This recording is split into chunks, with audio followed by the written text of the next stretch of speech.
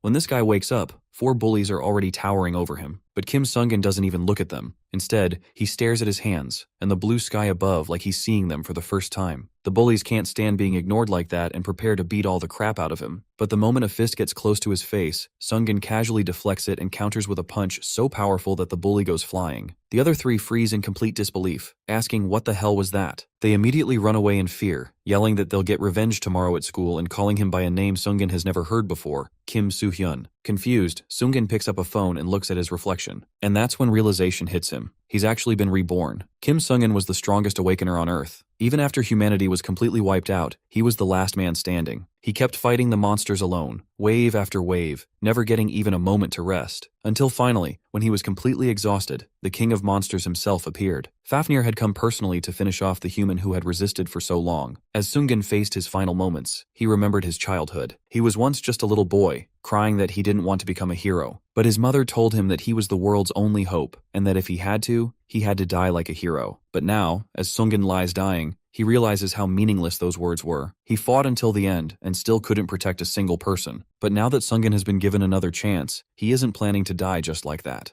Now, as Soo-hyun, our boy stands in front of a police officer who asks for his name. He gives the name the bully had been calling him. He is taken aback when the officer asks about his age, because he doesn't know the answer. Looking at a calendar, he realizes that he has gone back 20 years before his death as Sungin. The officer repeats his question, and he guesses he must be 19, so he answers that. The officer doesn't understand what's wrong with him, since he doesn't remember anything besides his age and name. So he again contemplates his situation, vividly remembering dying at the hands of Fafnir. For a moment, he assumes it must be a trick of Fafnir's magic, but he rejects the idea, as the sensation is too real to be an illusion. He has really regressed. At that moment, his thoughts wander to his real self, wondering if there is a way to return to his original body. The officer, tired of his constant silence, informs him that his mother will be picking him up after a while, and warns him not to go near construction areas, as they are dangerous and full of lurking threats. That immediately catches his attention. Soon after, Soo-hyun's mother arrives, sick with worry about him. On their way back, he learns that his new family has just moved into this place. When he politely replies to his mother, she comments on it. For a moment, he doesn't know what to say to this woman who is supposed to be his mother. Instead, she fusses over him, worried about the bruises on his face, asking how he was beaten by those bullies. She even offers to help him if he ever gets in trouble again, which completely baffles him. At that moment, when they pass through the park, she notices how empty it is. He also notices the same thing. Their answer comes with the growl of a monster. Oblivious to it, his mother encourages him to come with her. He agrees to go, then suddenly stiffens as he senses the danger and looks back. He is shocked to see a wolf there, which jumps at them. He pushes his mother to save her and realizes this is not an ordinary animal but a monster called a werewolf. He now understands that those things the officer mentioned are these monsters, because 2022 is a time when the monster outbreak is slowly rising, so spotting one is not a rare occurrence. But now the problem in his hands is how to fight this thing. Looking for a weapon, he finds an umbrella, which becomes his only salvation. His mother doesn't believe there is a monster, since the news claimed it had been handled. He asks his mother not to move while his mind is already alert to tackle the problem, even though he is not yet used to Soo-hyun's body. One of the wolves rushes at him, and he attacks it with the umbrella, managing to injure it. Another comes from behind, and he blocks its attack by shoving the umbrella into its mouth. But even the strength of this low-level monster is too much to handle with Soo-hyun's body, which is a matter of shame for Sungin in his past life. He can't hold on as the wolf overpowers him, and another is already ready to strike, making him wonder if he should awaken in order to handle it. For a moment, he thinks he is about to die. Then his mother comes to his aid and hits one of the wolves away from him, startling him completely. The attack from his mother on the wolf also throws her to the ground. He doesn't understand her motive to save him. Anyway, he kicks the wolf and rushes toward her. He asks her reason for saving him, as it can endanger her. But driven by the love, she asks him to run away as she buys him time. His eyes widen at this, and an aura rises from him as he deadpans that he is going to kill them. The wolves flinch at his words. With that, his aura is enough to scare them away, which only angers him. He tries to challenge them, but collapses from a lack of stamina. He doesn't like this one bit. He gets up anyway and carries his mother on his back, though it protests under the strain. For a moment, he doesn't understand where his new address is, but finally he finds it in her wallet and brings both of them home. He lays her on the couch and is checking the phone when he hears his mother murmur in her sleep for him to run away while she is here. Looking at her, he recalls the moment she saved him and still doesn't understand her motives. Checking his body, he feels frustrated at how frail it is. He doesn't believe he has regressed into such a weak body, only to fail again. Then a crack forms in the air, unnoticed by him. He tries to calm himself down, knowing that is what he needs to assess his situation. Suddenly his eyes catch his system, which confirms him as awakened, and with it, a gate of abyss opens. Now, looking inward, his mind wanders to the fact that this means the original body owner, Soo-hyun, had the potential to become awakened. He wonders whether he now has a chance to start over with this new identity. He consoles himself, remembering that even Sungin was just an ordinary boy 20 years ago. That means he was awakened even earlier in his previous life. Now he jerks away from every thought, deciding he doesn't need to indulge in what-ifs, as the Tower of Trial or Abyss Gate has already opened in front of him. Clearing the first floor will truly mark him as awakened. Clearing other floors will make him stronger. But unlike other people who only want to climb higher floors, he knows the Tower of Trial is more than just its height. His system informs him about the beginning of his trial on the first floor and asks him to choose his difficulty level, which ranges from 1 to 10, from easiest to hardest. He chooses level 10 because he knows that through this method, even the lower floors will have stronger monsters, which will grant him good rewards after clearing them. It's more risk, but it comes with more profit. With that, his system processes his request for level 10 of the first floor. However, he feels nervous about whether he can do it, since it's not something he has ever done before. But then he grows determined, because if he repeats the same pattern of his previous life, he will end up the same way. His system asks him to choose a weapon as a number of options appear before him. He grabs the hilt of a sword just as the monsters begin to appear. A few hours later, Soo-hyun finally emerges as an awakened. He stands before the same werewolves who tried to hurt him before, as they once again target the boy. With a single kick, he attacks, and even his umbrella is enough to tear the monster apart. The other wolf, frightened at seeing its companion's end, faces it the same fate as he promises to kill it too. With that, his notification shows that he has truly cleared the first floor on level 10 and has awakened. Meanwhile, the newscaster is showing statistics about how dungeons have risen since their first appearance in 2019, with a 300% increase. Their first emergence shakes the world, along with the appearance of the Tower of Trial, which is almost the same in nature and arrives at the same time, immediately catching public interest. Another reason people are so interested in them is the Esther Stone, which has massive demand in the market, making its price skyrocket as well. However, the real reason that drives most awakened people to fight the monsters is not a noble motive to help others, but rather the lure of precious rewards and greed. Now, the real debate the newscaster point to is the danger of outbreaks, monsters spilling out from the dungeons. Overall, dungeons have prospered society so far, but this warning catches our boy's attention, as he remembers the outbreaks that increase the appearance of stronger monsters, along with more and more dungeons. By 2028, the rate rises so much that it leads the world to its doom. He remembers the time he killed the monsters, and finally cleared the first floor. Most of the time he relies on his past life experience, but with the passage of time, he gains good stats that help him get through the remaining battles easily. Now he has a number of rewards and points after clearing the first floor. He also secures first place in the achievement ranking. He is amazed to feel his stats increase at such a rapid rate, even on the first floor. Looking at his stats, he knows he can now move to the second floor. At present, he has every intention of using these points to increase his power, so he goes to the skill merchant shop for this purpose. The salesgirl, a dark elf named Belly, asks about his reason for being there and eagerly offers to help him, even though he has no clear idea of what he is looking for. He remembers her from his past life, quite the con artist, but this time, he knows exactly what he wants. He asks for the jump skill and the transmutation skill as well. She haughtily reminds him that these skills are quite expensive. The jump skill costs 150 points, and the transmutation skill costs 1,000 points. Without a word, he pays her, which makes her shout in disbelief. He doesn't understand what the big deal is. She explains how no one should have more than 1,000 points on the second floor. With a casual reply that he is just a normal player, he walks away from there. Then he checks his inventory, also known as his subdimensional pouch, to make sure he has everything, including short spears, a sword, food, and medical aids. Afterward, he uses his appraisal skill on the skill books he bought. Basically, awakeners need a minimum amount of mana grade to learn a particular skill. These two skills are what will help him become stronger as he increases their proficiency. Besides, there are some skills that can level up through proficiency, called leveling skills, which are very hard to obtain, but the transmutation skill can make that possible. In addition to the transmutation skill, the use of mana catalysts is also vital. He checks the status of the low-grade mana catalyst he bought, which cost him 700 points and helps him increase his mana grade and points depending on his current mana stats. This is the best way to increase his mana instead of climbing the tower blindly, and it is easily available in basic item shops though overlooked by most awakened. These basic shops have many useful items like mana catalysts, which help increase stats from the very beginning. He is thankful for having memories of his past life, because they make him the only person with such knowledge at this stage. Now he is ready to use these two things,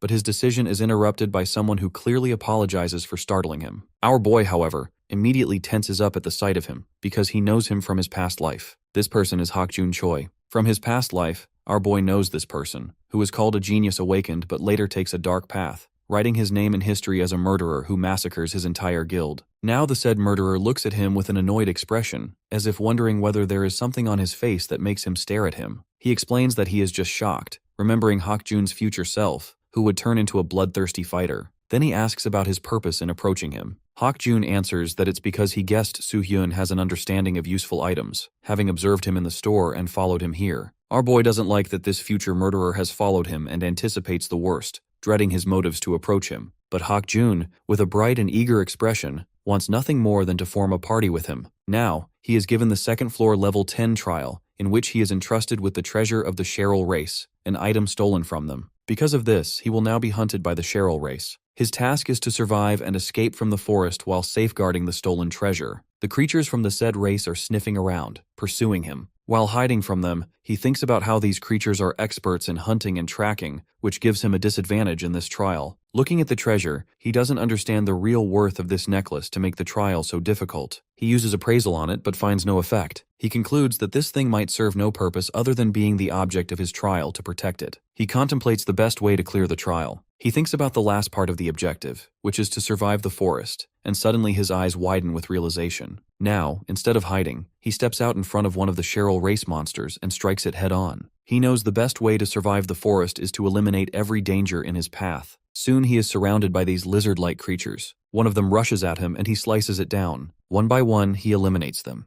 gaining achievement points with every kill. While killing them all, he thinks it would be better to have a party to make it easier to clear them out. His thoughts wander to Hakjun, who explains that he has difficulty finding people to team up with after he cleared level 5, and that he wants to aim for level 8, which he believes is quite high. However, for our boy, that is still a lower level than his true goal. After clearing the small fries, he finally finds the boss monster ready to fight. Using his jump skill, he leaps high into the air and raises his sword. With one swift motion, he kills it in a single slice. With that, he clears the second floor trial, and his reward is the hidden ability of the Cheryl race treasure he holds as a necklace. Its true ability is to heal injuries and clear any stats effects from players. It has 5 uses in total. He feels happy to fight back to earn this reward instead of hiding since his stats are improving rapidly as well. His transmutation ability also helps him obtain a trait from the boss monster, which is Berserker. With this skill, he can boost his physical stats, which will help him overcome dangerous situations. Exhausted but satisfied, he admits that even with the difficulty of the trial, the rewards are worth it. After checking his fatigue level, he sighs and decides to leave the forest.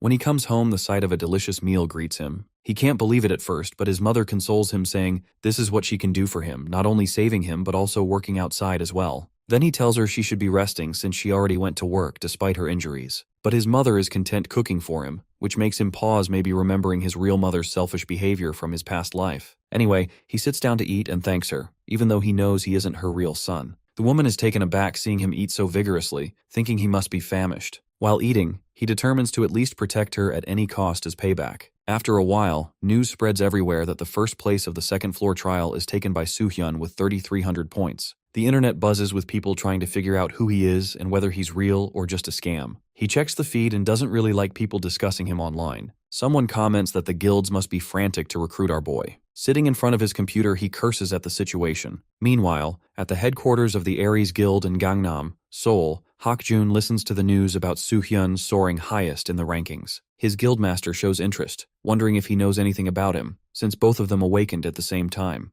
Hakjun replies that he has never met him. The guildmaster agrees, saying the tower is a big place, but the mood shifts the next moment when he places a hand on his shoulder, reminding him that even though he aims for level 8 on the 3rd floor, something out of reach for many awakened, he hopes he won't take too long, especially now that competition with Soo-hyun is in the picture. After a pause, he informs this man that he is trying to find party members, but most are unwilling because of the level difficulty. The guildmaster assures him that he will arrange someone if he doesn't find anyone. The most important thing for this man is for Hakjun to climb the tower, and he knows the result that will follow after this feat. Then he casually asks him to send a report after a week while adding that he should try to beat Soo-hyun in the meantime. Hearing this, he curses our dude as he remembers his meeting with him and wonders whether the person he met is Soo-hyun. He doesn't know about the first place, and it doesn't matter anymore. The most important thing for him is to focus on the task at hand. Meanwhile, a year passes, and during this year, our boy is scoring perfectly to clear all of the floors one by one while excusing his mother that he wants to go on trips to the south and keeps exploring them. After a while, he finally completes the 6th floor with a perfect score. His mother permits him to go as he has completed his college entrance exams. During this time, he also completes the 9th floor trial, so he finally leaves home on 7th December 2023. While going ahead with his journey, his thoughts wander to the time during this past year. He gets to know about his original self, Sungin Kim,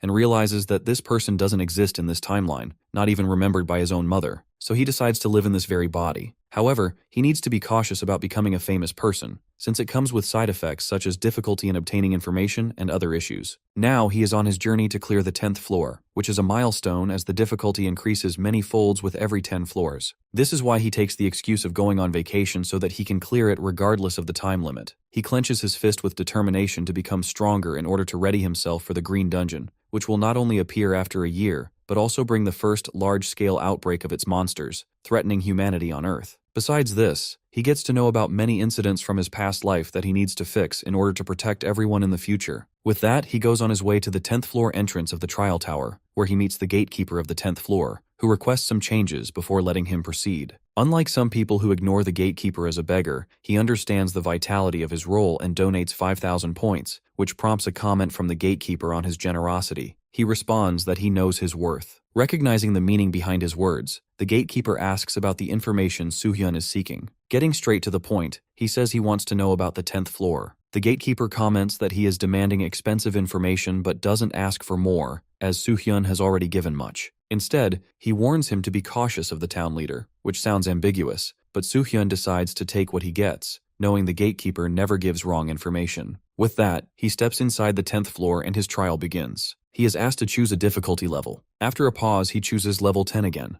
With that, his trial begins, where he needs to find the objective and survive with it. Meanwhile, on the 10th floor, a small boy is happily plucking berries from a tree, glad to fill his basket so he can eat them later. Just as he wants to taste one of them, he hears a crunching sound nearby. Looking down, he shouts in fear as he sees a monster. Next moment, the boy is running from the monster before it can catch him. Soo-hyun grabs him and tells him to get a grip on his body. With that, he uses his berserk skill to boost his physical state and leaps into the air. In the next moment, he defeats the giant salamander with a few swift swings of his sword. Then he asks the child about his well-being, but it backfires when he returns the boy to his mother. She accuses him of kidnapping her son, or at the very least of having ulterior motives for saving him. Sternly, she tells him to get out of the town, as he is getting nothing from her. He feels tense at her strange behavior, while the boy watches him quietly from his window. At that moment, he receives a task, to save this town, which is in peril. Then, noticing the gloomy environment of the town, he doesn't clearly understand the trial's task, which only asks him to save the town while surviving. He realizes he needs information to complete this trial, but he also notices some shady people watching him, and he knows they are trouble. Meanwhile, the townspeople, though just NPCs,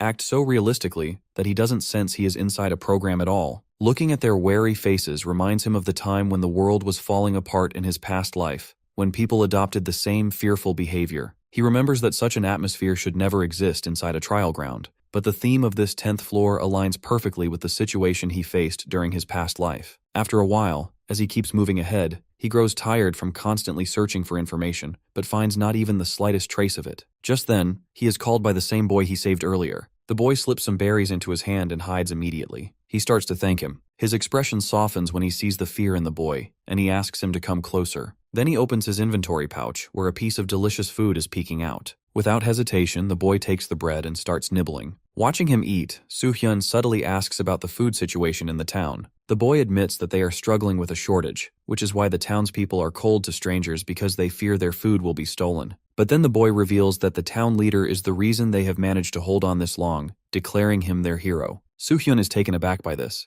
The boy goes on to repeat the guildmaster's words. The town leader has protected the town all his life, which is why the townspeople are supporting him. Now Soo-hyun starts to get a clearer picture of the situation. When the boy asks about his purpose for being there, Soo-hyun subtly tells him that he has come to help the town leader, either by giving him some spare food or by driving away the monsters from the town. He even reminds the boy of the monster that was chasing him earlier. The boy is confident that the monster can't come inside the town because of the town leader. Now Soo-hyun wants to know more about this town leader, but his question is interrupted by the man in discussion, who suddenly appears in front of him and introduces himself. Seeing him, Soo-hyun remembers the gatekeeper's warning. The town leader then subtly threatens him in a polite tone, telling him not to give food to his people as charity, as it can become dangerous for him, especially without the leader's permission. Instead of answering his statement, our boy points out that he himself was planning to meet him, The town leader shows interest in knowing his identity. Soo-hyun answers that he is just an outsider looking for a place to rest for a few days and asks for permission to stay in the town. The town leader bluntly rejects him,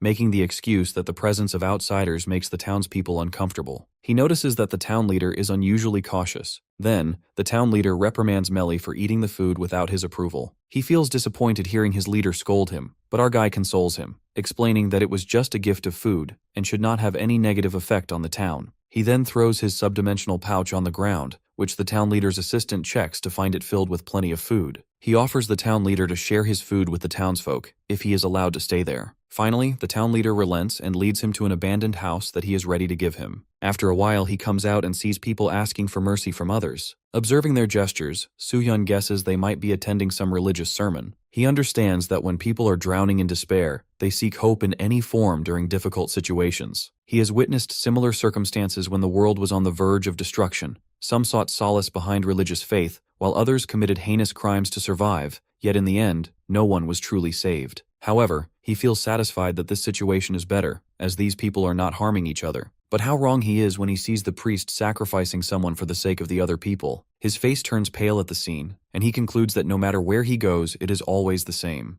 The townspeople, even while feeling sorry for the Miller family, don't bother to stop the crime because they believe it is good for their town. From their words, he learns that they not only praise the town leader for saving them, but also know that another sacrifice will be needed in 3 days. Everyone is cautious, fearing it might be their turn. For now, they turn a blind eye, yet their eyes shift towards Soo-hyun, seizing him as a potential sacrifice. Meanwhile, the assistant of the town leader also brings concern about finding the next sacrifice. The town leader asks about Soo-hyun. His assistant understands immediately that he is going to make Soo-hyun the next sacrifice. The town leader believes that Soo-hyun is sent to them by God, and all he needs to do is give him a sleeping potion and sacrifice him on the day of the ritual. To him, it is clear that the town is a precious place that must be protected, and sacrificing a few to save a large number of people is not a big price to pay. With a deadpan expression, he declares that they must save as many people as possible. The story of this town is as simple as this: a mysterious snake that feeds on humans' lives beneath it. The good side is that the town is protected from other monsters, as the snake territory keeps them away. But the townspeople live in constant fear of being attacked by the snakes at any moment. To tackle this problem, the town leader adopts the solution of sacrifice, offering a few lives to save the rest. Assuming this duty as his heroic role, he feels no guilt at all. 3 days later, the villagers drag the sleeping form of Soo-hyun and throw him into the pit with a half-hearted apology, believing he is going to be food for their giant snake. But the truth is revealed a day later, when the town leader comes beneath the town to check whether the snake has digested Soo-hyun, so its territory can be marked again. He also plans to inspect the northern side of the town, the place most frequently attacked by monsters. The next moment, his eyes widen at the sight before him because Soo-hyun is alive, and the monster lies slain by his hand. In a cold voice, Soo-hyun asks about his purpose for being there. Looking at him, the town leader trembles with anger when he learns that the snake is killed by our boy. Soo-hyun asks if the town leader actually wanted the snake to stay alive. The town leader shouts back that he does it for the sake of the town, because when the snake marks the village as its territory, other monsters will not attack them. Soo-hyun questions whether he is really sure it is not for his own gain. Basically, this serpent is actually a predatory feeding snake, lazy by nature, either eating or sleeping. It marks an area until it raises its hatchlings and then moves on, but the town leader deliberately keeps feeding it to prevent it from leaving. Another trait of this monster is that it does not attack or recognize a person as food if that person is feeding it. Knowing this fact, the town leader saves himself and sacrifices the townspeople while playing the role of a hero. With his defeat, the town leader collapses in front of the monster's corpse. After a while, Soo-hyun reveals everything to the townsfolk, who stand in disbelief because the town leader had told them it was a ritual for the earth god. The woman whose husband was sacrificed is furious, but another points out that the snake was somehow protecting them from other monsters,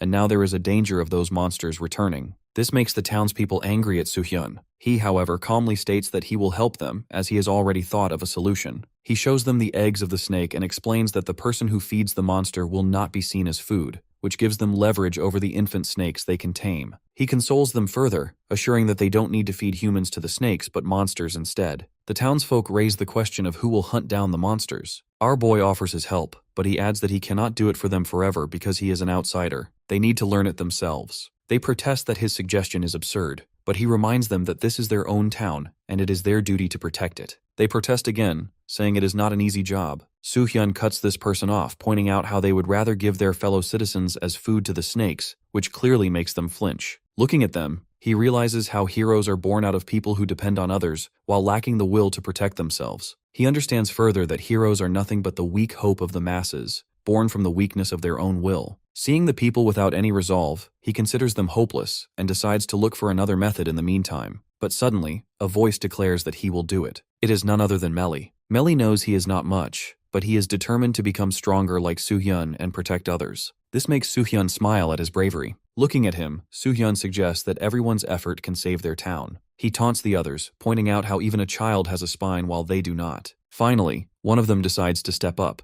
admitting it is better to try than to wait for death. Gradually, the rest agree to join. One of them admits that the people of this town are fearful and weak, and they need a hand to learn how to stand on their own. So he asks Soo-hyun to teach them how to fight. At that moment, he completes his trial 60% after the people gain their resolve to fight. He smiles as he prepares to begin training them. Meanwhile, underground, the town leader curses Soo-hyun for ruining his plan, but it seems he has another monster as backup. Time passes, and with the help of our hero, the townsfolk start learning how to hunt. One of them catches a bird, binding it while asking for reassurance that it will be possible to stay safe from the baby snakes if they keep feeding them in turns. Now, watching Soo-hyun fight a giant caterpillar, they stand in awe of his power. The monster attacks, but he leaps back to dodge. With a final strike of his sword, he finishes off the creature. At that moment, the townsfolk address him, warning him to stop playing hero as the sun is setting and they need to return to the town. He assures them he will come back after clearing up. He grows tense when he sees the trial completion rate is still only 90%, despite the infant snakes having already grown. He doubts it is because of the disappearance of the town leader. Determined, he resolves to push it to 100% in order to complete the trial. But he does not understand what is left to complete it fully. Suddenly, he feels the floor tremble, and in the next moment, a new creature soars into the sky. This creature is the only one that can threaten the snakes, known as the Holy Bird of Blue Flame. Looking at it, he finally understands the whole game.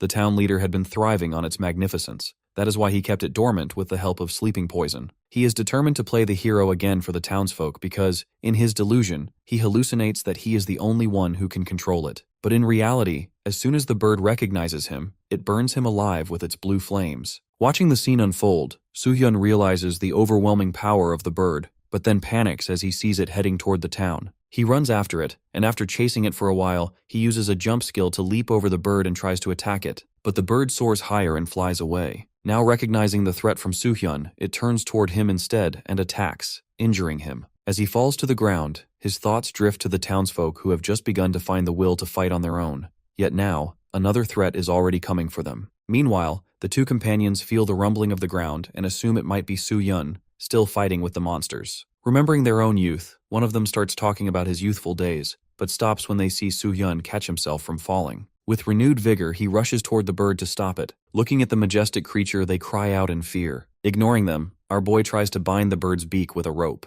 His plan is to somehow send his sword toward the bird even if he cannot reach it. Finally, when he gets higher in the air, he uses transmutation on it in order to steal its skill away. The bird shrieks loudly. Meanwhile, his mother is on the phone with someone, talking about how fine her son is. She says he went immediately to the countryside to explore the nation after finishing his college entrance exams. She can hardly believe how much he has grown up. Sometimes it feels as if he is someone else entirely. At the same time, our boy is fighting the bird with its own skill. But the imitated skill is not up to par with the real one, and the bird holds the upper hand. He understands there must be a limit to transmutation when imitating skills, because a skill needs to level up in order to grow stronger, and his is not high enough to inflict real damage. The next moment, his rope is burned by blue flames, and those same flames engulf him. Still alive but barely holding on, he grips his sword with determination. The heat is unbearable, and it reminds him of his time of death. He knows he cannot just die here. Then he remembers his trial, and suddenly his thoughts wander to the same trial in which he was given a treasure of the Cheryl race. His eyes widen as he recalls the healing effect of the treasure. He finally makes use of it, healing himself while forcing his mind to stay in the fight. Still in the air, he attacks the bird again with all his might, daring it to die.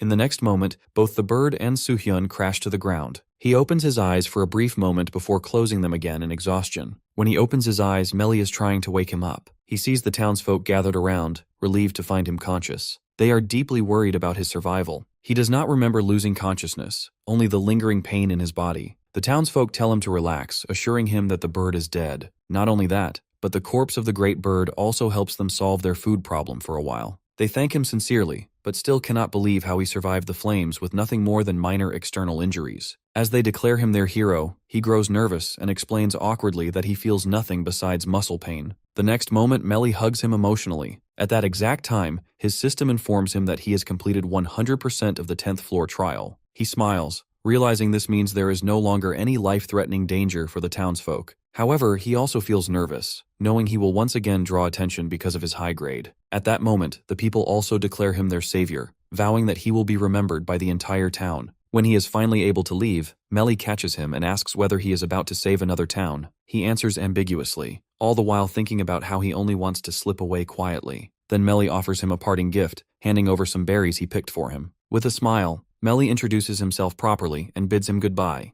Our boy returns the greeting before moving on. At the same time, Hakjun sits deep in thought while traveling with the guildmaster. The guildmaster calls him several times to break his reverie before asking whether he is nervous. But then he dismisses his own question, thinking that someone like Hakjun, a rising star among rookies, cannot possibly be nervous. He hopes Hakjun might reach a B rank, since he has already made it to the 15th floor. Perhaps he even thinks his son might achieve an A rank. Then the conversation shifts to our boy, who is about to be ranked soon. Hakjun cannot understand how the guildmaster even knows about him. The guildmaster explains it is simply a matter of fact. Since he has already completed the 10th floor trial, his test is inevitable. Hakjun still cannot believe that someone like Soo-hyun is drawing the attention of someone like the guildmaster, Dong-young-jong. Then his eyes widen at the guildmaster's next statement, as he declares that if Hakjun ever meets Soo-hyun, he should convince him to join his guild. That way, Soo-hyun can replace Hakjun, and he will finally be set free. Now he stands in front of the Awakened Certification Agency. He remembers how the guildmaster had instructed him to return to the Tower of Trial as soon as the testing is over. His tone at the end carried a clear threat,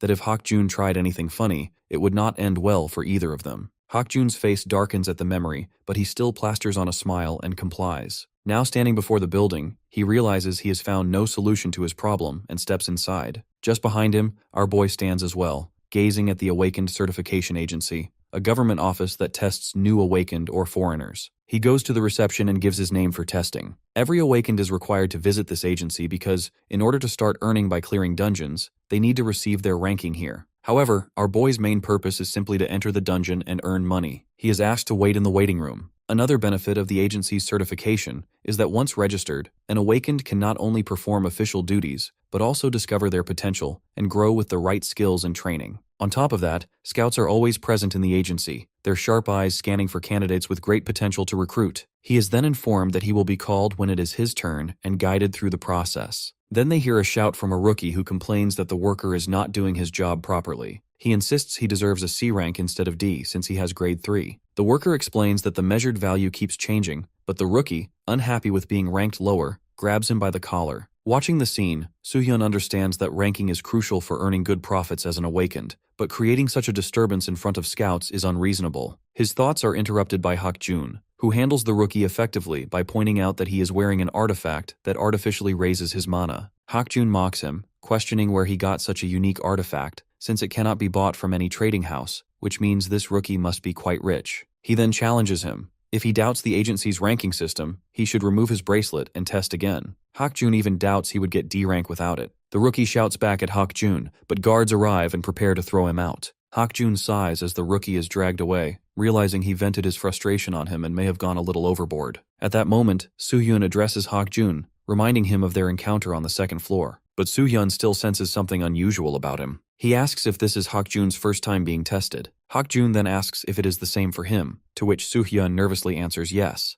Hakjun reminds him that normally an awakened gets tested within a month after their awakening. Our boy answers that he was dealing with some issues. He remembers how he had been avoiding testing to stay out of the spotlight, but now, because of a lack of money, he decides to help his mother and finally comes here. Then he asks about Hakjun. Basically, one can be certified as awakened to enter dungeons, but they need to complete their trial up to the 15th floor in order to do so. Hakjun darkly reveals that he has his own issues as well, which sends a chill through Soo-hyun. At that moment, they are about to exchange names when Hakjun's is announced, along with his guild affiliation, Aries. Hakjun stands up with a smile, promising to meet him again before leaving for testing. During this time, Soo-hyun remembers that Aries is the guild he had massacred in his past life, and even then Hakjun was already a part of it. He wonders what the reason was for committing such heinous crimes back then. Then Hakjun is tested, and everyone is shocked to know that he has gained a B rank. now understandable, judging by his existing affiliation with the Aries Guild. Then the focus shifts back to our hero, who notices Hakjun's expression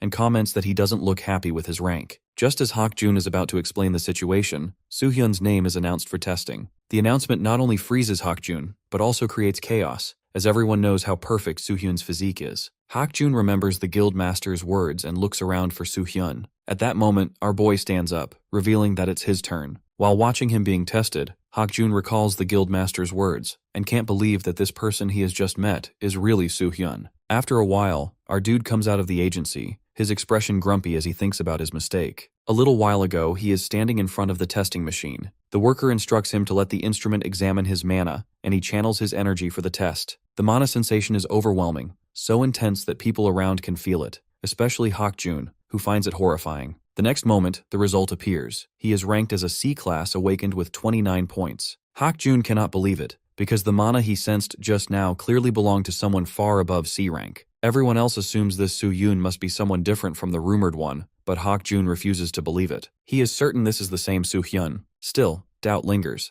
whether he really be the Soohyun from the rumors. Manipulating mana to lower one's rank is something only the strongest awakened can do. Hakjun doesn't think even Soohyun, genuine or not, could possibly achieve something like that. Now outside the agency, he reflects on his mistake, losing control of his mana for a moment before suppressing it at the last second. Maybe it happens because he has been leveling up recently, which caused his stats to rise during his trial on the 10th floor. He thinks about the rewards, which are impressive, none other than the holy flames of the holy bird. This growth-type skill is an incredible asset for fighting demonic monsters. With the points he earned on the 10th floor, he can also shop at the item store, which offers quite useful items, with potion catalysts available at higher levels. However, he makes a questionable choice by buying a legendary beast egg. It's a mystery item since no one knows what kind of monster will hatch from it. He purchases it only because it is unique and cannot be acquired outside the shop. Though he dislikes not knowing what kind of beast he will receive, he reminds himself of the time in his past life when he gained immense power simply because he managed to hatch a legendary beast from the very same egg. But this time the egg remains still. He feels no movement from it, which makes him wonder if it's unfertilized. At that moment, he is addressed by Hakjun, whom he thought had already left but had only gone to the restroom.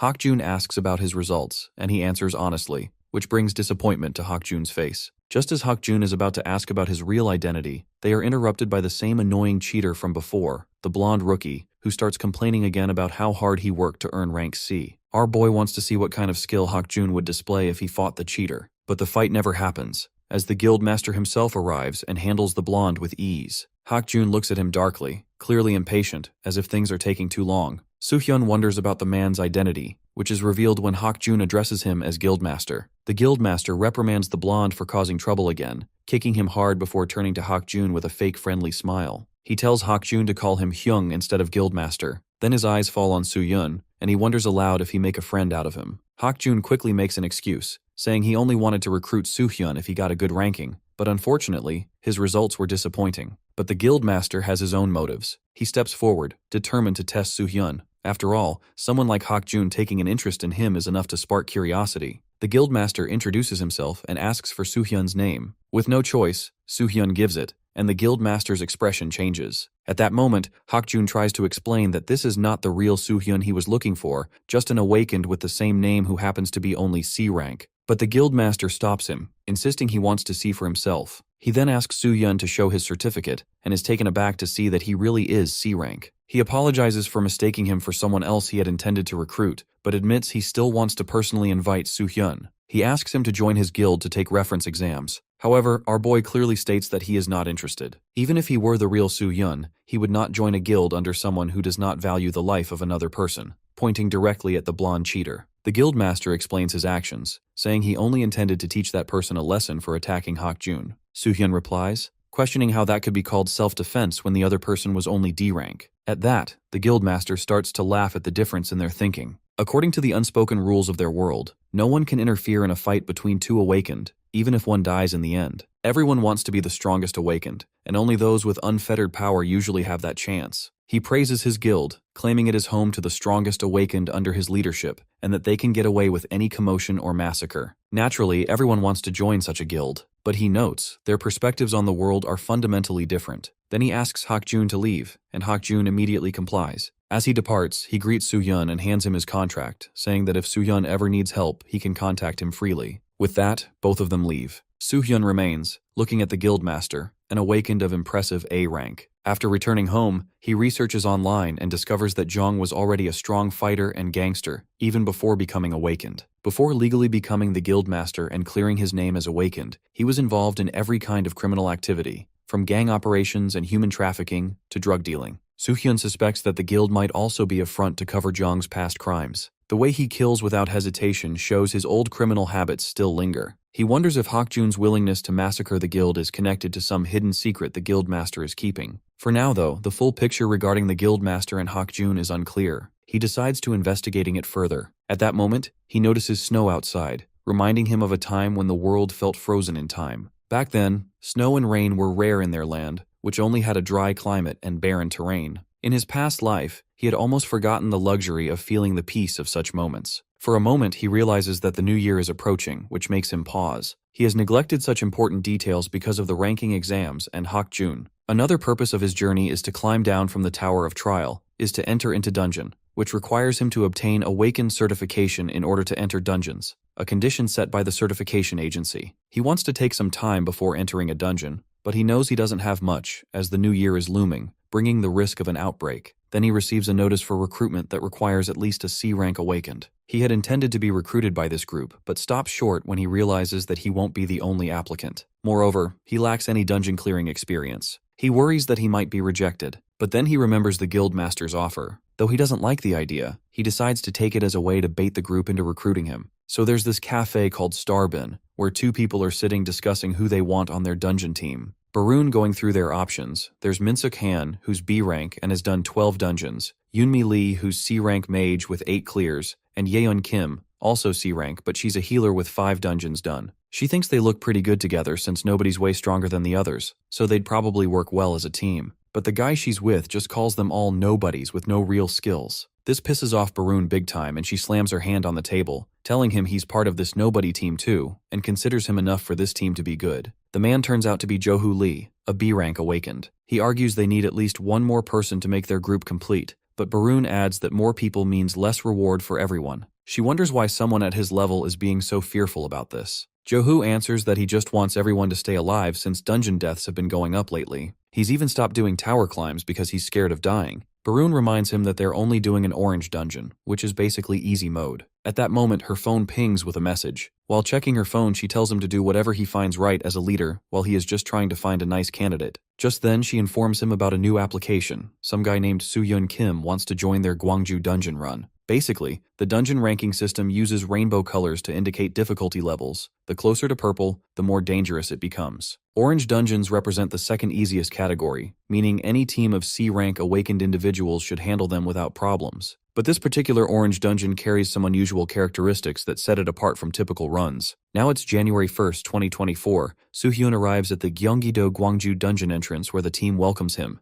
Johu greets him warmly, mentioning they've been expecting his arrival. After Soo-hyun apologizes for being late, Johu assures him it's fine since the others only showed up recently. They both then go for introductions. Minsuk's eyes light up with excitement when he hears Soo-hyun's name. He asks if this is the famous Soo-hyun Kim everyone's been talking about, the one dominating all the top rankings. Johu quickly corrects him, while explaining that our hero just shares the same name and is actually a C-rank newcomer making his first dungeon attempt. Both Johu and Barun had similar reactions when they first learned his name. Soo-hyun realizes his decision to hide his true abilities was smart, since letting them maintain this misconception works in his favor. He decides keeping his real skills secret remains the best strategy for now. Yoonmi shows up complaining about how she expected to meet the legendary Soo-hyun, but instead gets some random kid who happens to have the same name. She questions whether he'll even be useful to their team. He fires back that she shouldn't talk so big considering she's also just C-rank like him. This exchange makes Johu cover his face in disappointment while Yoonmi explodes, arguing that having the same rank doesn't make everyone equal since she's clearly superior. Barun steps in before things escalate further, suggesting they head into the dungeon instead of wasting energy on pointless arguments. Eunmi accepts this, but promises to test Soohyun's abilities once they're inside. Soohyun finds her threats to sound like a typical anime villain. He observes that Barun seems to function as the group's vice captain and appears close to Jo-hoo. Yeon Kim arrives next, introducing herself as the team's healer. She tries to reassure Soohyun that Eunmi's hostility isn't personal. Apparently, she treats all newcomers this way. While Eunmi continues glaring at him, he wonders what her behavior would look like if she actually did have something personal against him. There's this other team member just standing by themselves with their hood up covering their face. When he asks about them, she tells him that nobody knows anything about this person,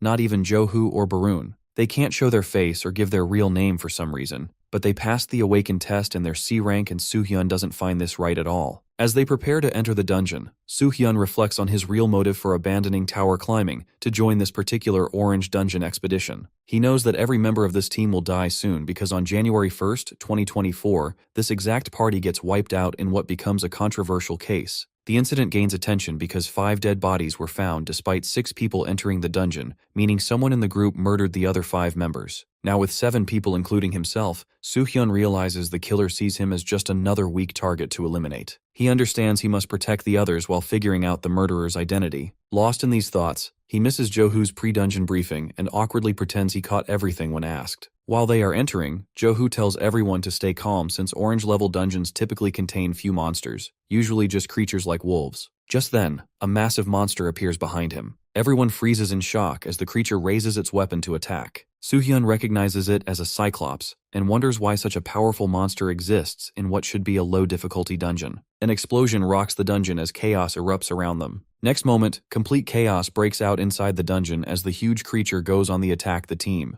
Soohyun's brain is trying to process what he's seeing, a cyclops in what's supposed to be an easy orange dungeon. This thing only shows up in yellow-level places or harder, which means they're dealing with a growth-type dungeon that gets harder over time, just like how some skills level up. He glances around, wondering if this sudden difficulty spike is what killed the team. Jo-hoo yells at everyone to get ready for battle while Soohyun's mind races and so many things aren't adding up here. Sure, the killer couldn't control the dungeon's power level, but if they wanted everyone dead, this would be perfect timing. He scans the group trying to figure out who's putting on an act while secretly loving this chaos. Eunmi freaks out and screams that they need to bail since this is obviously yellow-level territory now. Someone argues about losing the dungeon rewards, but she snaps back asking if money matters more than staying alive when they can't even beat this thing. While Eunmi talks about leaving, others point out she can't just ditch the team like that. Barun tells everyone to quit arguing since fighting each other won't help right now. The monster suddenly lunges at Soohyun, who barely manages to dodge. He realizes nobody else is even watching as the beast charges forward and swings its weapon. Jo-hoo jumps in to block with his sword, metal clashing against the Cyclops' blade. Soohyun thinks Jo-hoo's proving he earned that B-rank status, but then the guy starts shaking under the pressure. The Cyclops unleashes a massive strike that sends Jo-hoo flying across the dungeon floor. As expected, even Jo-hoo can't handle something this powerful. Everyone stares in horror as their leader crashes to the ground. Eunmi panics, saying a B-rank getting knocked out with one hit proves they should have run already. The monster moves toward the fallen Jo-hoo for a finishing blow, but someone blocks the attack at the last second. Jo-hoo looks up in shock to see Soohyun standing there with his sword stopping the creature's strike. Barun rushes over to check on Jo-hoo while Soohyun glances back to make sure he's okay. Then he immediately dodges another attack and backflips away at lightning speed. Everyone's stunned that he made avoiding the monster's strike look effortless. Soohyun asks how long they plan to just stand around doing nothing. Someone points out they can't run even if they wanted to since the hooded team member notices their entrance is now sealed off. Soohyun explains that starting from yellow difficulty, dungeons have separate entry and exit points. Once you're inside, you're stuck until you find the way out. Jo-hoo agrees he's right and admits he doesn't understand why the dungeon suddenly got harder. The whole place starts shaking like an earthquake. They realize fighting is their only option if they want to escape. A bunch more monsters start crawling out of everywhere as the team gets ready for battle. Our dude tells them to leave the big guy to him, but Jo-hoo tries to stop him as he rushes forward. Someone yells that there are way too many creatures swarming them. Jo-hoo orders everyone to stay focused. Soohyun counts around 30 monsters total. He cuts through several of them while thinking that except for the Cyclops, these other creatures do belong in an orange dungeon. The team should handle them fine. With this many targets, he could wipe them all out with one special skill, but it's not the right time yet. He needs to deal with the big threat, Cyclops, first. According to most people, a Cyclops' weak spot is its eye, but the real trick is knowing it's not the obvious eye too on its forehead. The actual vulnerability is another eye that's hidden somewhere else. He leaps up to attack the creature from above. The monster raises its arm to swat him, but Soo-hyun lands on its hand and spins his sword around. He spots the target and strikes at the beast's grip, aiming for where the hidden eye is located. The reason Cyclops monsters hold their weapons so tight isn't just for attacking, they're also protecting that secret weak point. After landing his hit, Soo-hyun jumps back down and thinks he's finished the job.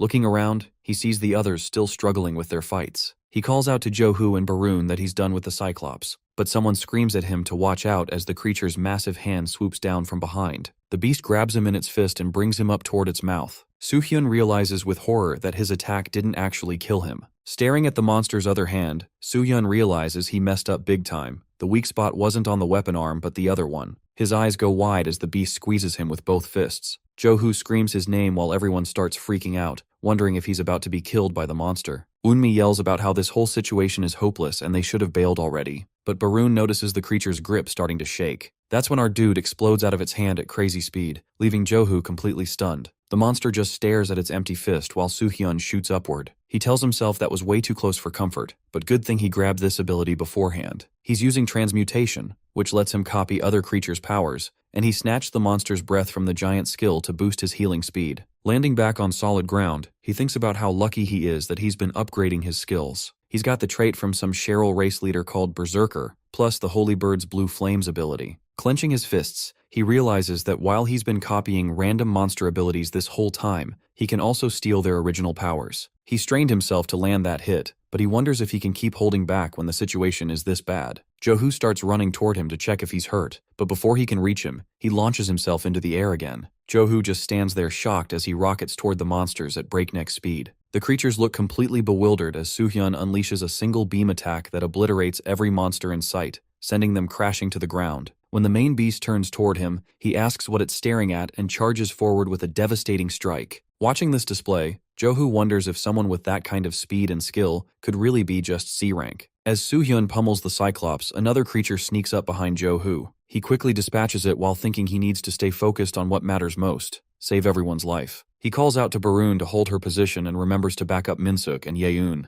Baroon tells the two to stay close to her. Soo-hyun glances over and figures they're back in fighting mode, so he needs to wrap this up fast. His powerful beam attacks start tearing apart the monster's body, including the hand with the hidden eye. Soon all the creatures are lying dead on the floor. Jo-hoo says they hardly managed to clear them all out. Baroon admits the thought of being dead while Eunmi asks about their next plan. Sure, they killed the monsters, but they still don't know about the exit from there, and if more of them keep showing up, they're definitely dead. She suggests calling for backup. Jo-hoo answers that this is totally new territory for him too since he's never been in a situation like this before. At least this area doesn't feel unsafe for now, so he tells everyone to rest up. While Soo-hyun stands behind a wall, Jo-hoo approaches and asks how he's doing. Soo-hyun informs he's fine, but starts sweating, thinking about whether he was exposed during the emergency since he's supposed to be C rank. He casually scratches his head and mentions feeling a bit of pain. Jo-hoo suggests getting Yeon to heal him while he discusses next steps with Baroon. When Yeon comes over, asking if he's in serious pain, he denies, so she figures a basic healing spell should do the work. While she works on him, she appreciates his fighting skills as taking down a Cyclops solo is tough even for B rank awakened. He brushes it off as luck and claims that someone has told him about its weakness before. She pauses and asks if he's not worried about their situation. When he wonders what exactly she means, she brings up not just the dungeon getting tougher, but how screwed up their whole group is. Minsuk lost his cool and fought like garbage. Eunmi won't stop being negative about everything, and nobody has a clue who that hooded teammate really is. Then there's the drama with Baroon and Jo-hoo also informing him that she had read some nasty comments about them on Abyss Online. These comments tell them to hog all the loot and act like hotshots while finding ways to make everyone else look useless. She's worried they'll get ripped off even if they survive this mess, especially since he's been carrying the team. He wonders if money problems are really all she's stressing about and tells her to relax. She starts to apologize, but he interrupts, saying he has understood what's really going down here. Just then, Jo-hoo shows up wanting to have a one-on-one conversation with him. He agrees while noticing how Eunmi's expression shifts when she overhears. Our boy mentions he's also got some questions that Juho needs answering, and they both exchange glances. The group keeps moving deeper into the dungeon while Eunmi sighs with relief that they haven't run into any more creatures. Our hero suspects that they wiped out everything in this part of the place, so they should be okay until they hit the next zone. Jo-hoo uses his phone's flashlight to light up the path ahead. Baroon asks how his private chat with Soo-hyun went and whether their plan worked out. Jo-hoo remembers Soo-hyun telling him he had questions too, then says the plan's done for. When she asks why, he explains that something way scarier is probably waiting for them up ahead. They stop in front of this massive door as he shines his light on it, leaving everyone speechless. Our boy thinks to himself that whoever's behind this mess is about to show their true colors. The door creaks open and they all step through. Minsuk looks around confused, asking about the place. Johu informs it's like the main hub of the dungeon and wonders if the exit might be here. Eunmi spots something and points out what looks like another door, this one golden. She gets excited and starts rushing toward it, saying they can finally get out of this nightmare. But their leader warns her not to make any quick moves. That's when the ground starts shaking and some kind of automated voice kicks in, welcoming new arrivals and announcing that activation of the system and that the dungeon test is about to start. Johu freaks out, recognizing the voice as the same system from the tower. He can't believe this is happening when the exit is right there in front of them. Our boy, however, knows that starting from yellow-level dungeons, just killing monsters isn't enough anymore. You need to complete specific objectives, just like in the tower tests. The system gives them two options for clearing the test. The first choice is to fight waves of monsters that'll come from the back door for 30 minutes straight. The second choice is to run through the opposite door and try to survive for 30 minutes while being chased by them. If they don't pick within 10 minutes, the system will choose for them on its own. Barun gets annoyed asking why the system gets to boss them around like this. Yeon wonders if they really can't leave without completing one of these tasks, and the hooded team member confirms it. Eunmi immediately votes for running since fighting would be suicide given how tough this dungeon has gotten. But Minsuk argues that fighting might give them better rewards, and they didn't do too badly in the last battle. This sets Eunmi off and she yells at him for having an opinion when he barely helped at all during the Cyclops fight. He fires back that she's the one who keeps trying to bail on everyone. Barun cuts them off, reminding them that they've got bigger problems to deal with. Johu stares at Soohyun, who just smiles back at him. With only 10 minutes to decide, Barun asks Johu what they should do. He admits that based on their earlier fight with the Cyclops, they only made it this far because of Soohyun's skills, so it makes sense to ask what he thinks they should do. This pisses off Eunmi even more, and she can't believe a C-rank nobody is basically calling the shots over their actual party leader. Yeon points out that he's proven himself as a solid fighter though. When our guy answers that he thinks they should fight, everyone's shocked. Eunmi explodes, accusing him of getting cocky after killing one Cyclops and being greedy for better rewards. He explains that sure, rewards matter, but they only have two choices here. Running might seem easier at first, but the fact that it's even an option probably means whatever chases them would be impossible to beat. Plus, they have no clue what's waiting behind that door. Their best bet is to set up a good defensive formation and try to last the full 30 minutes. Johu agrees and tells everyone to get ready since nobody seems to have any better ideas. They arrange themselves for battle as the system confirms they've chosen the fighting method and gives them a 30-second countdown with good luck. A bright beam shoots down from above and all kinds of monsters start materializing and heading straight for them. Someone shouts a warning as the creatures charge forward. One of the beasts whips out a tentacle that wraps around Johu's sword. He's shocked at how fast it moved. Then the thing grabs his throat. Soohyun slices through the tentacle with a quick sword strike, freeing him. The monster leaps at Soohyun next, but he delivers a crushing blow that takes it down instantly. He notes that 1 minute has already passed. Everyone's now locked in individual fights with different creatures attacking from all sides. Soohyun slams his weapon into the ground, sending several monsters flying backward. He wonders if this is when things get interesting and if the real culprit tries to save themselves or help the team. While everyone's busy fighting, they suddenly notice something that makes them all freeze. Ye-eun starts shaking as she stares at an open door in front of them. The hooded team member's body is hanging there, impaled on multiple spears. Everyone stares in complete shock trying to figure out what just happened. Their team leader yells at them to keep their heads in the game since the battle is still going on. But even while fighting monsters, they can't stop looking at the dead body hanging there. The system announces that the first challenge got cut short, and in 10 minutes they'll restart with the second option, running through the door to reach the exit. Eunmi freaks out that what went down went wrong, they only had 5 minutes left to go, and wants to know who opened that door. Ye-eun drops to the ground crying and informs the hooded guy just suddenly bolted for the exit. Barun wonders if they can hold back the incoming monsters, but Johu adds that there's no way. Like they figured before, these creatures will probably be way stronger. Plus, everyone's already drained from the big fight they just had. She points out that traps are waiting if they try to run, but Soohyun suggests they go for it. Eunmi shouts if he's got a death wish pointing towards the corpse. He explains that she's missing the point about what the system actually told them. The second method means summoned creatures will chase them, not that they have to dodge and run. Those traps are meant for people trying to cheat the original setup. The system counts down 3 minutes remaining as he points out it doesn't lie, but the punishment only hits someone attempting to break the rules. He's confused why experienced awakened who've climbed this far in the tower don't understand this basic concept. Besides, they'll all be dead in 3 minutes in any case, so they might as well go down fighting. Johu gets pumped up and adds that anyone who wants to bail can stay behind, but he agrees with Soohyun that leaving suits best. He tells everyone it's fine if they think he sucks as a leader, but right now they need to focus on getting everyone out alive. This gets everyone's attention, and Yoonmi admits that this way, they've got better odds as a team. They decide to move since time's running out. Yeon mentions she'll close the door right after they go through. At that, our boy informs he's staying put, which confuses everyone. Eunmi calls him crazy and asks if he really wants to take on all those monsters solo. He says of course he won't be alone. There's someone he needs to deal with, and he looks straight at Yeon. She acts confused and asks what he means. When he tells her to come along, she refuses as she wants to leave, asking why she has to stay with him. Johu starts shutting the door behind them, while Barun demands to know what he's doing and what she did, and Johu promises to explain everything later. Yeon begs Johu not to leave her behind and to take her with them, but our boy reminds him of the promise. She keeps pleading with everyone not to abandon her as Soohyun moves to block her path. She breaks down crying, asking why he's doing this when they'll both die if they stay and she wants to live. He says he definitely wants to live, then suggests she drop whatever she's holding, referring to her sword.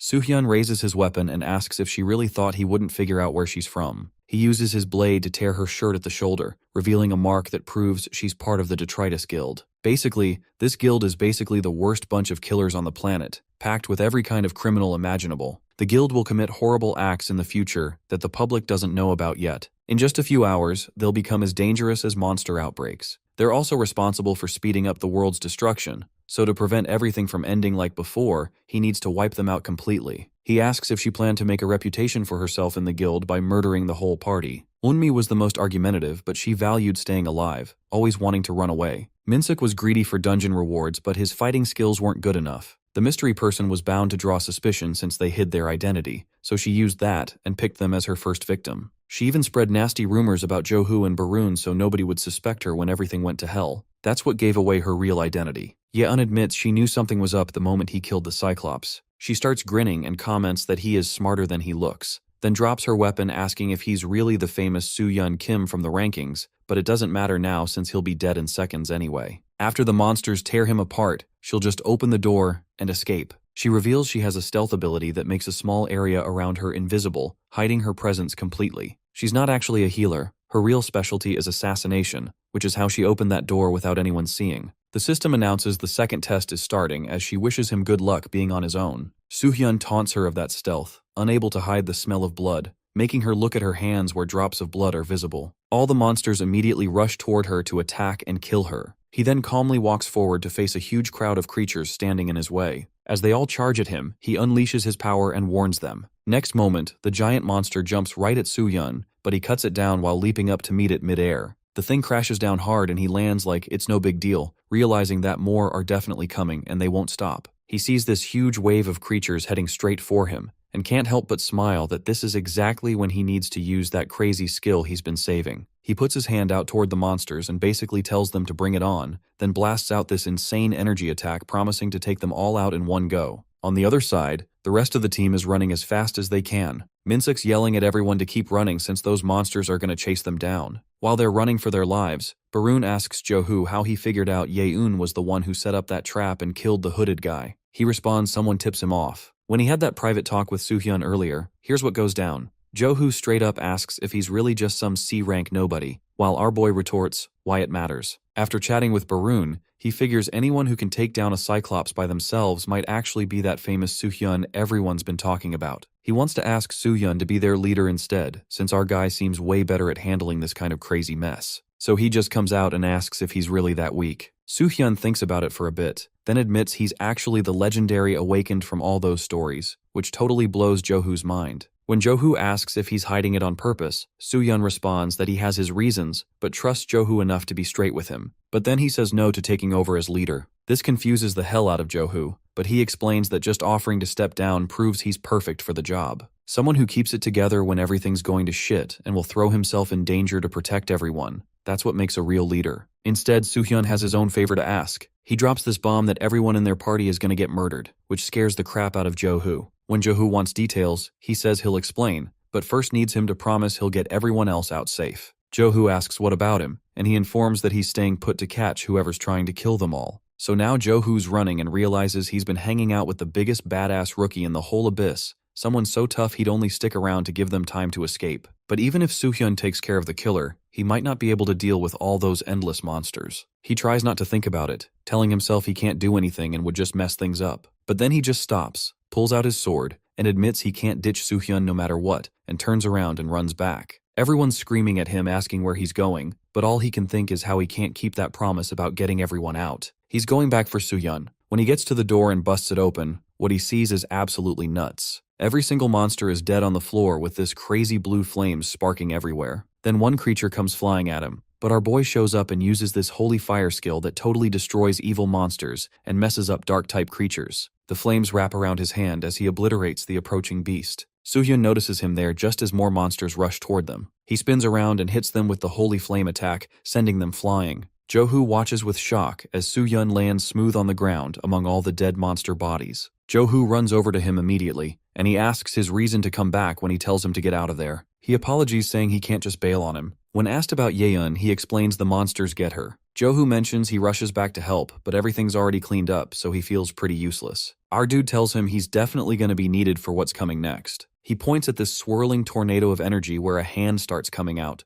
Turns out to be another monster. Soo-hyun shows the boss monster finally shows up. It's this skeletal creature carrying a weapon and shooting energy from its eye sockets. Jo-hoo stares at this creepy skeletal monster completely freaked out and asks Soo-hyun about it. He informed him that it's the dungeon boss like he already mentioned, and Jo-hoo can't believe the existence of any such creature. The monster gets offended and complains about being called with such names. This makes Jo-hoo lose his mind because the damn thing is actually talking to them. The monster warns that instead of using cheap insults like skeleton, they should call him by his real title, which is the Dark Priest Lich. Our boy tells him to quit trying to act cool when he's not even properly formed yet. Jo-hoo asks what he means by not completed, and he explains this thing isn't actually a real lich, it's still in the process of becoming one. A true lich keeps its mana and power stored in another domain. The lich gets pissed and says he won't be affected with such ridiculous taunts. But Soo-hyun starts throwing out every insult he can think of, calling it a half-lich, a reject, a copy-paste, and basically a cheap fake. This terrifies Jo-hoo watching from the sidelines.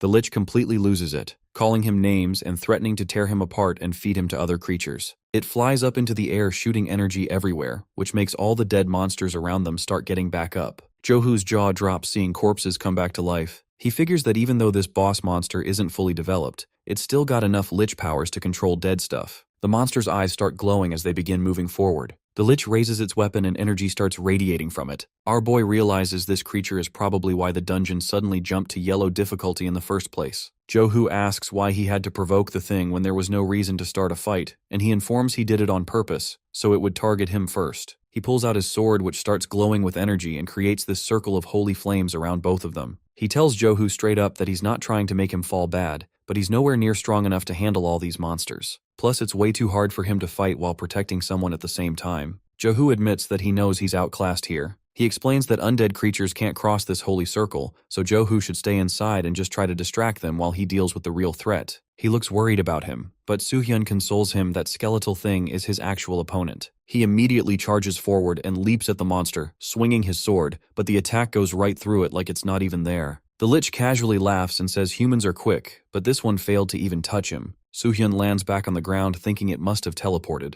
Leeches aren't really built for close combat. They use undead ones to keep distance and avoid getting hit up close, all to protect their main weakness. Looking at the glowing stone in its head, Soo-hyun figures that's the life source keeping it alive. To protect this weak spot, the lich has to stay far away from enemies, and teleportation is perfect for that strategy. But it also means if you can actually catch it, you can kill it instantly. He jumps at it again with a powerful strike, but the creature uses its cape to block his view. He then charges up a massive holy flame attack and launches it at the monster. The flames engulf it completely, and Soo-hyun wonders if that finished the job. But then the thing appears right next to him, and mentions how holy flames can definitely hurt it badly, but only if the attacks can actually connect. Meanwhile, Soo-hyun's sword gets stuck in the wall, and he realizes his direct hit wasn't so direct after all. Fighting a flying enemy from a distance is way trickier than he thought. The monster finds it amusing to watch him struggle and asks what his next move will be. It tells him to look at his sword first. Blood is appearing on the blade. The lich explains that its dark aura infects everything it touches and slowly eats away at it. In a few minutes, he is going to lose his weapon. He answers that won't happen and yanks his sword out of the wall, promising to end the fight in under minutes. He launches himself at the monster again, and there's this huge explosion.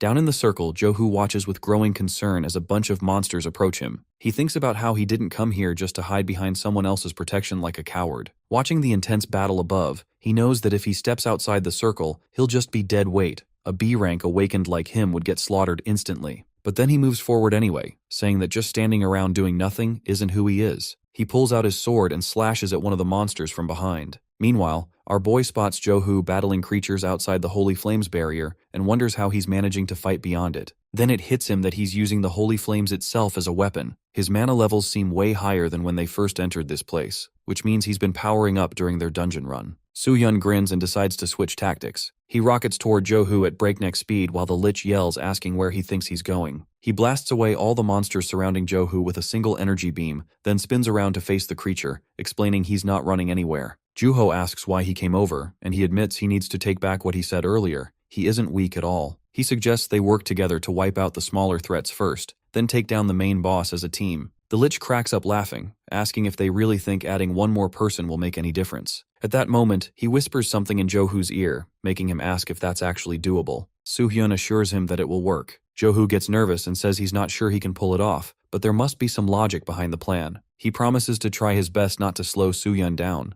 The bone creature and its monsters charge at them, threatening to teach them what real fear feels like. Both guys rush forward to meet the attack. Our dude unleashes a sweeping strike that sends monsters flying everywhere while Johu makes a beeline for the Lich. The Lich taunts him about being too slow and tries to get behind him, but Soo-hyun creates a protective ring around Johu, blasting away any approaching monsters. He draws his sword and ignites it with holy flames before leaping toward the boss for a coordinated assault. The monster admits their teamwork isn't bad, but insists they still can't land a hit on him. That's when Johu closes his eyes and activates his windblade technique, generating a massive spinning storm. Soo-hyun shoots his holy fire directly into the whirlwind, creating this combined attack that rockets toward the skeletal creature. The Lich is shocked as he realizes their abilities have merged into something much more powerful. The attack comes straight for him while Johu starts falling from his aerial position. Soo-hyun immediately speeds over and hands over a sword to him, and he jumps back. Then both of them position their weapons toward the monster. The Lich mocks that he won't get fooled by the same trick again, but this time they're attacking from opposite directions. Soo-hyun yells that it's game over and strikes, but his sword shatters against the boss while the monster remains perfectly fine. The Lich laughs and points out that Soo-hyun forgot his weapon was still infected with death magic. Now he's not able to fight with a broken sword. Soo-hyun just smiles and asks who said he only had one sword. Right then, Juho appears behind the Lich. As it turns to look, he delivers a devastating blow straight to its stone, splitting it in half. It crashes to the ground and explodes. Soo-hyun remarks on their strategy. When they decided to team up, the Lich assumed Soo-hyun would use Johu as a distraction and kept focusing on Soo-hyun's movements. The creature likely thought it had a chance once Soo-hyun's sword broke,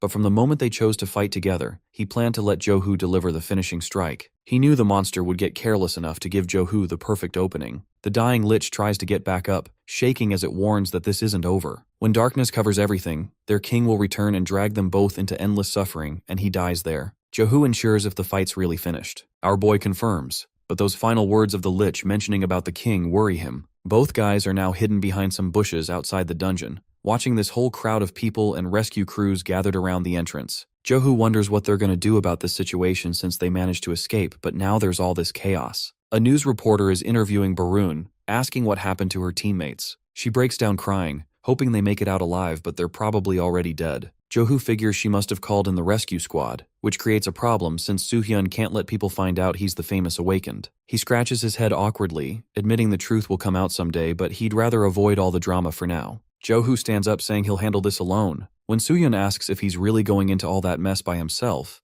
Johu admits that he's pretty used to cleaning up Barun's messes from before. But he's got one condition. He pulls out a bag of loot and hands it over, demanding he should take the reward he gave him earlier. He can't believe it's all for him. These many ether stones are worth hundreds of thousands of dollars, and it can't be easy making a living as just B rank. Johu says B rank hunters actually make decent money too, but he doesn't want this stuff because he doesn't deserve it. When asked why, he explains his contribution was too little compared to Soo-hyun's. It is very obvious to him that if our dude really wanted to, he could have taken down that Lich solo, but he gave Johu a chance on purpose. Our boy realizes he has understood everything. Johu insists he should take the reward and sneak around the back while he creates a distraction. He'll call a taxi to meet him there since one of his buddies drives one. He calls his friend Young-hoon to set it up, Later, Soo-hyun sits in the taxi next to driver, thinking Jo-hoo has way more connections than he expected. Looking out the window, he reflects on how he caught the killer like planned but couldn't save everyone. It was only thanks to Jo-hoo that he managed to protect who he could. Doing it alone would have been way harder, but he still needs to get stronger. He used to consider his past form more strong since he was the only survivor when everyone else died,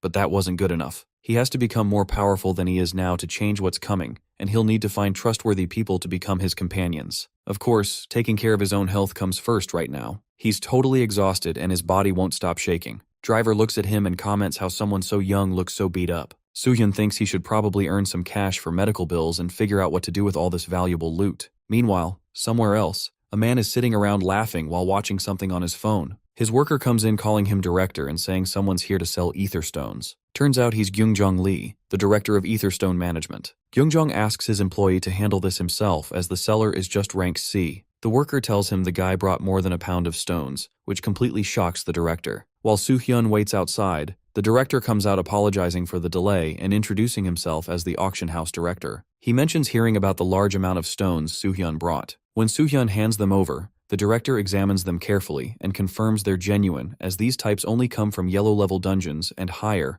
and asks if he didn't obtain them illegally. When our boy asks, the director laughs and adds that he's not trying to accuse him of anything, just surprised that a C-rank awakened managed to get such high-quality rewards from a yellow dungeon. Our boy figures that his motive is to lower the price by making the whole thing sound suspicious. He casually answers that he got lucky, then pulls out the high-grade ether stone from the lich, which makes both their eyes go wide. This is actually the lich's life stone. It's also a type of ether stone. While you have to destroy it to kill the lich, there's a small chance of getting it from the dungeon's reward box. It's much more than he actually expected. He tells the director, if he's not interested, he'll just take his business elsewhere. The greedy director immediately panics and asks him to wait so they can discuss this properly. Soo-hyun moves forward and gives him one shot to name his best price, which makes them both nervous. Later that night, Soo-hyun checks his account and sees he got $600,000 from the Etherstone company, minus $18 for the taxi ride. He thinks it's a good price, though these stones will become worthless once the end times arrive. Walking into his house, he figures he's set on funds for now and won't have to worry about money for a while. More importantly, he won't need to take any more cash from his mom. He tells his mom he's home as she greets him with a smile, welcoming her son back, but there's a scar on her face that catches his attention immediately. Soo-hyun examines his mother closely as she welcomes him inside, asking why he didn't call ahead since she's still preparing dinner. She mentions he looks like he's lost weight and wonders if he had a good time with his buddies. When he asks about the fresh injury on her, she brushes it off as nothing serious. She explains she got caught up in some customer fight at the restaurant where she works and ended up getting hurt in the crossfire. This makes him grit his teeth and snap at her about quitting if the job is going to get her injured like this. She points out that he's heading off to college soon and grabbing his hand and says she needs to save up for his fees, even though she couldn't give him much growing up. As his mom, she wants to help him as much as possible. She tells him he'll always be her pride and joy, and she wants to become a mom he can be proud of too. This hits him hard as he remembers his past life when his mother would push him,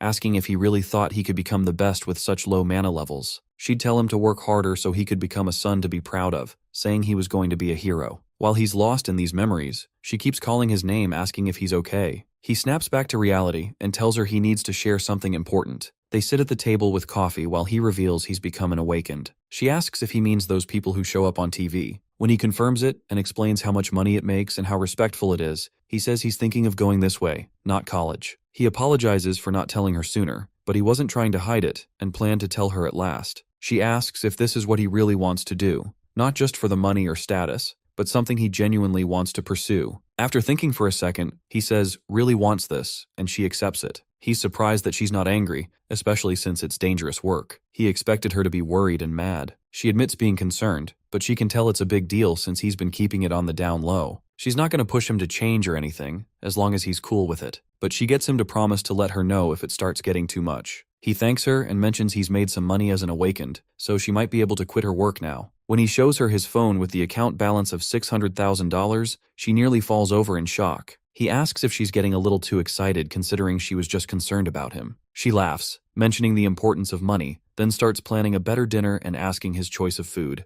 Our boy thinks about how he's dreamed of this moment of peace he never experienced before. As she serves him food, he reflects on giving up everything for this peace. But he knows this life really belongs to the original Soo-hyun, not him. Still, he's not concerned about it since he's been given another chance. He silently promises the real Soo-hyun that if he ever returns to this body, he'll make sure he can face the world with pride and never lose his loving mother. As they enjoy their meal together, he decides he'll turn the real Soo-hyun into a hero. Later, he's in his room, thinking about getting way stronger. His current level isn't cutting it as he struggled with a half-formed lich, and he knows what's coming will be tougher, so climbing the tower again is a must. He looks through his bag, pulls out his sword, and realizes he needs a real weapon, not that weak borrowed thing. That means he'll have to deal with that man again after all this time. Somewhere else, a blacksmith is crafting in his shop that's packed with every kind of weapon imaginable. He works with complete focus and precision. This is Daeho Kim, known as the Weaponmeister. Our boy knocks on the door asking if anyone's there, but gets no response as the blacksmith keeps hammering away at his sword. He knocks again and calls out hello. This time the man storms over in frustration, yanks open the door, and demands to know who the boy he is. He points out that if nobody answers, visitors should just leave. Our dude greets him politely. The blacksmith asks about his identity, and he just smiles back. He recalls the holy sword Balmung. This legendary sword took its title from the weapon carried by hero Siegfried, meaning Sacred Dragon Destroyer. That had been his gear when he lived as Sungan Kim, the most devastating sword ever built, crafted from endless rare components and the joint work of multiple awakened warriors. Weaponmaster Daeho Kim had created this incredible piece. In his previous life, he'd shown up at the forge and Daeho had immediately known him as Sungan.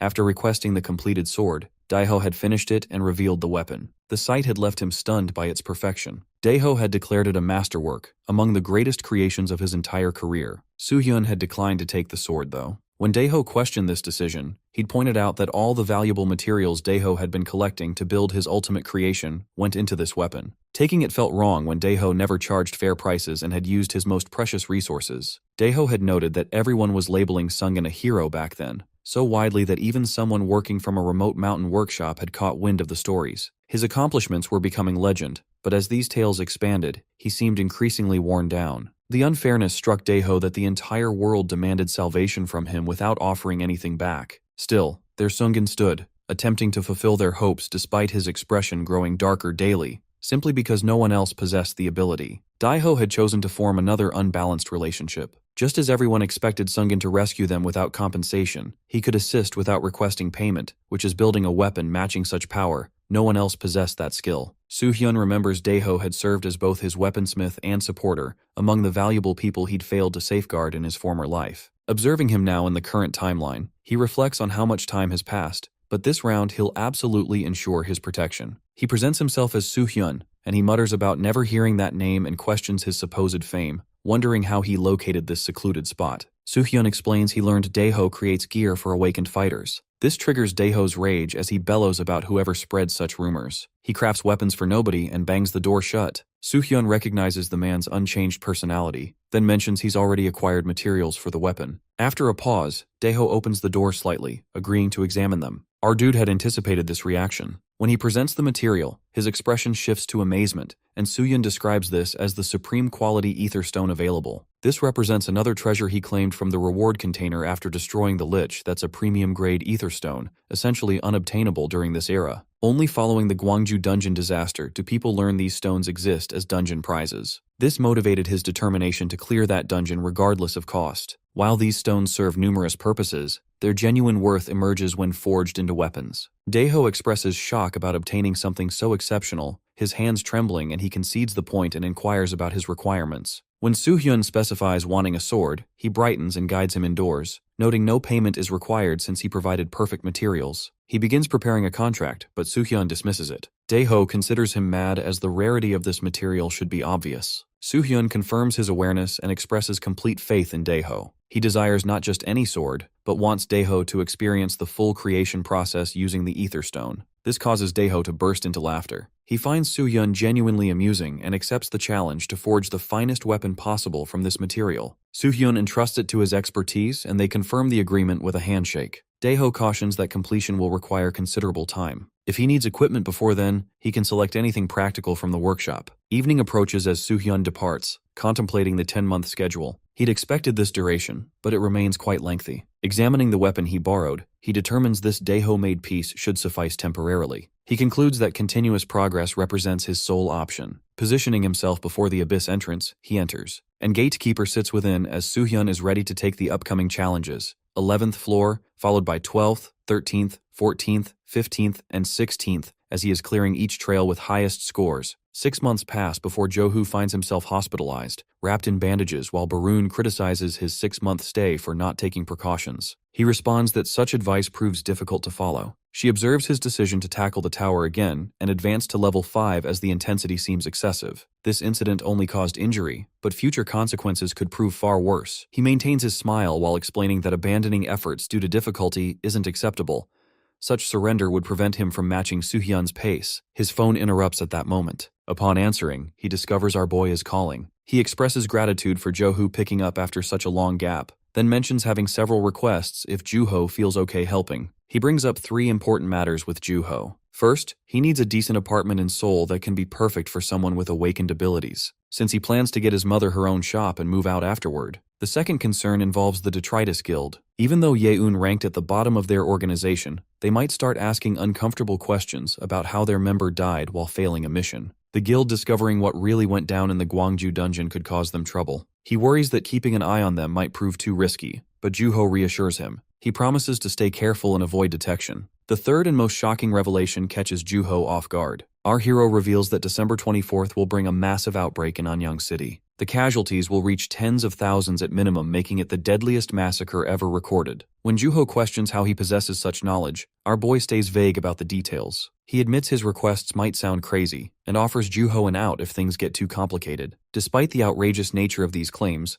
Juho decides to trust him. Our hero explains his hope that Juho will believe him despite how insane everything sounds. His final request centers on preventing this upcoming disaster. He needs help preparing for the Green Engine outbreak, with less than 6 months until Christmas Eve. Getting strong enough before then requires clearing the tower's 20th floor, which means mastering the 19th floor perfectly. So, he begins the trial on the 19th floor, stepping into a desert environment. Broken skeleton remains scattered across the sandy ground while rats swarm over the bones, devouring any remaining flesh. The system notification informs him he's landed in a rat nest. Survival and escape become his only options. The overwhelming number of rats startles him initially. He observes the ancient bones stripped completely bare, indicating these rats have been starving for extensive periods. This desperate hunger makes him appear like a delicious meal. Gripping his sword tightly, he braces himself as the ground beneath him starts crackling with the movement of countless rats charging forward. He vanishes from his original position, reappearing with sword flashing as he cuts down every rat in his path while sprinting at incredible speed. One determined creature leaps onto his arm before jumping toward his head. He slices it cleanly in half, but glancing at his arm reveals his shirt torn and smoking from the contact. The realization hits him. He lets his guard down momentarily, and the creature carries either poison or corrosive acid. Turning back, he spots more rats approaching in massive numbers. He activates his Holy Flame ability while understanding that each individual rat poses little threat, but their sheer quantity creates the real danger. Continuing to burn through mana with Holy Flame seems wasteful since he remains unaware of what other challenges await him. The ability to wipe them all out at once would solve this problem efficiently. The rats start scaling tentacles and vertical surfaces, denying him any moment to strategize. One creature opens its jaws wide, attacking from above, but he kicks it away with his foot. Behind him, numerous rats cluster together, and he releases a sword slash to eliminate the group. Examining the ground more carefully, he notices cracks running through the surface, and realizes the ground level appears lower than normal. This observation suggests empty space exists underneath. The memory of a method to eliminate all the creatures simultaneously comes to him. He channels Holy Flame through his sword and drives it into the ground, creating extensive cracks. His strategy focuses on destroying any surface the rats can use for footing. Leaping forward as several explosions erupt behind him, he creates an enormous hole in the desert floor. Jumping through the opening, he lands in the space below and surveys his new surroundings. His suspicion proves correct. This underground area represents the actual trial location. Only one rat remains alive, trembling with obvious fear. The creature's behavior puzzles him that it acts scared rather than aggressive. The surviving rat immediately flees and reaches a section of ground where spears suddenly shoot upward, piercing through it completely. He recognizes this as some type of trap mechanism and continues moving forward cautiously. His shock grows when he encounters what appears next, a massive snake with its long tongue flicking out and hissing. The enormous serpent positions itself directly in his path with its mouth gaping wide open. He realizes the rats served merely as a preliminary challenge, while this snake represents the true test he must overcome. The huge snake swings its tail at Soo-hyun immediately. He jumps away just in time and swings his sword back at it, but the sword Daeho made for him doesn't work at all. The snake's skin is way too tough for his blade to cut through. He then decides to use magic instead. His holy flame shoots out at the beast, but nothing happens, and the snake doesn't get hurt one bit. Its magic defense isn't as strong as its tough skin, but it's still high enough to block his holy flame completely. The snake moves super fast and lunges at him. He has to jump back quickly because its huge mouth almost bites him. He sticks his sword between its teeth to stop it from chomping down. This thing moves way faster than something that big should be able to. The snake throws him down hard onto the ground. He lies there for a second, figuring out that this monster is both huge and really quick. He can't spot any weak points on it at all. He gets back up and thinks about how much stronger he's gotten. A month ago, this fight would have been nearly impossible. But now this snake isn't too much for him to handle. He's got about half his mana left before he runs out completely. His plan changes to tying the snake down so he can hit it properly. He sees a thick tree branch and grabs it. He swings it down with all his strength. Even if something has crazy magic defense, a hard physical hit like this will still hurt. The branch smashes into the snake and knocks it flat on the ground. He quickly wraps the branch around it to keep it stuck there. Then he jumps close to the fallen snake and pulls out his sword again. This time he goes for its soft belly and cuts deep into it. The snake screams really loud as he jumps away super fast to get clear. The snake gets mad and tries to chase him, but the branches keep it tied up. It can't move properly to attack him back. He looks at all the things this snake can do. Tough skin, magic protection, and it heals itself too. He's never fought anything with all three of these powers before, but even with all that, it still can't beat him because he's got something way more powerful. He lifts his hand up and makes a bright flame appear. Just then, a powerful phoenix flies down from the sky, covered in holy fire. This is his Holy Flame Phoenix, a better version of his regular ability that he got when he beat the 18th floor. The Phoenix works more like a pet he can control, rather than just a regular skill. The bad part is it uses up all his mana, but it's worth it because of how strong it is. The amazing bird lands on his arm, and it is 10 times stronger than his normal Holy Flame attacks. He tells it to go attack the tied-up snake. The Phoenix shoots forward like a burning arrow and pierces right through the snake's body, making a huge hole. The snake screams one last time as the Phoenix comes out the other side and flies back to him. The system pops up and tells him he got 100% completion for this floor. The Phoenix comes back and sits on his arm while he thinks about what just happened. Now that he's done with the 19th floor, he thinks about what's coming next. The tower gets way harder every 10 floors, so the 20th floor will probably be as tough as the 10th floor was. He spent the last 6 months getting ready for this in every way he could think of. There's only one thing left he's waiting for. Daeho needs to finish making his new sword. That weapon is the last thing he needs before he can face whatever scary stuff is waiting on the 20th floor. All over the city, people keep talking about Soo-hyun's crazy success on the ranking boards. Everyone wonders if he's actually human since he managed to beat the 19th floor with such a high score in just 6 months. Plus, he keeps ignoring messages from the Awakened Association. A fancy car pulls up and Soo-hyun gets out. Juho waits for him at the coffee shop, watching through the window. As soon as he spots him, he rushes outside to meet him. Our dude greets him casually, apologizing for late arrival, but Juho brushes it off and then asks about the car he gave him. He admits the car is too fancy for him. Juho tells him he should be driving something even better. He mentions how shocked he was when he found out he takes the subway and bus everywhere. Juho explains that awakened people need to get around to lots of places quickly, and starts telling about the sports car's specifications. People start gathering around the expensive car, so he suggests they go inside to talk privately. Once they sit down, Juho asks about his prep for the 20th floor. He confirms he's ready now since he was waiting for a special sword that he'll get today. He thanks Juho for the house and his mother's store. He feels happy he could help and asks about where he used to live. He mentions Ansan City, and Juho realizes that it's close to Anyang.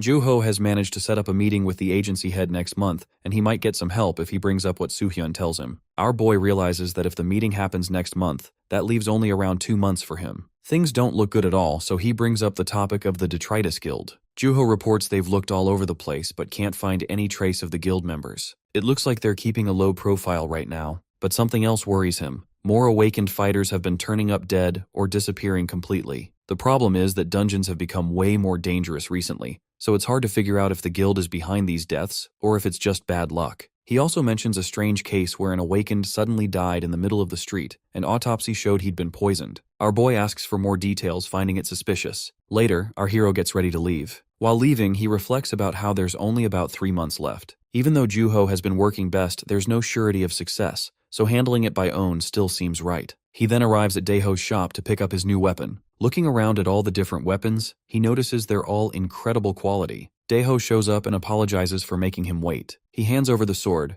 explaining that the high-quality materials caused him headaches to create, yet he had fun and backs its quality. He unwraps the sword and gets shocked by what he sees. When he lifts it up, he thinks that even though it looks nothing compared to Balmung, he can feel something special about it, and it feels alive somehow. He takes out his old sword and swings the new one upward, easily breaking his old weapon in half. The new sword is extremely sharp and tough. It responds to his mana and can tell what he wants to cut and what he wants to leave alone, making it the perfect sword for him. Daeho suggests he should name it since it's his sword now. Our hero decides to call it Gram, the Dragon Slayer. Daeho laughs at this childish name. Basically, in Old Norse tales, Gram is another name for Balmung. Since he can no longer use Balmung, he chooses the name Gram instead, wanting to keep its connection to slaying dragons alive. As night settles in, he prepares to set out. Daeho invites him to stay and share some tea, but he explains that he has urgent business and cannot linger any longer. Far away, inside a dim castle, a knight stands at his post. The sound of footsteps creeps up behind him, and a hand suddenly rests on his shoulder. Startled, the guard spins around, heart racing, only to see Commander Maxman standing there. The commander apologizes for frightening him. Maxman asks how things are going, and the guard immediately straightens, reporting that everything remains under control. The commander nods, knowing how tiring the endless hours on watch must be. Still, he urges the guard to endure just a little longer. The Odrum Kingdom could strike at any moment, and if they do, it would bring ruin to everyone within the castle. The guard salutes firmly, vowing to do his duty with all his strength before resuming his station. When left alone, Maxman's expression hardens. 10 days have already passed, and the situation both inside and outside the walls only grows heavier. The uneasy calm before battle feels like a burden, pressing hardest on the common ones who suffer the most. He wrestles with the question of what step to take next. From the darkness, a voice cuts through his thoughts, asking if something troubles him. Maxman turns sharply and immediately recognizes the speaker. Stepping forward comes Lord Attaché, a shadowy figure who keeps his face masked. Maxman wonders what brings the Lord Attaché here when he should be helping the king. The Attaché mentions he just dropped by to check duties and get updates. Maxman explains they're getting ready for defensive warfare, but things aren't looking great since the Odrum Kingdom's forces outnumber theirs by a huge margin. So they'd have to ditch this castle and retreat to the next one for another round of fighting in the worst-case scenario. The attaché questions about abandoning the castle.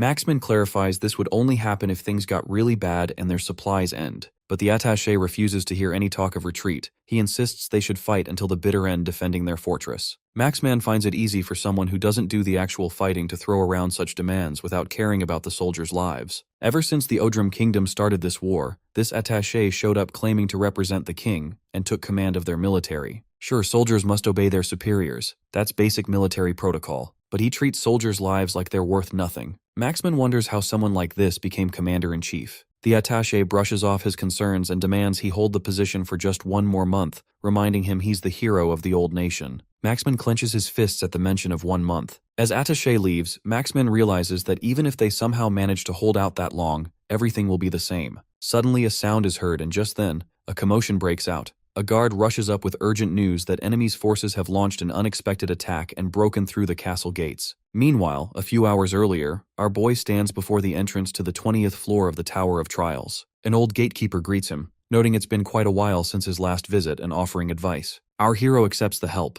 The gatekeeper wants to know the price first before deciding whether to assist. Our protagonist realizes that gatekeepers become more demanding as floors get higher, so he offers 100,000 points. The gatekeeper chuckles, impressed that someone would casually give away what most people earn in a decade, then asks about his destination. He explains he plans to tackle the next floor's 10th level and wants to know what dangers await. The gatekeeper assures him he won't die. If anything, he'll be doing the killing, advising him to avoid unnecessary deaths and keeping his main objective in mind. With this cryptic guidance, he pushes our dude through the entrance. He reflects on how gatekeepers always speak in riddles, though they do provide genuine help despite being so mysterious. After stepping onto a circular platform, he begins falling through it. Grabbing a tree branch breaks his fall, and he moves forward at lightning speed toward a massive castle complex. The system announces the start of the 20th floor's 10th level trial. Before him lies the castle of Kingdom Grand Alum, an iron fortress protected by thousands of soldiers. He has 1 month to capture it, but the system reminds him these aren't really his enemies. During this trial, he might rescue an ally and uncover the castle's secrets to survive. He notes this explanation seems more detailed than usual, suggesting that the system wants him to pay attention to specific details about the trial. The objective isn't just capturing the castle, but discovering its secrets too. The reminder that these aren't true enemies, combined with the gatekeeper's advice about avoiding kills, points toward finding non-violent solutions. Standing before the fortress, he wonders how to capture a castle without fighting anyone. Night falls as he sits by a fire studying the structure. True to its reputation as an iron fortress, the walls look incredibly hard with plenty of experts. The awakened defenders appear to be around C rank, giving them both terrain and numerical advantages. He needs to take the castle without killing anyone while uncovering its secrets. 1 month feels like plenty of time for the trial itself, but not enough for his personal plans. Making a quick decision, he approaches the castle. A guard demands identification. He decides not to overthink and face problems head-on. He introduces himself as a traveling adventurer requesting shelter at their castle. The guards react with disbelief, shouting about his apparent madness and demanding to know his kingdom. They remind him there's a war going on and tell him to get lost. Our boy realizes he has 2 months left before the outbreak and needs to complete this trial quickly to return and prepare. Seeing no other option, he draws his sword and declares he'll have to enter by force. Leaping over the guards, he unleashes a devastating attack that creates an explosion, shattering the thick castle walls and gates. Now inside the fortress, he faces the defending guards. The castle erupts with alarms as guards rush in, warning that an intruder has broken through. While chaos spreads, Soo-hyun keeps his focus on the weapon in his hand. Using it clears his doubts. It's sharper and steadier than he imagined, giving him complete control over his short strikes. As the guards charge, he unleashes a blast that hurls them backward, then darts ahead without slowing down. Some guards stagger to their feet, checking if each other are fine. One of them notices something strange, that where he had cut him, there's no wound at all. Our dude already has decided that he cannot actually kill them. From above, the guards prepare their arrows and throw at once.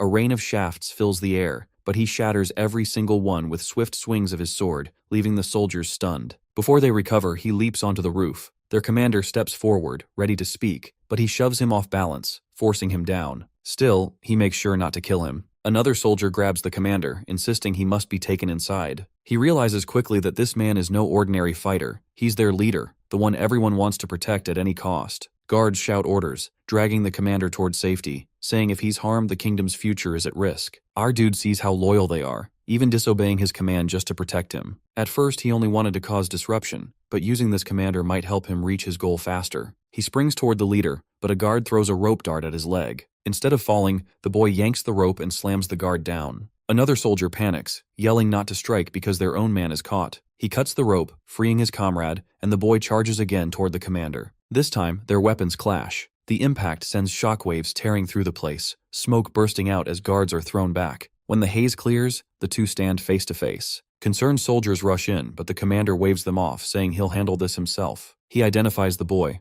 not a spy from the Odrum kingdom, but an outsider wandering alone. The boy notices his sharp perception and strength, worthy of a commander, perhaps even close to a ranked awakened. The guards keep urging their commander to be cautious, reminding him they can't afford to lose him. He scolds them for their weakness, but they insist they trust him. Their faith stems from history. He was the war hero who led them to victory against Odram 20 years ago. They believe as long as he stands with them, they can win again. He understands now why they revere him so deeply. Yet he also sees the danger in this blind devotion. It binds the man just like he himself once felt trapped when he was Sung-in Kim. He apologizes for forcing his way into the castle, explaining that he needs to enter urgently. The commander dismisses his reasoning, pointing out that their kingdom is at war, and they cannot simply welcome someone who broke in and attacked their men. The boy knows words won't be enough. He steels himself, deciding the only way to gain access without needless slaughter is to win the commander's trust through combat. He launches another strike, locking swords with him again. Then, with a quick move, he ties the commander's hand using the same rope that once bound him. He bites down, breaking it with his teeth, activating his transmutation.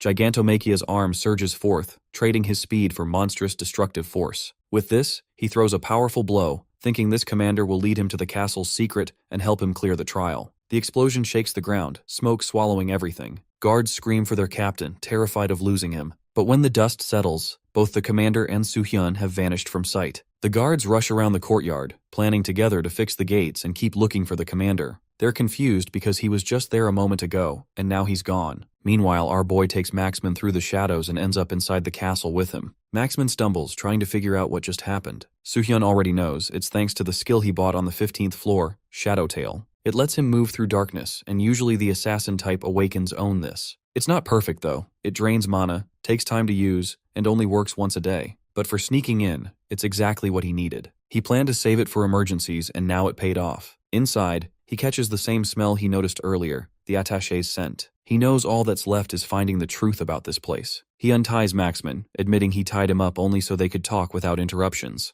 Maxman asks if he was actually trying to invade, and the boy explains that wasn't the case. Breaking in was the only way through because no one would let him inside, and time was running out. He warns something dangerous is about to happen in the castle. Maxman wonders if Odrum is about to invade. Our boy shakes that off that he's unsure about this, but whatever's coming is worse than just war. He asks if anything strange has been going on. Maxman thinks back to something Lord Attaché mentioned regarding holding on for a month but doesn't share much. He's still suspicious, asking how he can trust him. He points out that if he really were a spy, he wouldn't waste time breaking gates and fighting guards. He could have just destroyed the castle by himself. Maxman knows that's true, and he felt that strength when they were striking in front of each other. He realizes he doesn't have a choice but to take him seriously, and agrees to share something suspicious with him. So he leads him deeper inside. After a long walk, they stop at an old sealed chamber. He explains it used to be a prison over 100 years ago, but too many inmates mysteriously died, so they closed it off. Hardly anyone alive even knows this place exists. Our dude asks if there's a hidden area here where light doesn't reach. Maxman isn't sure what he means, but our dude insists the smell of death inside the castle isn't normal. Before they can talk more, footsteps echo through the hall. The Lord Attaché appears and he questions why the commander is wandering here in the middle of a war and points at Soo-hyun, calling him the intruder. Our boy presses him instead, asking how he even knew about this hidden place. The attaché claims he sensed something unusual and came to check. He warns the commander that the boy is tricking him, but to Soo-hyun, the timing feels too perfect, and so he suspects he was being followed. Before the Lord Attaché can twist things further, accusing our boy of controlling him as a commander, he slashes him down in one move. Maxman is stunned to witness this, as to him, that man was the attaché of the king, the commander's right hand. He wonders if the boy really is an intruder, but he notices the mask the attaché was wearing. It doesn't match his role at all. Then our boy twitches and slowly, the corpse stands back up, and its disguise melts away. What they see isn't human anymore, it's a lich. Maxman is shocked that his trusted attaché was a monster all along. Soo-hyun stays calm as he already guessed something like this was hiding here. The castle smelled of death, even though no battles had ever been fought inside it. That was enough of a clue. He's even fought lich-like creatures before, though weaker ones. This one, though, is the real thing. Maxman realizes now that Soo-hyun isn't some random fighter. He asks where he's really from. Our boy just grips his sword and says he's from a place Maxman wouldn't know. The lich speaks to him for giving the clear answer, announcing that its plans have changed.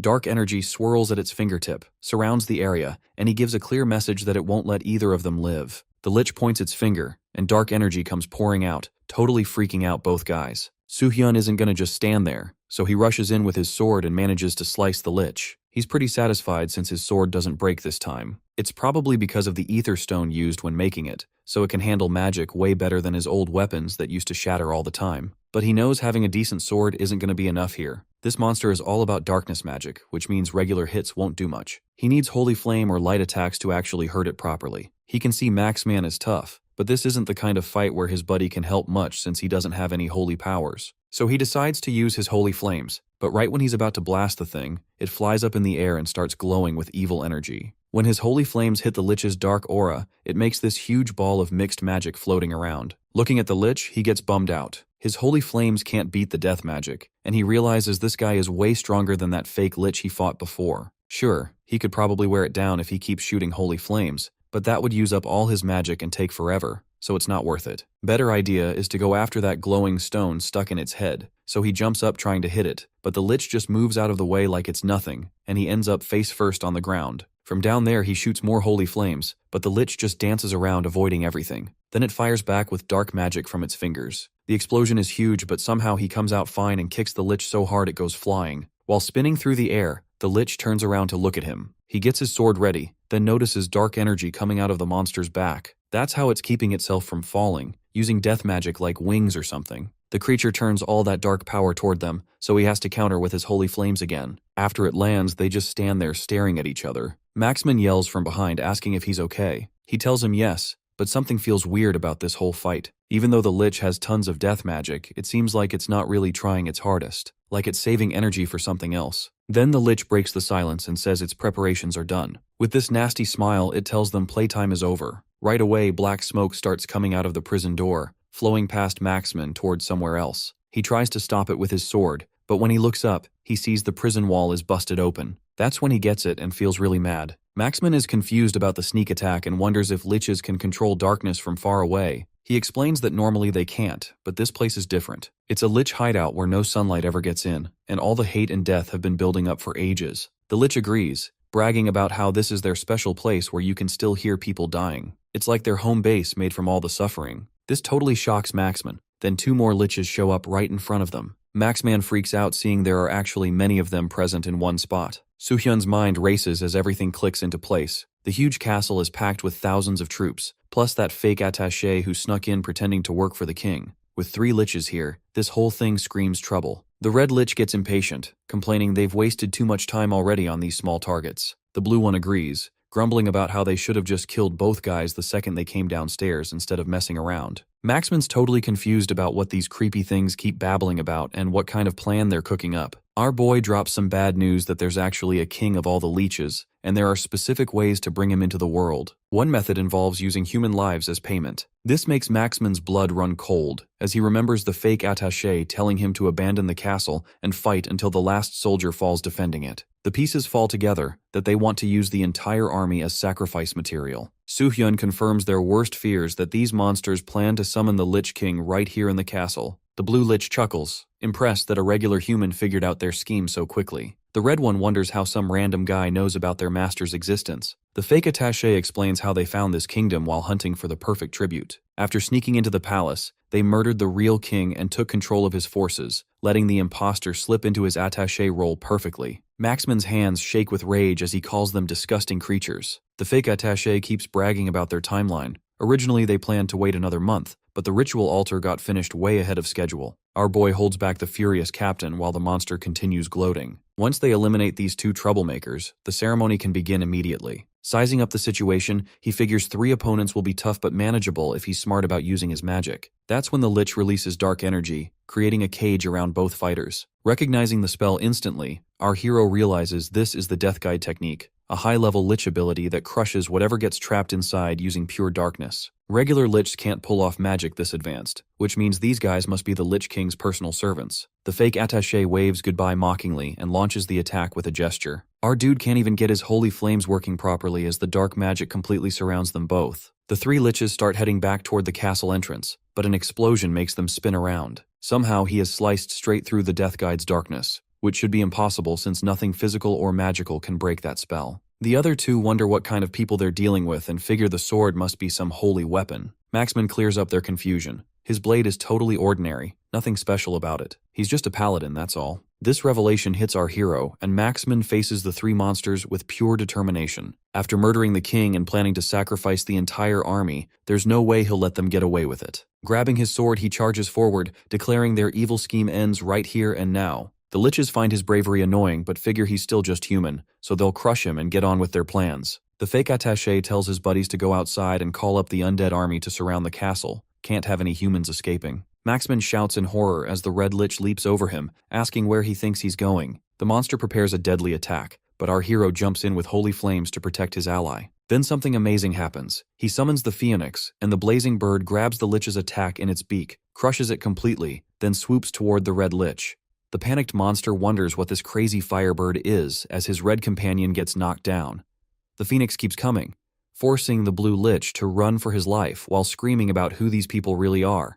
Our boy turns to the visibly frustrated Maxman, understanding completely why he's so angry after learning about the king's murder and the planned massacre. But he explains that letting rage take control won't help anyone right now. Maxman clenches his jaw, demanding to know what else he's supposed to do in this situation. He acknowledges that Maxman commands this battlefield, but asks if just this once, he could trust him and follow his lead instead. He extends his hand toward the captain, waiting for an answer. While the phoenix keeps the lich busy, Soo-hyun checks if the captain's ready to move. Maxman hesitates, clearly torn about the whole situation. He's not sure leaving the place right now is the right call and wonders if abandoning his duty makes any sense. Our dude points out how he keeps racking up debts to Maxman, but time's running short. A choice has to be made: save the castle or save the lives of everyone inside it, depending on what matters the most. This question hits Maxman hard, making him super frustrated. Instead of giving an answer, he just bolts toward the stairs, leaving him alone. Standing there, he remembers the gatekeeper's advice about doing what needs doing no matter what. That means figuring out his own responsibilities instead of letting others decide for him. He has also mentioned not being enemies and maybe saving a friend in the process. So he decides to trust Maxman with keeping the soldiers safe while he handles the bigger threat. Gathering his power, he knows exactly what needs doing. The lich finally breaks free and turns around to see what's happening. Everything goes quiet for a second, then he sheathes his sword. That's when a massive cut appears straight through the castle walls. The explosion is incredible, with rocks flying everywhere, the ground cracking apart, and the whole castle just collapsing in front of everyone. The liches can't believe what they're seeing as the entire structure comes crashing down. Deep in the rubble, the fake attaché lich loses his temper with his buddy who was supposed to call the undead army. He threatens to kill the guy himself if he doesn't get moving right now. The scared lich quickly agrees and runs off. Then he orders the red skeleton to check on their ritual altar as the ceremony won't work if it gets damaged in the collapse. But before the red lich can take 2 steps, a holy flame blast nearly roasts him alive. Our dude pops up from behind the debris, asking where the monster thinks it's going. One quick sword slash cuts the red lich clean in half. The fake attaché goes ballistic, screaming on him. He launches himself at him, then lands and creates a magical sphere that traps him in another cage. While floating in midair, he realizes he's stuck and the lich is about to activate the death guide. But the phoenix swoops in just in time, smashing the cage and letting him drop safely to the ground. He's breathing hard, wondering if he pushed his limits too far this time. The fake attaché hovers above, telling him to quit fighting since that holy firebird is obviously draining his magic. He offers a painless death if he surrenders right now. Soohyun grins and admits the phoenix does eat up tons of mana. He dismisses the flaming bird, then continues explaining that running out of magic doesn't make him helpless. He draws his regular sword, which completely shocks the lich. Earlier, when Maxman was about to leave, he'd checked if there was anything else he could help with. He told him it was fine since he already owed him big time anyway. Now he activates his transmutation ability, mixing it with holy power to create a blessed blade. The sacred energy flows into his weapon, giving it the holy properties needed for this fight. Holding up his glowing sword, he grins at the stunned lich and wonders if they're finally ready for a real battle. Meanwhile, outside the castle, the guards panic about whether anyone got hurt and wonder what's happening inside. Then a massive blast rocks everything, and one of the liches shoots up from the ruins. The lich grumbles about how annoying everything is, but mentions staying calm as long as he follows orders, and getting mad only makes things scarier. Raising his hand, he sends red energy beams into the ground, making it crack open. This leaves the guards totally shocked as undead creatures start crawling out from underground.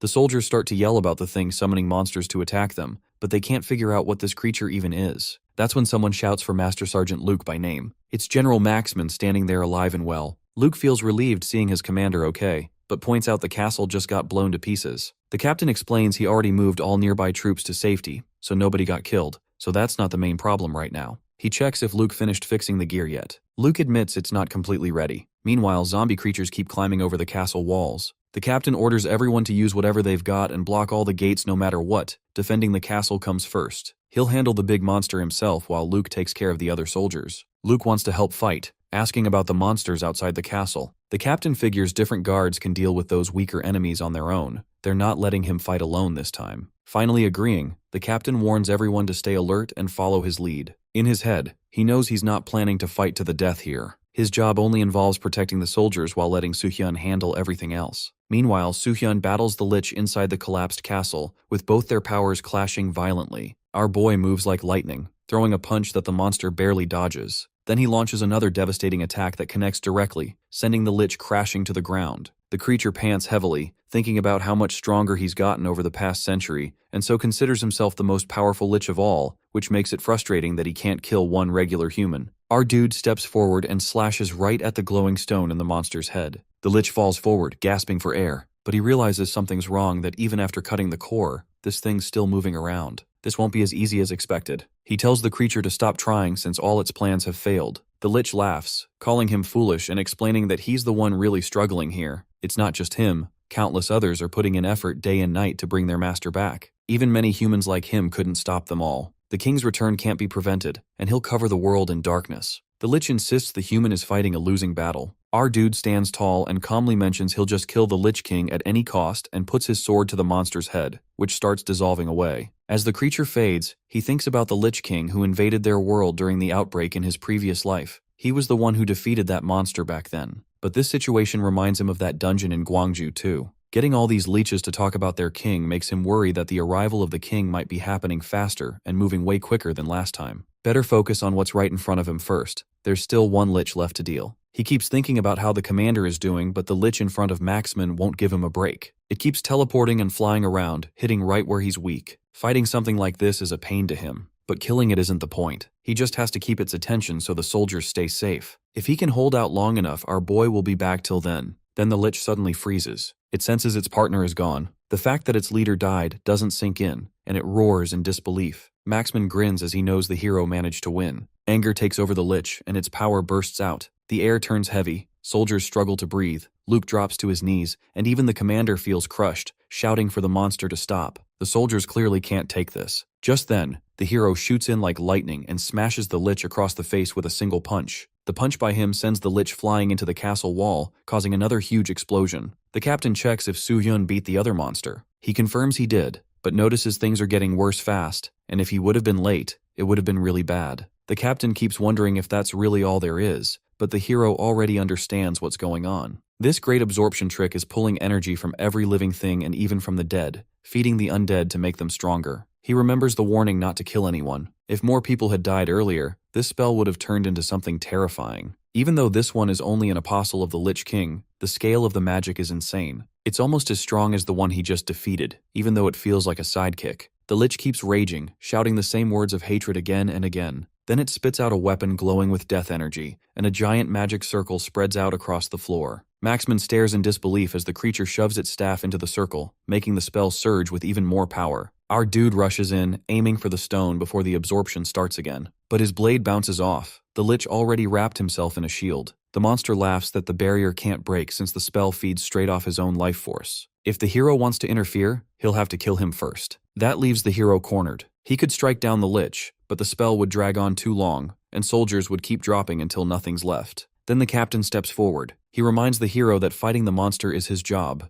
but keeping the soldiers alive is the captain's. He drives his weapon into the ground, and a shock of light spreads like a wave, coating the castle and everyone inside. The suffocating pressure disappears instantly. Soldiers glance around, stunned, realizing they can breathe freely again. The hero recognizes the move. It's Sanctuary Purification, the captain's ultimate paladin skill. It lifts morale, wipes out dark influence, and shields everyone from shadow attacks. But it eats away at the user's lifespan. The captain knows it might kill him, but even so, he'd rather burn his life out protecting his men. He leaves the Lich to Soo-hyun. The hero rises again, watching the soldiers fight with everything they have. That's when the Lich lashes out, screaming about his fallen friend. He mocks him as weak, ordinary, and worthless without the crowd behind him, just meat for sacrifice. While dodging, he smashes the Lich's staff apart. He notes that even this creature clings to bonds, yet he never cared about the thousands of lives he took, each of them someone's family, someone's friend. Their weapons crash, sparks flying. The hero forces the Lich to face it. This is what loss feels like. He wants him to remember it and take that pain back to the ones already dead. With one clean strike, his sword slices through the Lich, shattering the stone.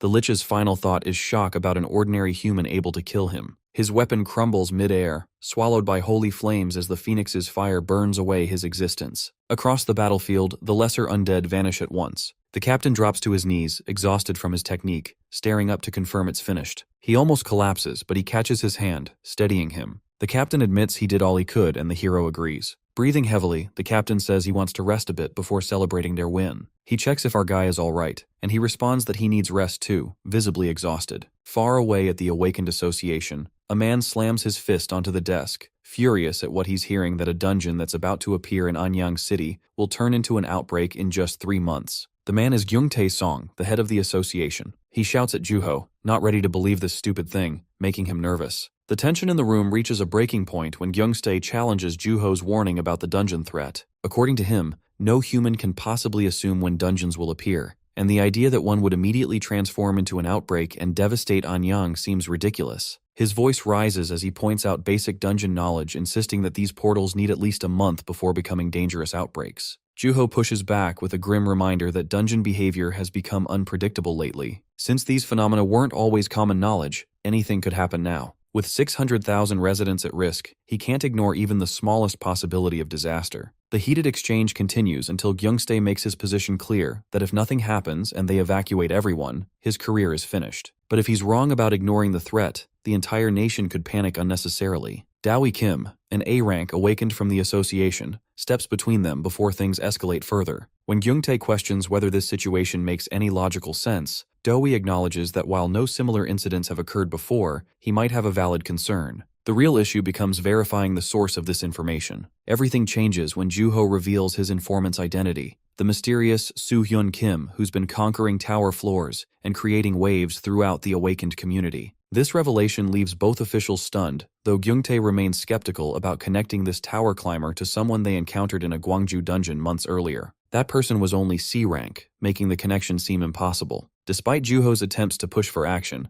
Gyung-tae refuses to move. He makes his stance brutally clear that dungeons are like natural disasters, and even if people die, he won't face blame for following standard protocol. He realizes that Gyungtae is deliberately ignoring the warning to avoid taking responsibility for a potentially false alarm. The meeting ends with Gyungtae asserting his authority as the decision-maker, effectively shutting down any evacuation plans. Meanwhile, inside the tower, our boy completes the grueling 20th floor trial. The reward is substantial, 100,000 achievement points plus significant stat increases. Catching his breath, he reflects on the unexpected challenge of facing 3 apostle-level liches. Even though this represents only level 10 difficulty on the 20th floor, the experience proved worthwhile when he checks his improved statistics. His mana has reached 70 points with a 7-point regeneration rate, meeting the S-grade awakened criteria he's been working toward. However, reviewing the system messages makes him realize something important, that he could have received help from others during this month-long trial. Perhaps his habit of working alone has become too fixed. Watching Maxman direct his guards in rebuilding the castle, he appreciates having some companionship this time around.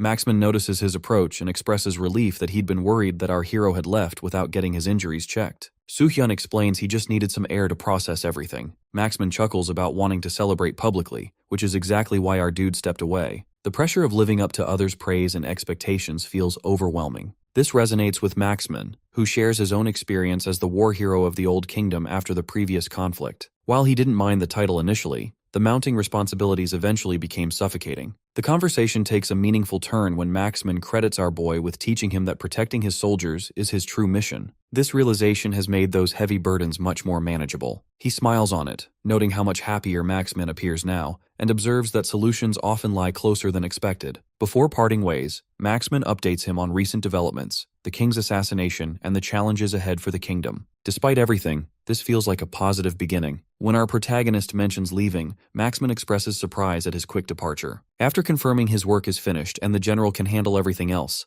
Maxman offers final words of gratitude. Despite knowing about the burden of expectations, Maxman feels compelled to acknowledge that our protagonist truly embodies heroism, saving both the castle and everyone in it. With these parting words, our protagonist departs, having earned maximum points and a new title, Hero Immortal. Back in the real world, Barun and Juho are working out when an annoying ringtone interrupts them. Barun urges Juho to answer since she can't stand that old sound. Juho wonders who could be calling this late, but his confusion turns to shock when he sees our boy's name on the screen. He'd been expecting this call, though nothing prepared him for the news that Soo-hyun is currently in the hospital. An argument breaks out between Soo-hyun and the hospital staff, who insists his patient can't leave with such severe injuries. Being an awakened doesn't change the medical reality, but he pushes for basic treatment so he can get out of there. The compromise leaves him standing outside the hospital, wrapped in a bandage, when Juho arrives in a panic. Finding a quiet spot in a nearby park, Juho examines his friend's condition with concern. The shoulder injuries look particularly troublesome, but he brushes off the worry, claiming he just needs to loosen up.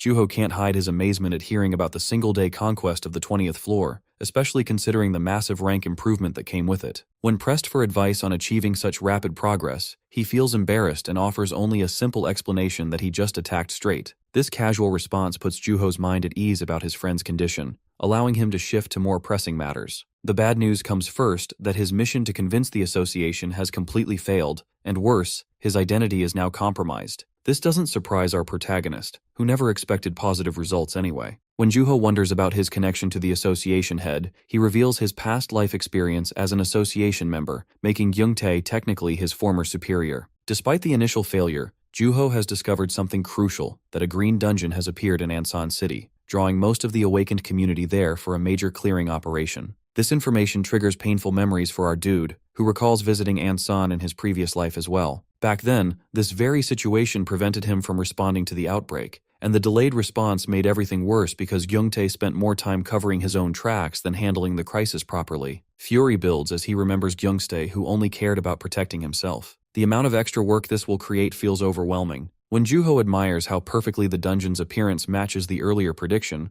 our protagonist dismisses it as just a lucky guess, while expressing gratitude for all the help received so far. The conversation takes an unexpected turn when he announces his intention to work alone from this point forward. Juho immediately objects, pointing out that the help provided so far was minimal, and questioning how much assistance he can expect from the association now. After a moment of silence, our boy agrees to share his complete strategy. 2 months pass, bringing December 17th, exactly 1 week before Christmas Eve. The internet buzzes with speculation about a mysterious post on Abyss Online that seems too unbelievable to believe. The message warns of terrorist activity planned for Anyang on December 24th at 6 p.m., supposedly orchestrated by something called the Detritus Guild, described as a hidden organization of the worst kind of killers. The post advises anyone who values their life to stay far away from the city that day. Most people dismiss it as an elaborate hoax while wondering what this Detritus Guild could possibly be. The story gains traction when a news reporter decides to investigate, bringing in someone with first-hand experience of this mysterious organization. Juho finds himself sweating under studio lights as the reporter questions him about the guild's existence. He confirms their reality based on personal encounters, though internally he struggles with the stress of this deception.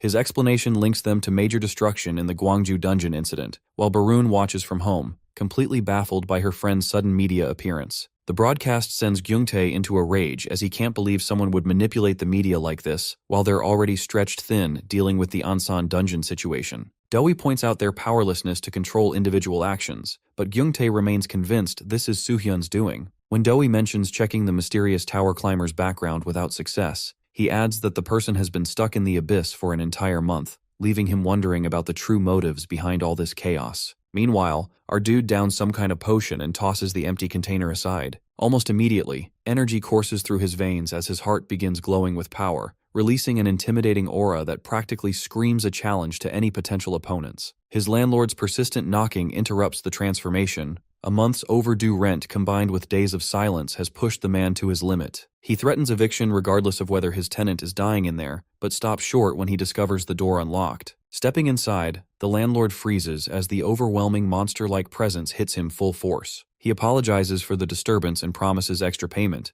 but the landlord just wants to know if he plans to stick around much longer. Learning about the immediate departure plans, the landlord watches in shock as his tenant vanishes at incredible speed, leaving behind only a bag of coins and many unanswered questions. December 23rd arrives, exactly 1 month since entering the tower and handling various arrangements for Juho to manage. The achievement points saved up over this period finally serve their purpose when our protagonist purchases a top-grade mana catalyst. The merchant expresses confusion about why anyone would want such an expensive item on the 21st floor. The 2 million achievement point price tag seems excessive. However, his shock deepens when the payment goes through without any issues. After securing a private room, Soohyun consumes the catalyst despite its awful metallic taste. The absorption process transforms raw mana into personal power, achieving a perfect state that sends him soaring high above the city rooftops and acknowledges that tomorrow marks the beginning of everything. Inside a corporate building, a subordinate approaches Dong-young with urgent timing updates. The departure moment has arrived, prompting the executive to gather his team,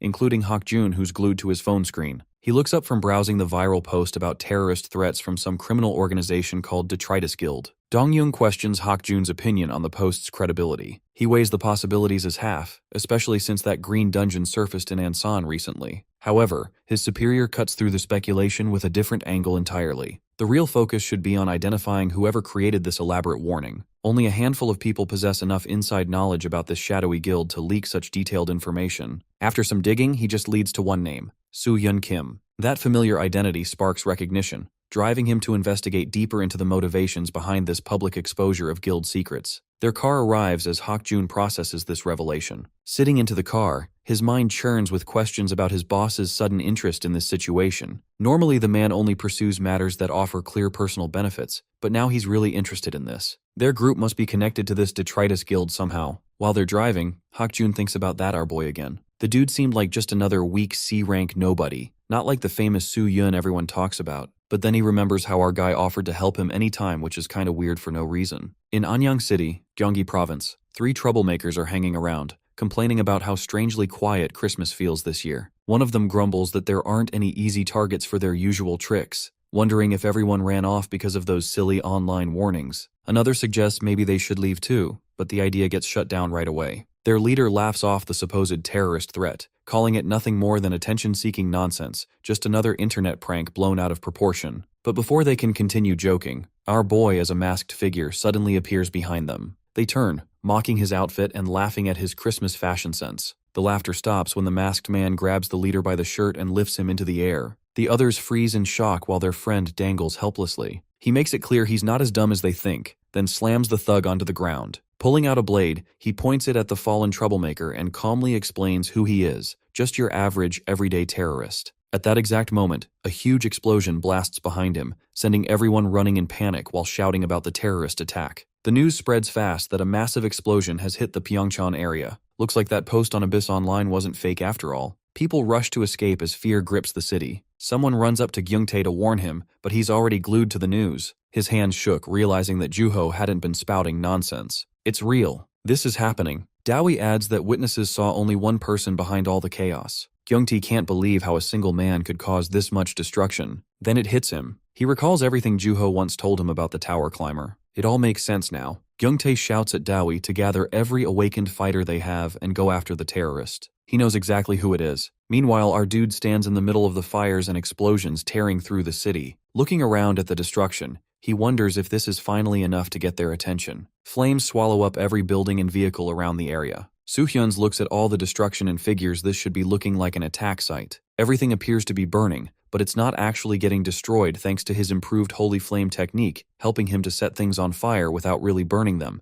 and he can even control the color now. This lets him create an amazing spectacle for everyone to see. The best part is there are no regular people getting hurt. They all got out of there by now just like they were supposed to. But this whole show isn't finished yet. He still needs to make it to the city center for the next part. Right when he's thinking about someone to be there by now, a voice comes from behind him. A whole group of awakened shows up to put a stop to his rampage. Dowie steps forward and introduces himself as Associate Director from the Awakened Association. He demands that he end his activities immediately. Then he drops his real name and asks him to cooperate with them. The other association members start buzzing with excitement. They can't believe the terrorist is actually Soo-hyun, everyone's been talking about. Dowie keeps pushing, claiming he knows Juho helped plan this entire operation, so working together makes sense. Our guy spins around and cuts him off. Way too much chattering going on. He points his weapon straight at them and makes it clear there's no need for more words. If they want to stop him, they should quit wasting everyone's time and get to it. This attitude really gets under the awakened team's skin. They charge forward at full speed, complaining that he shouldn't get so arrogant just because he's famous. He easily stops the first attack with his sword. While they're clashing, the attacking awakened mentions finally meeting him face to face and asks if he's really part of the Detritus Guild. Our guy can tell right away this one's a high-level B rank just from how he fights. Then another awakened jumps in from behind, demanding some space to work with. He creates a glowing magic sphere between his hands and fires it toward him. This time he realizes he's dealing with a low-level B rank based on the attack strength. A third team member gets really annoyed watching how easily their target handles everyone. He instructs the others to have some confidence and questions why Dowie is just standing around doing nothing when he's supposed to be the most posed one there. He responds that something feels off about the situation. While they're having this conversation, another awakened charges forward to attack. Our dude times it perfectly and kicks the hand holding the weapon, then follows up with a powerful strike that makes the ground crack and shake. One of his teammates has to jump in quickly to save him from getting hurt worse. Standing safely away from the action, he understands that most of these people are only B rank level. This isn't nearly enough opposition to give him a real challenge. That's when Dowie finally decides to join the fight and activates his Page Wings attack. Our boy understands what's happening just as two wings appear above him, and he starts floating up in the air. Dowie points out how everything looks like it's burning, but there's actually no real damage happening anywhere. While holding onto his magical book, Dowie opens up on how he evacuates people under the disguise of a terror attack, but his real intention is to shield them from an approaching outbreak. By creating panic through a false threat, he ensures that the crowd disperses quickly. He realizes this opponent is a mage and assures that he can ask all the questions he wants after he manages to defeat him first. Dowie smiles and agrees, admitting that he has no choice but to fight. He immediately flies up toward our guy who's floating high above the city. Dowie opens his magical book and activates something called Bookmark, which creates 5 massive lightning strikes that light up the entire sky. Both fighters clash high above while a huge explosion of bright light erupts around them. All the buildings below stay on fire while Dowie crashes hard to the ground. He lands smoothly right in front of him. Even after taking all those lightning attacks and not being able to dodge that last one while floating in the air, there isn't even a little injury anywhere on Soo-hyun's body. Dowie notices that every strike he lands connects cleanly, even the one from above that Soo-hyun couldn't dodge, yet there isn't a single mark on him. The thought creeps in that maybe he's outclassed here as well. Meanwhile, Soo-hyun sizes him up, realizing that his strength places him among the higher-end A-rank fighters. Just then, 2 awakened rush past him from behind. One of them shouts about smashing the enemy while the other checks if Dowie is okay. He confirms he's fine but urges them to stall the enemy for some time. He explains that he needs to call for backup from the association. His plan is to ask them to send every single awakened they can possibly gather for this fight. The B-rank fighter rushes forward, but Soo-hyun easily hops over him and plants a solid kick right in his back. The guy gets mad and yells about wanting a proper fight. His teammate points out how much stronger their target is than anyone expected, and apparently it's been less than 2 years since this guy first entered the tower. He agrees while catching his breath, adding that despite being a magic swordsman, he's only using regular sword techniques so far. Our guy now stands facing Dewey and his remaining team members. Dewey's mind races with amazement that he hasn't even shown his real power yet. He wonders why someone this strong decided to come out of hiding now after staying quiet for so long. Remembering earlier comments about these forces not being sufficient, he becomes certain this guy must be S rank, maybe even beyond that level. He orders his people to avoid attacking until backup arrives. Their job now is just to survive and hold ground until then. All the awakened get into defensive positions. Our dude recognizes Dewey's smart thinking that he has figured out the game plan and wants to save everyone's energy for the real battle ahead. There are actually two reasons behind this terrorism thing and anonymous identity. First, he needs to scout the Awakened Association's current strength and figure out exactly what forces they can deploy in an emergency. Second, he needs them to send more fighters. If he hadn't revealed himself as a terrorist threat, Gyungtae never would have bothered sending reinforcements. The association head doesn't give a damn about outbreaks, but national security threats that make headlines are a completely different story. The plan is working perfectly. He just needs to keep stalling until those reinforcements show up. Only 2 hours remain before the real outbreak begins. Dewey notices their opponent isn't making any aggressive moves. That's when a new group of Awakened drops down from above, and someone announces that the reinforcement request got approved. Dewey recognizes that voice immediately and looks up at the building rooftop where the elite squad waits. A smile crosses Dewey's face as he realizes the association head must be absolutely furious. The Awakened Association Special Forces have arrived, the select few known as ACT. Our guy looks up at them and mentions it's been quite a while since their last meeting. The regular Awakened gets excited spotting one particular member and shouts about Yang Yu Park, the current ACT leader and an S-rank fighter. They actually sent an S-rank for this mission. One of them jokingly asks to save a spot in ACT, but his teammate tells him to focus on the current situation. He understands this is one of the most powerful S-rank Awakened around, and remembers his role from the previous life as Sungin. Yang Yu checks with one of his members about the current situation. The team member reports bad news. The man called Soo-hyun is officially listed as C-rank in association records, but he's actually S-rank strength or possibly even stronger than that. Dewey mumbles that this guy might even be stronger than Yang Yu himself. The wise head of ACT, while Sungchul Kang, an A-rank Awakened, gets annoyed and questions whether the associate director lost his nerve after being away from real combat for too long. He reminds everyone that their leader is Yang Yu Park. No matter how anyone looks at it, their opponent is just some young punk. Yang Yu warns against underestimating anyone and explains to Dewey that he doesn't know exactly how strong this opponent is,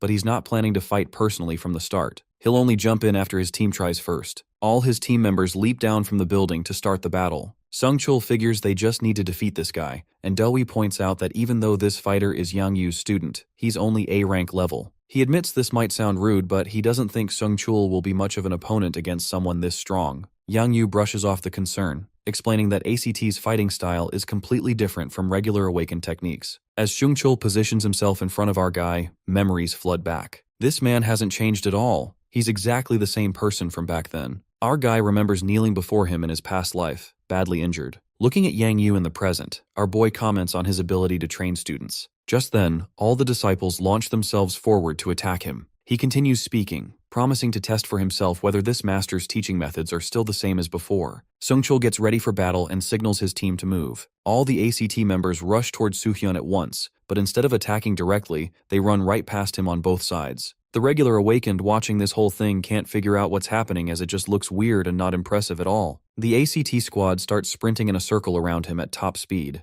The confused Awakened comment that this doesn't look cool whatsoever. Dewey explains that it might seem like they're just running around, but then all the circling fighters grab their weapons and prepare to strike from every direction at once. The B-rank Awakened gets amazed and calls it an incredible back-to-back combo attack. Dewey breaks down the technique. The speed builds up different attack patterns that merge into one massive combined strike. This amplifies the total damage and makes it almost impossible to block. The strategy blends attack support, suppression, and offense into one powerful combo, specifically to take down bosses or extremely dangerous foes. Yang Yu watches with approval and mentions, this is their signature move. Sungchul grins and taunts their target, suggesting he show off some real skills instead of just standing around like some amateur. He launches forward to attack, but our guy blocks it with his sword, creating cracks in the ground from the impact force. The watching Awakened think he managed to dodge the strike, but Sungchul stays crouched down while gripping his sword. He explains that the moment their opponent lifts his foot, he'll lose his balance completely. Right as our guy raises his foot, Sungchul yells for his team to act now. Chains suddenly wrap around Soo-hyun from every angle, and this is their cooperative technique called spider web entanglement that requires all team members working together. He gets completely tangled up in the binding chains. The B-rank Awakened cheers that they finally got him trapped. Seungchul raises his sword for the finishing blow and unleashes a powerful explosion with his attack. Everyone watching the fight wonders if this finished him off for good. One squad member holding the chains mentions they should have gone easier on him,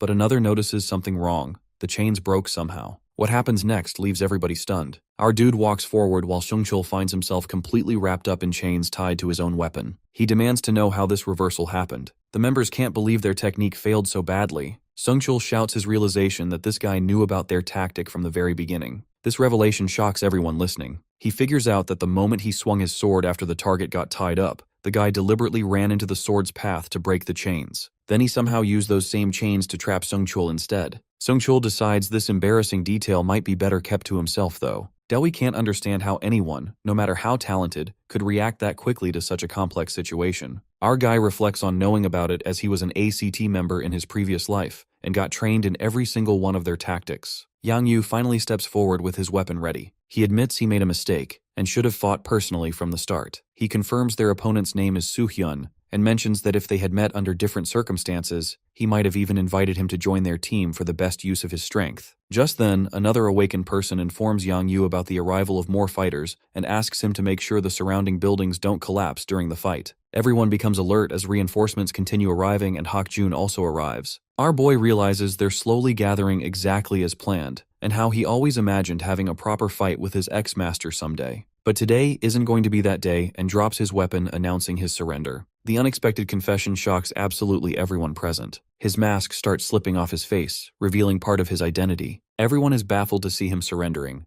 They doubt that he must have some ulterior motive behind his surrender. Yang Yu tells him to repeat his words, and Soo-hyun repeats them while looking at his watch, reminding everyone that they don't have time to waste on useless battles. Then he finally declares that the real battle is about to start. With that, everyone feels the ground shaking beneath their feet, which they assume is an earthquake, but instead it is a dungeon outbreak right in front of them. On top of that, it is a green dungeon. Seungchul notices that it is not just the opening of a dungeon, but also an outbreak. They can't believe that the outbreak is happening at the very moment of the dungeon's opening, something they have never seen before. The answer comes in the form of our boy, who explains that with the passage of time, the opening of a dungeon and its outbreak will become unpredictable. With that, he starts absorbing the fire around him, which Dowie notices and concludes is his own power. Soo-hyun finally reveals his motives, despite knowing that they are confused and angry at him for hiding the truth from the beginning, as he wanted them to fight alongside him. Drawing his sword, he invites all of them to protect Anyang City. Meanwhile, watching Soo-hyun, Hak-jun thinks he was right to guess that our boy is the real Soo-hyun Kim. It is a common fact known by everyone that an outbreak happens whenever a dungeon is not completed in time. But this is the first time they are seeing an outbreak occur the very moment a dungeon appears. Our boy knows this will become a common occurrence with the passage of time. He then turns to Dowie and asks about the backup awakeners they have. Dowie reports almost 100. He thanks him for figuring out his intentions, but Dowie brushes off the compliment with a polite excuse, saying it was Soo-hyun's fake terrorist attack that forced him to call the backup. The people around them immediately understand that they already knew somehow about the outbreak. One of them points toward the dungeon, where a monster is emerging, a clear signal that the outbreak has started. Without wasting time, Dowie orders his subordinates to get ready for battle, as it is a green dungeon outbreak. Not just one, but several monsters begin pouring out of the dungeon. The large ogre lands in front of the punk guy, who trembles with fear. His companions try to wake him from his petrified state, knowing he will die at this rate. The orc attacks, and the punk thinks he is finished, but Yang Yu blocks the strike, saving this pathetic fool. Yang Yu, however, is also tense as he realizes that the monsters coming out of the dungeon are at least equal to red or orange level dungeon bosses. While dealing with the ogre, he tells his subordinate to get his act together, as one misstep can mean his death. Meanwhile, Seungchul gives instructions to his team to form a battle formation with the other awakeners, but his team believe they should fight individually to make it easier. At that moment, he is interrupted by our boy, who tells him that everyone, including him, is confused by the unpredictable situation. So as a leader, his first priority should be to calm down the other awakeners. With that, he jumps over him, suggesting he handle his own situation by doing his best. When he leaps into the air toward the dungeon, Seungchul grows angry at his audacity, annoyed that he sounds like his master. In the air, Soo-hyun faces numerous monsters. He unleashes his holy flame into his sword, and with a swish of the blade, he cuts down many of them. Landing on a rooftop, he thinks it is only a matter of time before someone like Yang Yu takes care of the green dungeon monsters. As for the issue of evacuation, ACT can handle that as well. In this situation, the smaller monsters can be taken care of. Now he waits for the boss monster, Egolas, the half-dragon, to show himself, which is now soaring in the sky. Looking at the half-dragon, Dowie is tense for the safety of the civilians. He turns to his subordinates and asks for a report regarding the evacuation, which is only half done. Dowie grows more worried because, thanks to their earlier actions, they have kept the casualty rate at 0 so far. But that can't last if the monsters are not stopped immediately. At the rate the monsters are emerging, not only the city but the entire country will be in danger. Instructions are given both to the civilians and the Awakeners. The Awakeners are ordered to fight the monsters and ensure not a single one lands on the ground or leaves the city. The civilians are ordered to calmly follow the Awakeners' directions. Meanwhile, Dowie spots our boy fighting against the monsters. He wonders whether he will be enough to defeat not only the monsters but also the half-dragon. But his distraction costs him when a monster emerges behind him. Luckily, Young-Yu jumps on the creature and pierces his sword into its head while taunting him for spacing out. Shaking the blood from his hand, Young-Yu explains the situation to Dowie, that Acti and he will handle monster elimination and civilian evacuation, while Dowie should focus on supporting the Awakeners. When our boy jumps behind him, he asks if he can take care of the half-dragon, which he immediately confirms. With that, he is given the task of handling the boss monster. He summons his phoenix and flies into the air to face the monster. The dragon attacks, forcing him to dodge at the last moment. Without giving him a chance to breathe, the dragon launches a laser blast from its mouth. Dodging again, he quickly injures the beast with his sword. Next, he summons his holy flame phoenix to support himself in the air. Now sweating, he feels tense, realizing how hard it is to pierce the dragon's skin. On top of that, he can't call for help now. The dragon devours a building, turning it into ashen flames and hurls them toward him. He hides behind his phoenix, but even then, the holy flame only manages to strike the dragon's eye without inflicting real damage. Landing on the ground, he looks at the dragon, which is proving itself just as tough in this life as well. His thoughts drift back to his past life, when the outbreak ended in a tragic disaster that caused 150,000 deaths, in which half of them happened at the hands of this very dragon. The outbreak had been an unexpected risk that caught the Awakeners off guard. He had been trapped in a dungeon before stumbling into that incident,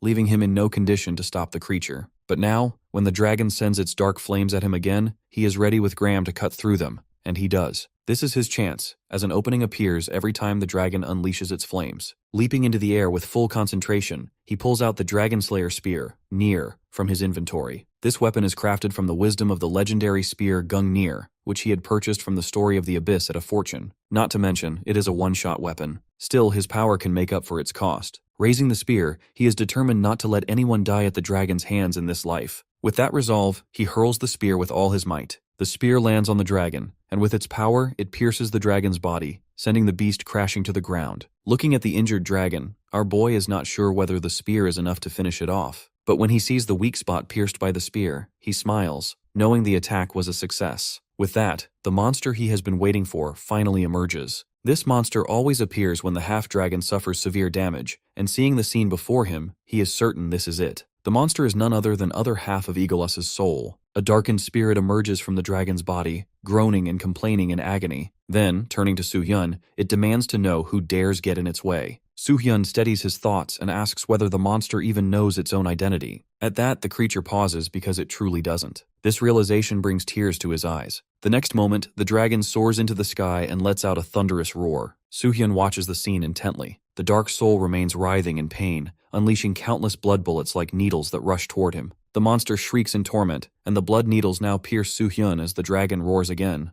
And its attack injures our boy, who is now lying on the ground. At that moment, Juho enters the scene and asks about him. Looking at the dragon, he is horrified to see it getting closer to Soo-hyun's unconscious form, and in the next moment, the beast devours him. He shouts Soo-hyun's name in despair. The next instant, the system notifies him that Soo-hyun's health has dropped below the standard level, activating his hero-level skill, Immortality. The dragon opens its eyes, and our boy grins, thanking the creature for granting him such a valuable skill. Immediately, numerous notifications appear about the restoration of his health. He pries open the dragon's jaws and thanks the damned thing for giving him a power-up. Meanwhile, the other half of the dragon's soul looks at our boy and wonders about its own existence. Gazing at the half-dragon, it sees the reflection of its once living self, and he wonders how someone who is supposed to be Egolus's enemy could become one with it. Emerging from the dragon's mouth while the collapsing building crushes around it, he feels his restored health lighten his body like a feather, putting him in top condition once again. He understands this is thanks to the hero's immortality skill now activated. He continues injuring the dragon, though its skin is still too tough to pierce easily. Relentlessly, he attacks while searching for an opening. After scanning carefully, he finally finds one. With a swift strike, he severs one of its limbs, drawing a painful shriek from the beast. In that moment, he calls out to the person within the other half of Egolas's soul, addressing him as Falcon.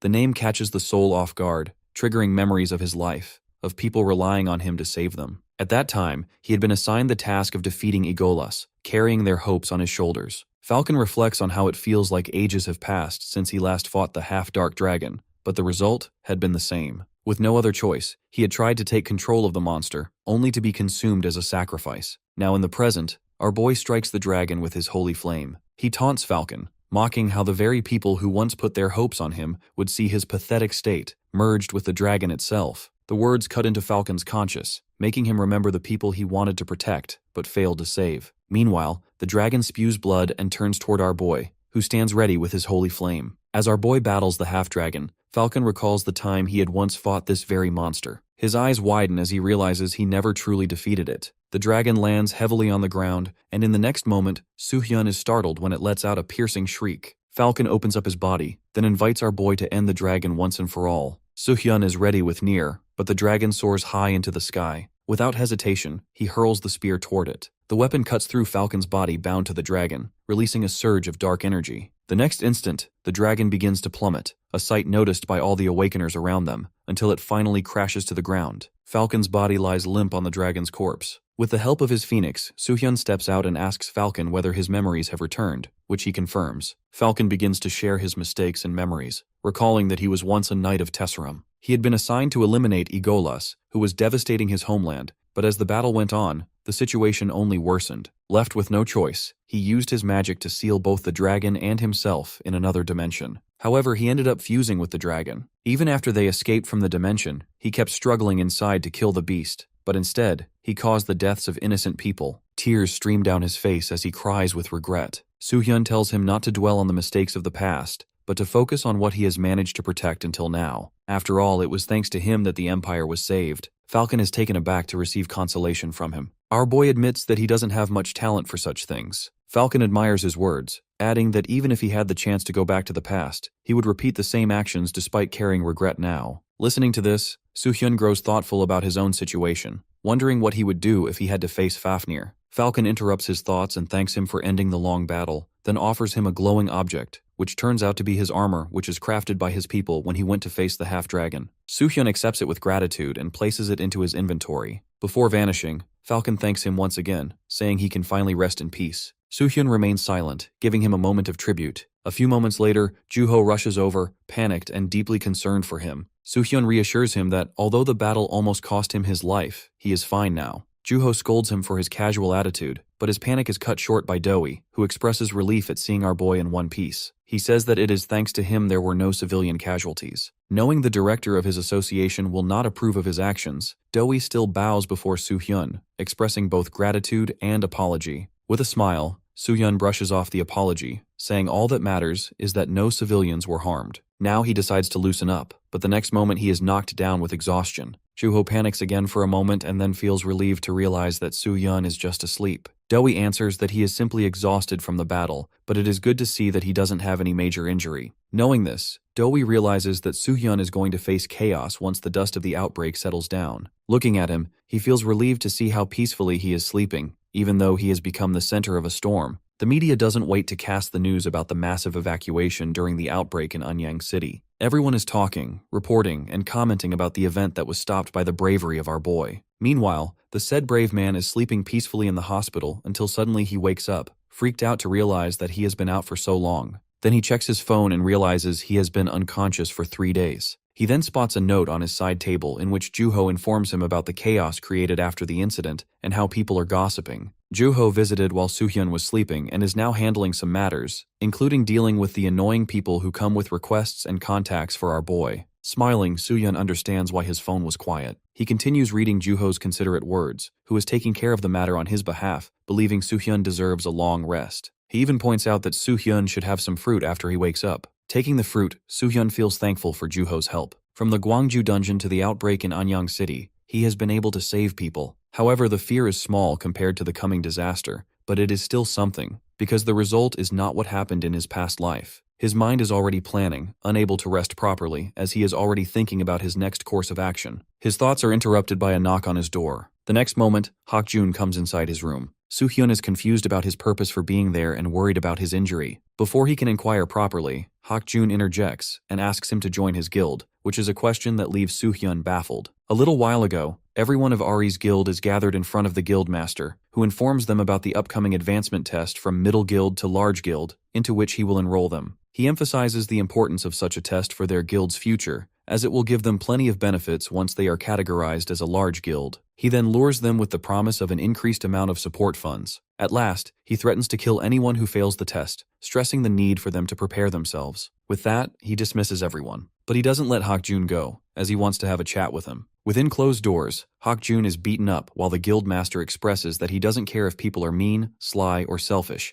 but he cannot tolerate betrayal. He asks Hak-jun about his lie. Hak-jun grits out that he doesn't know about Soo-hyun's identity. The guildmaster doesn't buy it, because obviously, Hak-jun meets Soo-hyun in the abyss and takes the exam together, but claims he doesn't know his real identity. With one last burst of beating, he gives Hak-jun a final chance to bring Soo-hyun to him, because his presence can give them a better opportunity to pass the advancement test. Hak-jun, however, feebly points out how someone like him, who only meets Soo-hyun a few times and has no contact with him, can possibly convince or force him to join their guild when Soo-hyun is far too strong for him to handle. Dong-young doesn't care about his excuses. He isn't interested in the method, only the result, which is bringing Soo-hyun to him. Hak-jun's eyes widen when Dong-young threatens him with the name of Yoon-sun. Raising his burning cigarette in a threatening tone, Dong-young gives him one last warning to bring Soo-hyun into his guild. After a while, Yoon-sun is tending to the burn mark on Hak-jun's temple, caused by Dong-young. She is quite concerned about him, but he brushes off her worry by saying the injury only stings. Looking at him, she confirms that Dong-young is behind it, but he refuses, claiming it was done by monsters. She doesn't buy it, since it isn't the work of monsters to target only his face. She tries to console him by saying that she is all right,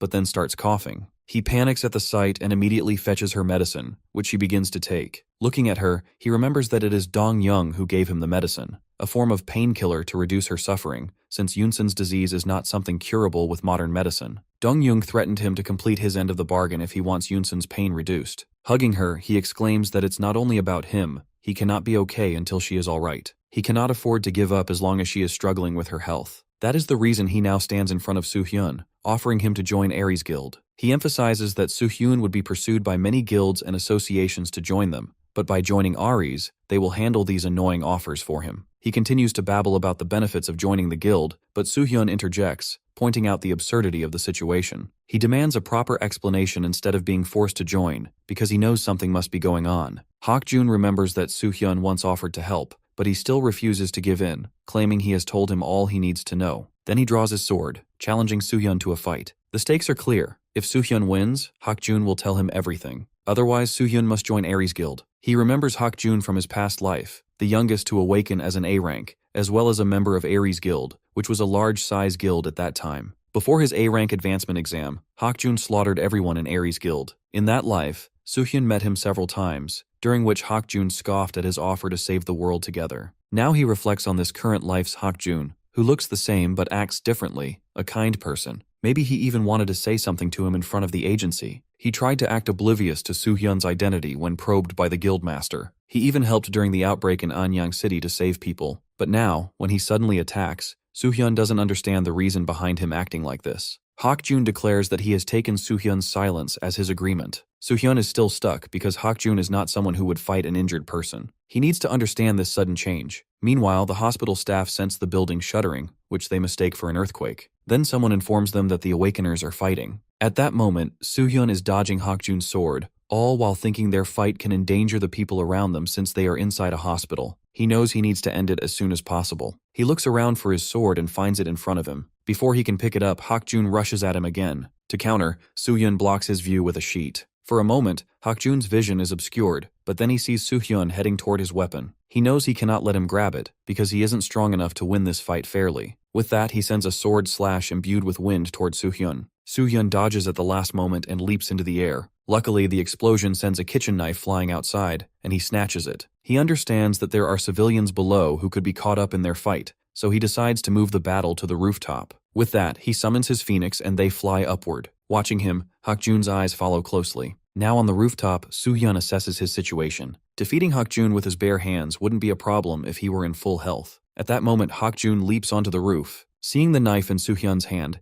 He asks whether he really intends to defeat him with a fruit knife. Soo-hyun calmly confirms. Then the fight breaks out. Soo-hyun wields the fruit knife, which can hardly be called a proper weapon for an awakener, nothing more than a piece of metal with poor mana resonance. Yet he attacks Hak-jun with the same fruit knife, fully confident in his mana control. In the next moment, Hak-jun's shoulder is injured, making him more desperate. He unsheathes a full moon slash against Soo-hyun, causing a massive explosion. The police are here to handle the situation. On the roof, the damage is severe from Hak-jun's attack, while he chuckles nervously because Soo-hyun is still unscathed, despite the force of his strike. Hak-jun admits with reluctant admiration that he never expected to defeat Soo-hyun. Looking at him seriously, Soo-hyun asks him to reveal his story. Hak-jun finally reveals about Yoon Guak, his childhood friend who is the only person who has known him his entire life, and the one he always wanted to make happy no matter the cost. She became his girlfriend after high school. At that time, she joined her parents' flower shop and even tried to help him land a job. He was overjoyed when he became an awakener, but his happiness was short-lived. When he went to meet her, he found her coughing blood. It was then that Dong-young appeared, claiming he came to buy flowers for his lover, only to find the sorrowful scene before him. Looking at Hak-jun, he immediately understood that he must be an awakener. The guildmaster is the one who tells Hak-jun that Yoon is infected with a potent poison, while claiming to be an expert in the field. With a dark expression, Dong-young then offers his help. Now understanding his situation, Soo-hyun concludes that Hak-jun is under Dong-young's control because he desperately needs medicine for his girlfriend. Hak-jun admits that Dong-young is the only one who can make the antidote. He recalls how Soo-hyun once offered his help after the ranking test. He wanted to trust those words and wished for Soo-hyun to help him and Yoon, but he knows he cannot stand on his own if he keeps relying on others. That is the reason he ended up trapped by the guildmaster. Because he cannot protect himself and his girlfriend by his own means, he realizes he will never be able to do so in the future either. With no choice left, he decides to put everything at stake and finish it all. Then he thanks Soo-hyun. Meanwhile, somewhere else, Joo-ho looks at the information he has received and cannot believe it.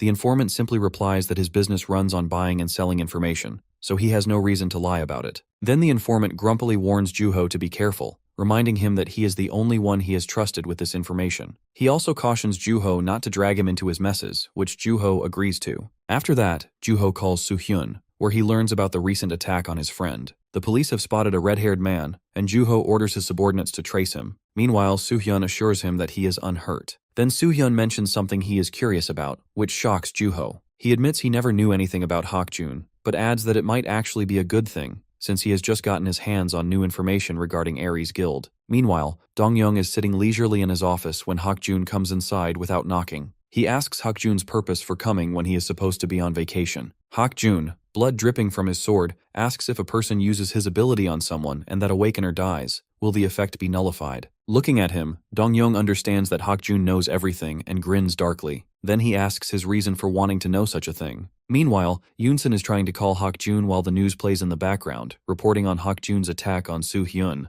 The phone keeps ringing but no one picks up. When Hak-jun's face appears on the TV as the culprit, that is the moment his phone goes out of reach. Sweating, and on the verge of tears, she doesn't understand what her boyfriend is trying to do. At that moment, someone knocks at her door, making her flinch. The newscaster continues reporting that Soo-hyun was Hak-jun's target. Finally, she opens the door and finds Soo-hyun standing there, introducing himself with a smile. She lets him inside, and they both settle down with tea. He thanks her for having him, but she brushes off his formality, saying she has already heard about him from Hak-jun, who really admires him. That is why she cannot understand why someone like Hak-jun would attack him. Soo-hyun begins, sharing that he has some idea about the situation they are in, how the guildmaster is controlling Hak-jun by blackmailing him with her medicine. He also suspects that whatever Hak-jun is doing must be on the guildmaster's orders, since Hak-jun looked so desperate at that moment. He explains Hak-jun's last words, when instead of asking for help, he declared he would handle everything on his own. Soo-hyun admits he couldn't help him then, because Hak-jun never asked. That is why he has come to her in order to understand the depth of the situation. She remembers Hak-jun's last moments with her, when he assured her he would never give up on her. Tears well in her eyes as she pleads for help,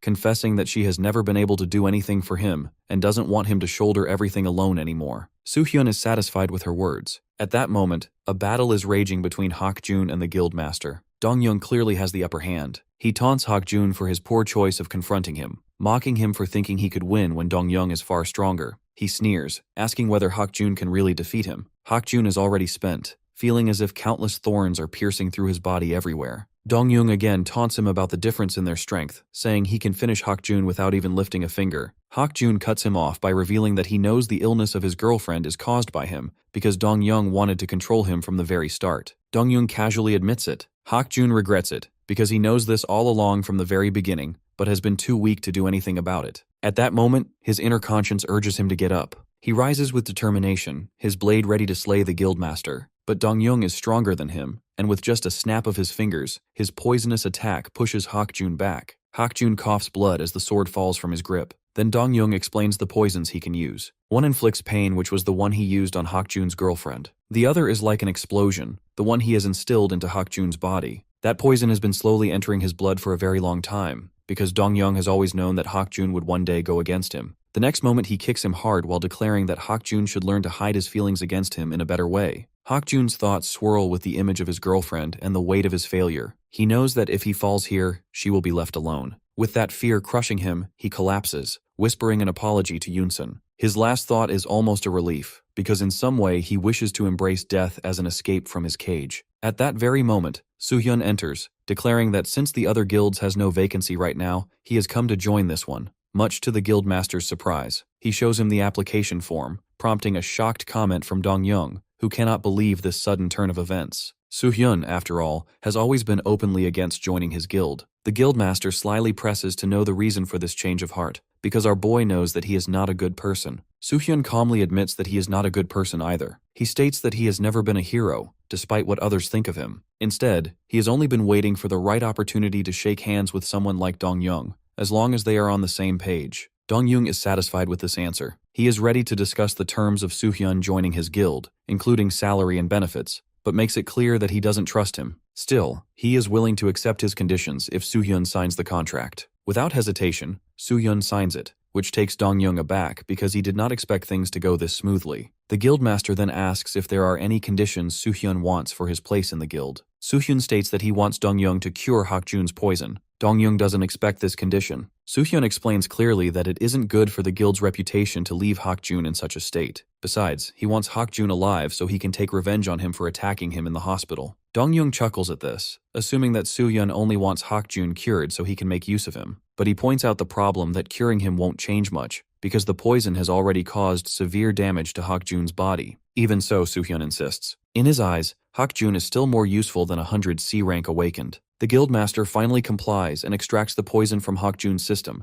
causing Hak-jun to writhe and scream in agony. Once it's done, Dong-young heads over to him, ready to discuss his salary and other conditions. But Soo-hyun leans down first, whispering to Hak-jun about meeting his girlfriend. The guildmaster offers Soo-hyun not only 70% of the profits from dungeon clearances, but also the position of vice guildmaster. Soo-hyun agrees, though he remarks with a smirk that Dong-young isn't a very good businessman to give him such a deal. Not wanting to lose anything further, Dong-young decides to push the negotiation. He asks Soo-hyun if he has any other conditions. Soo-hyun, still haughty, demands not just 100% of the profits, but also the position of guildmaster itself. Dong-young bursts into laughter to question whether Soo-hyun really thinks someone like him would hand over his guild just for the sake of Soo-hyun joining. But Soo-hyun remains calm. He points out that Dong-young built his guild by exploiting the weaknesses of others. He's doing the same thing now, only the roles are reversed. If Dong-young can justify it when he's stronger, why can't Soo-hyun do the same when he holds the upper hand? Dong-young reasons that he isn't exploiting anyone but simply managing resources. He shamelessly compares his strategy to the natural rule of the jungle, where predators must hunt prey because it's natural, and prey serves no purpose other than being food. But he claims he is even better because he turns the weak into useful tools for his machine. This, he insists, is the true mechanism of survival of the fittest. Soo-hyun listens calmly, then points out something the guildmaster has missed, that sometimes even the weakest prey can turn back on their predator and defeat them. At that moment, Hak-jun raises his sword with all his might and strikes, while Soo-hyun tells Dong-young to taste payback from the weak. Dong-young falls with a thud under Hak-jun's attack. Removing his bandages, Hak-jun asks whether it's really over. He wants to know the current situation, because he clearly remembers dying from the poison. Even when Dong-young tried to extract poison from his system, it didn't stop the damage spreading through his body. Yet, he didn't recover from the poison until Soo-hyun touched him. In that moment, he felt his health return, as if being restored. He realizes Soo-hyun has done something to his body to make him recover, but he can't understand the reason why Soo-hyun would help him. Soo-hyun, however, calmly points out that this isn't the time to discuss such things, because it's not over yet. At that moment, the guildmaster awakens with a laugh. He compliments Hak-jun's audacity to ambush him, claiming it proves he was a good teacher to him. Then he heals himself with a hemostasis skill, recovering quickly. Soo-hyun is surprised. He never expected someone who manipulates medicine and poison to also be able to heal himself. Hak-jun tells him to surrender, reminding him he can't win against a 2-on-1 fight, especially with Soo-hyun involved. That way he can live and simply go to jail. But the cruel man laughs again, mocking the idea that someone like Hak-jun has the right to forgive him. With that, he activates his green zone, flooding the area with poison. Toxic swamp seep from his feet and spread across the floor. Hak-jun warns Soo-hyun about its danger. Soo-hyun asks about this skill. Hak-jun explains that it's Dong-young's most powerful ability, one that creates a swamp of poison around them. Dong-young meanwhile turns to Soo-hyun and admits that he really did exploit the weak to build his guild, but he reminds him that exploiting is also the privilege of the strong. With that, he hurls a massive splash of poison at them, which both Soo-hyun and Hak-jun dodge. Soo-hyun notes that Dong-young can manipulate the swamp of poison freely at will. Hak-jun tries to attack him, but Dong-young counters with another wave of toxin. Hak-jun blocks it with his sword, barely holding his ground. Observing closely, Soo-hyun notices that the green poison doesn't damage non-living things. He immediately decides to take advantage of this weakness. Seeing him preparing to use a table as a shield, Dong-young laughs darkly. He realizes Soo-hyun has figured out the weak point of his poison. In response, Dong-young switches tactics. He activates his violet zone, which creates corrosive acid instead of poison. The acid instantly melts the table, proving its destructive power. Soo-hyun now understands. Dong-young plans to defeat them with poison while shielding himself with acid, creating a balance of skills that keeps him nearly untouchable. Dong-young taunts them that everyone calls him a hero and the strongest awakened, but questions whether someone like him can really be taken down with such abilities. Soo-hyun admits that he isn't thinking straight, but the answer to his problem is right in front of him. With that, he creates blood on his palms, mimicking the Falcon's blood spear's attack as it must be copied using his transmutation skill. In the next moment, he unleashes hundreds of bloody spears toward Dong-young, challenging him to try dodging them. Dong-young immediately dodges the attack and retaliates with poison, but Hak-jun blocks it with his sword. Then Dong-young turns to Soo-hyun, only for Soo-hyun to tap his shoulder and prepare another wave of bloody spears. The barrage forces Dong-young's focus, leaving him distracted as Hak-jun ambushes him from behind. Startled, Dong-young splashes poison to protect himself from attacks on both sides. He grows smug, knowing his skill is nearly perfect for both offense and defense. Soo-hyun even acknowledges this. But with no other choice, Soo-hyun summons his holy flames, determined to incinerate it all. He pushes the flames toward Dong-young, who cries out in pain as the fire engulfs him. The next moment, he is knocked against the wall, coughing blood. Hak-jun notices that Dong-young's poison skill is deactivating as the swamp of poison retreats back to him. It must be because he is too injured to sustain it. They prepare to finish him off, but Dong-young plays his trump card. He addresses Hak-jun directly, luring him with the promise of a cure for Yoonsun's poison. He assures him that even if he dies, she won't be cured. He gives two options: gamble by killing him and hope she recovers, or keep him alive for the antidote. Hak-jun's dilemma is interrupted by Soo-hyun, who tells him not to waver. Then Soo-hyun steps willingly onto the poison swamp. Dong-young smirks, certain that no matter how strong Soo-hyun is, he cannot withstand his poison. But he is wrong. The next moment, Soo-hyun cures himself instantly, shocking Hak-jun. He can even sense Soo-hyun's mana recovering. He realizes this is the same trick Soo-hyun used on him earlier. At that moment, Soo-hyun declares that Dong-young's poison won't work on him. He can cure the poison only because of the treasure of the Cheryl race, which he earned on the second floor. He explains to them that it can be used 5 times. He has already used it once on the 10th floor in the Abyss, once on the 15th floor, and once earlier to cure Hak-jun. The 4th use is now spent as he cures himself of Dong-young's poison. Then he tosses it to Hak-jun for the 5th use. Hak-jun is completely baffled to see it, but Soo-hyun yells that he should already know where to use it for the final time. Overcome with sobs, Hak-jun thanks him and, without wasting a second, rushes out of the room. Dong-young calls after him, but Hak-jun does not stop. The next moment, Soo-hyun grabs Dong-young by the neck for going this far with his cruelty. Dong-young only mocks him, saying he can't kill him anyway. Fighting between awakeners may be ignored, but killing a guild master of a mid-sized guild is an entirely different matter. He reminds Soo-hyun that plenty of people back him up, and it's not like Soo-hyun will go unscathed after murdering him, regardless of being the strongest rookie. Soo-hyun agrees that he won't be pardoned, but he smirks and asks, what if he proves Dong-young has ties to a famous criminal organization, the Detritus Guild? He adds that the investigation into his connection with them is already complete. He remembers Juho's words, who informed him that Ares Guild might be working under the Detritus Guild. Since the criminal guild has its headquarters in a foreign land and doesn't have solid ground in Korea, they are preparing to debut in Korea through Ares Guild. In this way, Ares Guild is dirtying its own hands to clean up the mess for Detritus and eliminating anyone who knows about the existence of such a guild. Their next target is Soo-hyun. Now Soo-hyun uses the same claim against Dong-young, justifying his murder by declaring him someone who forces his guild members to do dirty work while secretly working under a criminal organization to kill innocent people. He knows that the higher-ups are already watching him, and he takes advantage of the situation by dragging his enemy into the light. For this purpose, he is going to use Dong-young as bait as he tightens his grip on his throat. To defend himself, Dong-young immediately sends poison at Soo-hyun, but in the next moment,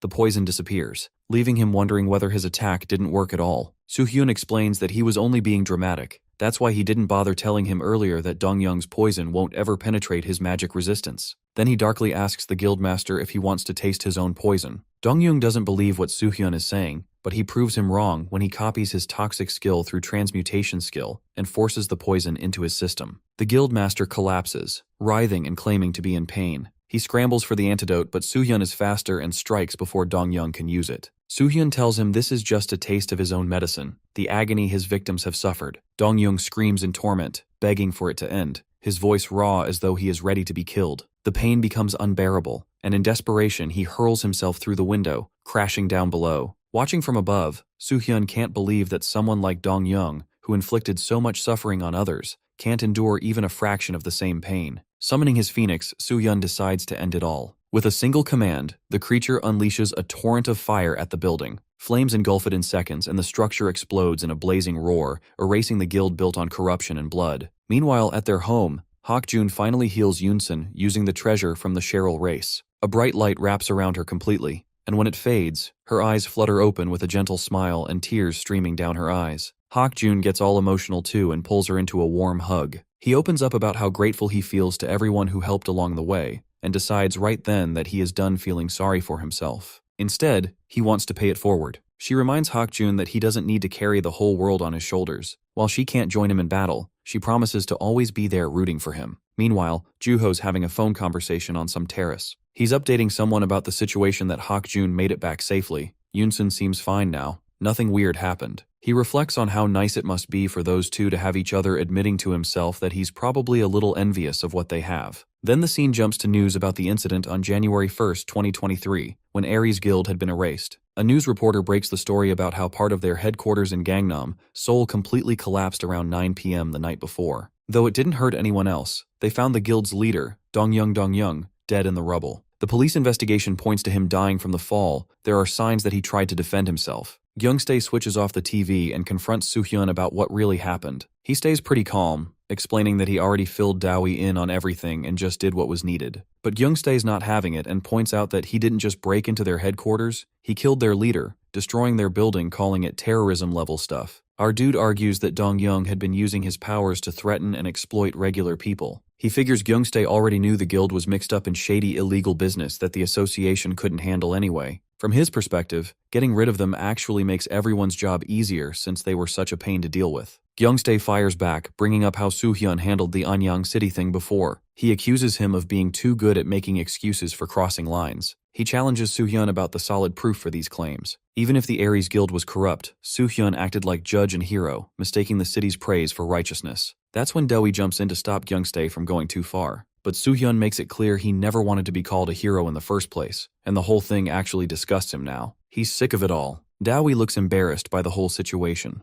However, our boy goes on, making clear what most people miss about him. The heroic image, saving lives, protecting the world, was never his reason. His true drive is simpler. He acts because no one else can, and that has guided him all along. Then he gets threatening, moving closer to the director and warning both of them to be careful with their words and hints that if he really wanted to, he could cause some serious problems for people. This makes the director sweat nervously. The director tries to laugh it off, claiming he was just joking around. He suggests that being called a hero is actually pretty cool. But then he gets to the real point. While this incident with the Aries Guild is hard to ignore, the association might be willing to help him out. There's just one condition he'd need to accept if he wants them to make this whole mess disappear. Soo-hyun catches on instantly, recognizing their push to recruit him into the association. The director's taken aback at how fast he puts it together, but he isn't impressed. He sees it as nothing more than an attempt to control him, and he has no interest in being ordered around. He warns that this isn't a game of pride or rebellion but a matter of serious crime. Power alone won't carry Soo-hyun forever. If he wants to achieve anything lasting, he'll need the support of the nation and others awakened at his side. But our boy casually pulls out his phone and plays a recording that makes Gyeongstae's face go white. It comes from an earlier exchange between Soo-hyun and Juho about the Anyang City incident. In the recording, Juho voices his concern for the 600,000 civilians, and Gyungstae admits there's no way they can manage something that sudden. The recording gets worse when it captures Gyungstae basically shrugging off potential casualties, saying even if a few people died, he wouldn't get blamed for it. Hearing his own words played back makes Gyungstae furious. The director presses his argument, comparing what damages the association's image more, an awakened killing of a criminal guild leader, or a director ignoring civilian lives. Soo-hyun counters that a leader who won't shoulder responsibility has nothing worth offering him. Anger flashes across the director's face as he accuses Soo-hyun of issuing threats. But Soo-hyun only smiles, tossing the man's own words back at him, of not acting so feisty. The taunt snaps the director's composure, and he slams his fist on the table with enough force to sting. As he walks off, he wonders if he might have pushed things a little too far. Still, riling up the director felt worth it, especially with how the man strutted around making empty threats. To Soo-hyun, the whole exchange was more of a joke than anything serious. He thinks it wrapped up well enough, though he has no desire to deal with more headaches right now. Maybe slipping into the tower for a while would be the smarter move. The encounter stirs up old memories. He recalls all the times he wanted to escape the burden of being labeled a hero, the exhaustion that came with it. He remembers his mother urging him down that path years ago. Yet alongside that weariness, other moments rise to the surface. Melly thanking him for saving his town, Juho praising his efforts, Maxman calling him a hero, Hakjun showing gratitude, and even his mother thanking him for saving her own life. All these memories help him reach a conclusion that doing what he wants to do means people will call him a hero. There is no problem in that, and he is happy with that title. Meanwhile, in some cave hideout, a different group is dealing with the news of Dong-young's death. One girl seems pretty happy about it, mentioning she never liked the guy, acting like he was so important. But another man points out this isn't actually good news for them. They've lost one of their main ways to get into Korea. A third person reassures the group that losing him won't really mess up their bigger plans too much. But then the girl gets focused on Soo-hyun's photo she's holding, mentioning he is causing problems. Someone informs the group that this person has entered the tower, and that was his last known location. The girl gives orders to keep watching him and report back as soon as he comes out of there. She then drops the picture around before throwing a sword into it with her final command to remove him. Ever since the Ares Guild got wiped out, people can't agree on what to think about Soo-hyun. The public split right down the middle. Some see him as a hero, others think he's just some guy showing off his power. At various discussion panels and conferences, the debates get pretty heated. One side argues that he's definitely a hero who saved their city. They point out that 600,000 people would have died if he hadn't stepped in with his strength and quick thinking to protect civilians. But the backlash comes just as fiercely. Critics brand him an arrogant show-off who abused his strength, pointing out that the Ares Guild, flawed as it was, still held value in clearing dungeons. To them, he demolished an entire organization simply out of dislike. What stings more is that instead of punishment, he walked away with a special pass granting him access to any dungeon he wants. Convinced something shady is at play, they insist he must have ties to the association. Supporters answer back with his record, over 10 dungeon floors cleared solo since the chaos began, that he always risks himself in battles that benefit everyone. The argument refuses to cool, and the controversy smolders on long after Soo-hyun slips out of public sight. Meanwhile, our dude is deep in the tower, slicing a monster clean in half. As he continues his relentless attacks, throwing enemies around like they're nothing, he thinks about all the noise outside. The rumors and evaluations don't really matter to him. He's just doing what needs to be done. The system chimes in to confirm he's defeated the boss and achieved 100% completion, so it's time to return to reality. Back at Bumcheon Cafe, Juho's hunched over his laptop when Hakjun walks in.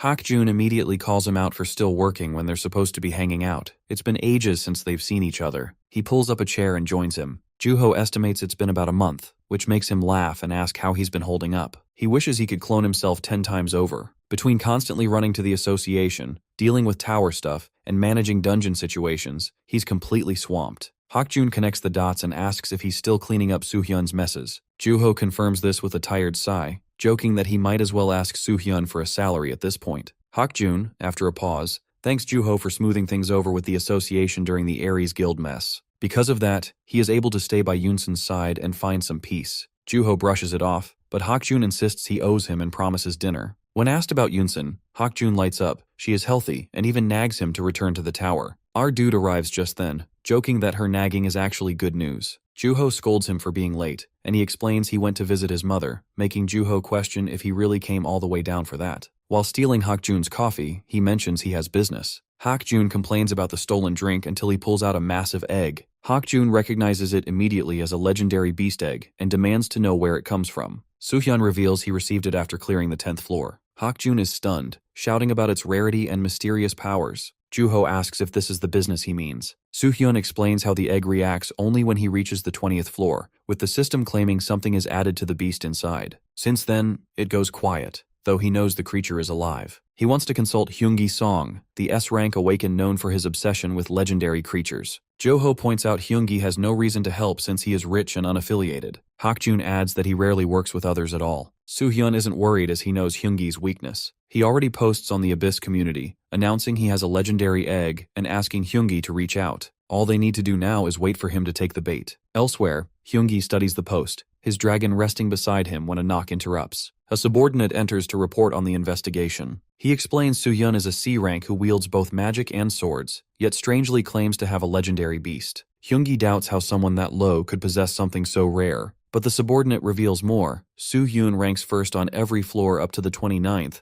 and plays a crucial role in stopping the city outbreak. His true strength by all accounts is closer to S-rank. Hyungi remains skeptical, believing such stories often mask exaggeration. Yet the subordinate suggests he might actually be preparing for the association's S-rank exam. That possibility shakes Hyungi. The thought of Soo-hyun truly aiming for S-rank exam changes everything. The moment the trio emerges from the cafe, a massive crowd blocks their path. Juho notices the situation and realizes word has leaked about Soo-hyun's S-rank retest. Despite his attempts at secrecy, the news has spread like wildfire. Hakjun glances at the egg he continues carrying and wonders about his persistence. Our boy remains determined, believing this approach will eventually draw Hyungi out on his own terms. Camera crews push forward as reporters recognize the famous rookie. Questions bombard him from all directions as they want to know his thoughts on being the most popular newcomer, his reasons for retaking the S-rank test at this particular moment, and whether he plans to join any particular guild. Others probe about his role in preventing the city massacre and how he gained advanced knowledge of the threat. Juho and Hakjun attempt to create a path through the crowd, urging the media to step aside. One reporter's attention fixates on the mysterious egg, while another shouts excitedly about the legendary beast egg rumors circulating recently. Our dude confirms their suspicions directly that he indeed possesses the legendary beast egg.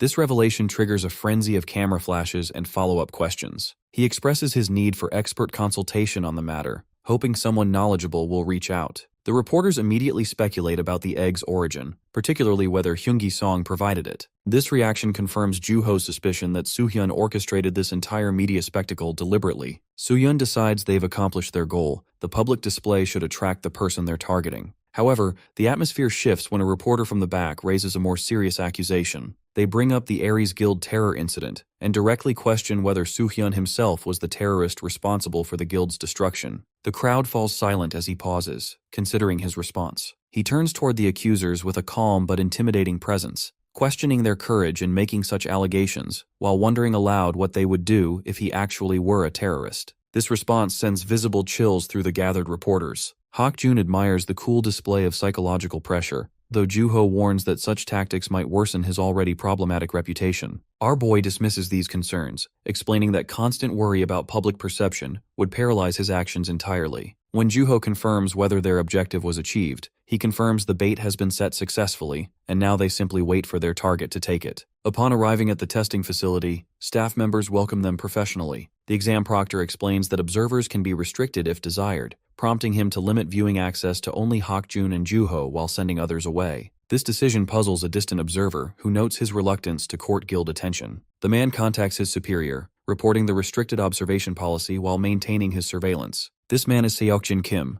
Vice Guild Master of the Reaper Guild. The proctor begins explaining the standard S-rank benefits and obligations. All S-rank awakened receive monthly stipends in exchange for participating in special dungeons alongside other S-rank individuals when required. Before the test explanation can continue, footsteps echo from the stairway as another figure descends. This figure is none other than Dowie, whose presence surprises Soo-hyun. Dowie explains his authority as an association awakened, giving him oversight privileges for all tests conducted here. Beyond official duties, he admits his personal interest in observing Soo-hyun's remarkable abilities firsthand. Soo-hyun recognizes this development as predictable given Dowie's character. He takes over the briefing, directing Soo-hyun to a specialized platform while explaining the unique nature of S-rank testing. Unlike other examinations, the S-rank test mirrors the structure found within the Tower of Trials. The evaluation encompasses multiple aspects: physical capabilities, mana reserves, mana grade quality, manipulation skills, overall status, and various combat-related abilities. The test's design and operation depend on one particular awakened individual's special power.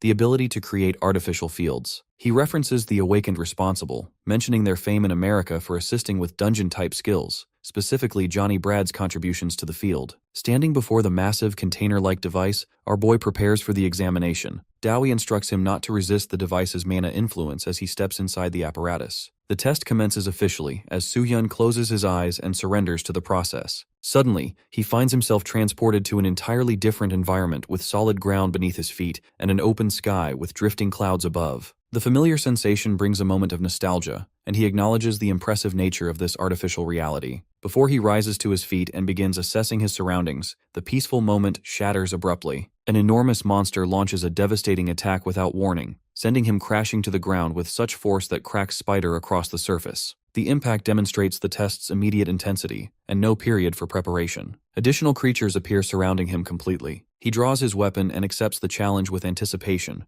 recognizing this as an opportunity to exercise his full capabilities without restraint. The fight starts as monsters charge towards Soo-hyun, who maintains his focus while engaging multiple enemies simultaneously. His mind processes the examination's true purpose. S-rank testing evaluates comprehensive dungeon clearing capabilities beyond simple fighting skills. The assessment measures survival instincts during monster waves, understanding creature behavior patterns, stamina management, weapon mastery, physical strength, and crucial mental attributes including judgment, composure, situational awareness, prediction abilities, and courage under pressure. The evaluation carries many dangers that have claimed many heroes throughout history. Pride leads many to overconfidence, while fear paralyzes others before artificial threats. Soo-hyun systematically eliminates each creature while reflecting how one proves their worth by surviving seemingly impossible odds and breaking through uncertain futures. A massive creature appears without warning, dwarfing the previous opponents. Our boy draws his weapon with calculated precision, understanding that this moment defines whether he truly deserves the hero title. Meanwhile, headquarters personnel monitor his performance through a screen, tracking every movement and decision. The announcement comes through their communication system about first test completion in exactly 15 minutes and 48 seconds. Hak-jun expresses genuine amazement at the display of skill. Dowie chuckles while internally noting the minimal difference between his time and other established S-rank awakened. His analytical mind recognizes the first examination's core objective, determining survival probability during chaotic situations like monster wave attacks. Despite the test's difficulty, he passes the test really easily, which makes him curious about what's coming next. Meanwhile, with our boy, the peaceful moment between tests vanishes as system notifications announce the second phase's immediate commencement. Our boy questions the lack of recovery time just as reality shifts around him. Black and crimson energy swirls throughout the environment while shadow-like entities emerge. This examination targets mana manipulation capabilities specifically. He launches holy flames toward the nearest creature while analyzing their rapid regeneration abilities. It strikes him that success depends on locating and destroying each monster's hidden core with a single, precise strike. Flames dance around his hands as he concentrates on the three essential elements: mana absorption speed, targeting accuracy, and unwavering focus. Any failure in these areas could prove fatal. Explosive energy erupts as genuine combat begins. The shadow creature lunges forward aggressively, but he evades effortlessly before responding with devastating holy flames. His attack penetrates directly to the core, which he extracts triumphantly. Time pressure motivates rapid completion of remaining objectives. 17 minutes and 30 seconds later, the second test concludes with another impressive performance. The headquarters observers struggle to process what they've witnessed. Joho taunts Hak-jun about fighting with someone as strong as our guy. Hak-jun agrees that his situation was really complicated. Hak-jun feels embarrassed that he totally underestimated his abilities. He confirms that he has changed a lot since their first meeting, and thinks that the people in charge already knew this would happen. The director sent Dowie personally to find his weaknesses, not just to see how strong he is. Statistical analysis reveals the remarkable achievement. While his 15-minute first test time matches exceptional standards, his sub-minute completion of the second phase shatters the previous record of 40 minutes established by Jeon Park. The performance gap between S-rank individuals becomes starkly apparent through this demonstration. Dowie processes the overwhelming display of power, wondering whether he's witnessing the emergence of the world's strongest hero. The comparison to Gorilla, the current title holder, seems increasingly plausible. Suddenly, their monitoring screen cut to static, displaying no signal. Next moment, the technical staff scramble to understand the disconnection while Juho voices concern about the unexpected development. What happens next leaves everyone stunned. It's Soo-hyun's body from the container device, accompanied by massive energy discharges that destabilize the entire testing apparatus. Within the artificial reality, our guy confronts another massive threat. A colossal monster emerges, casually grasping entire trees within its massive hands. The creature's overwhelming presence triggers cold sweat as memories of his previous life surface unbidden, as it's none other than Fafnir. He understands that this is something more than a joke if he is facing his nemesis from past life. The Fafnir lets out a terrifying growl, and thick smoke surrounds Soo-hyun. He quickly realizes something is very wrong with this test. Outside the container, panic spreads as the staff rush around, trying to figure out what's going on. Professionals rush around checking power systems and frantically calling the technology team. Even Dowie looks terrified as he orders someone to contact Johnny Brad immediately. The response isn't encouraging. They've reached out to the U.S. Awakened Association, but it'll take time to get him online.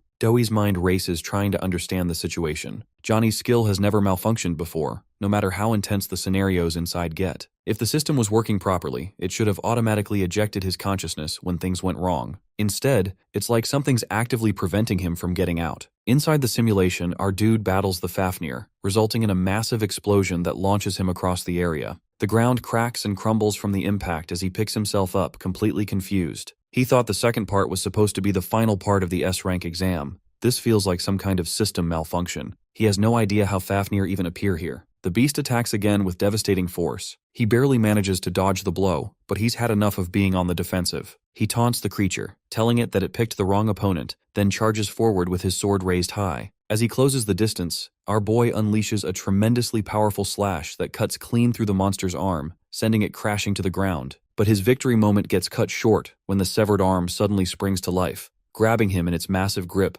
and pulling him close. Soo-hyun decides to use the item that can absorb mana from the environment and push power beyond normal limits, which is a mana amplifier. Without hesitation, Soo-hyun ignites all his mana at once, surrounding himself in brilliant holy flames. At the exact same moment, Fafnir releases a concentrated energy blast from its mouth. The two forces collide in a spectacular display, and the holy flames prove stronger. The energy clash causes the fist holding him to disintegrate completely, dropping him back to the ground. He looks up, wondering if the nightmare is finally over. He closes his eyes for a moment, and when he opens them again, he's back inside the container. Through the transparent walls, his friends are frantically banging on the container, shouting for him to get out. The moment it opens, Hakjun shakes him, demanding to know if he realizes how worried they were. Soo-hyun needs a moment to readjust, telling them to give him space so he can properly return to reality. Dowie approaches with apologies, explaining that there seem to have been some technical difficulties on their end. He brushes off the concern and asks about his test results. One of the professional whispers something in Dowie's ear, noting that Soo-hyun doesn't seem rattled at all by what just happened, but breaks into a smile and announces that he passed with flying colors. What's more surprising is that they already had his new Awakened certification prepared ahead of time. When he questions this timing, Dowie just grins and hands over the official documentation,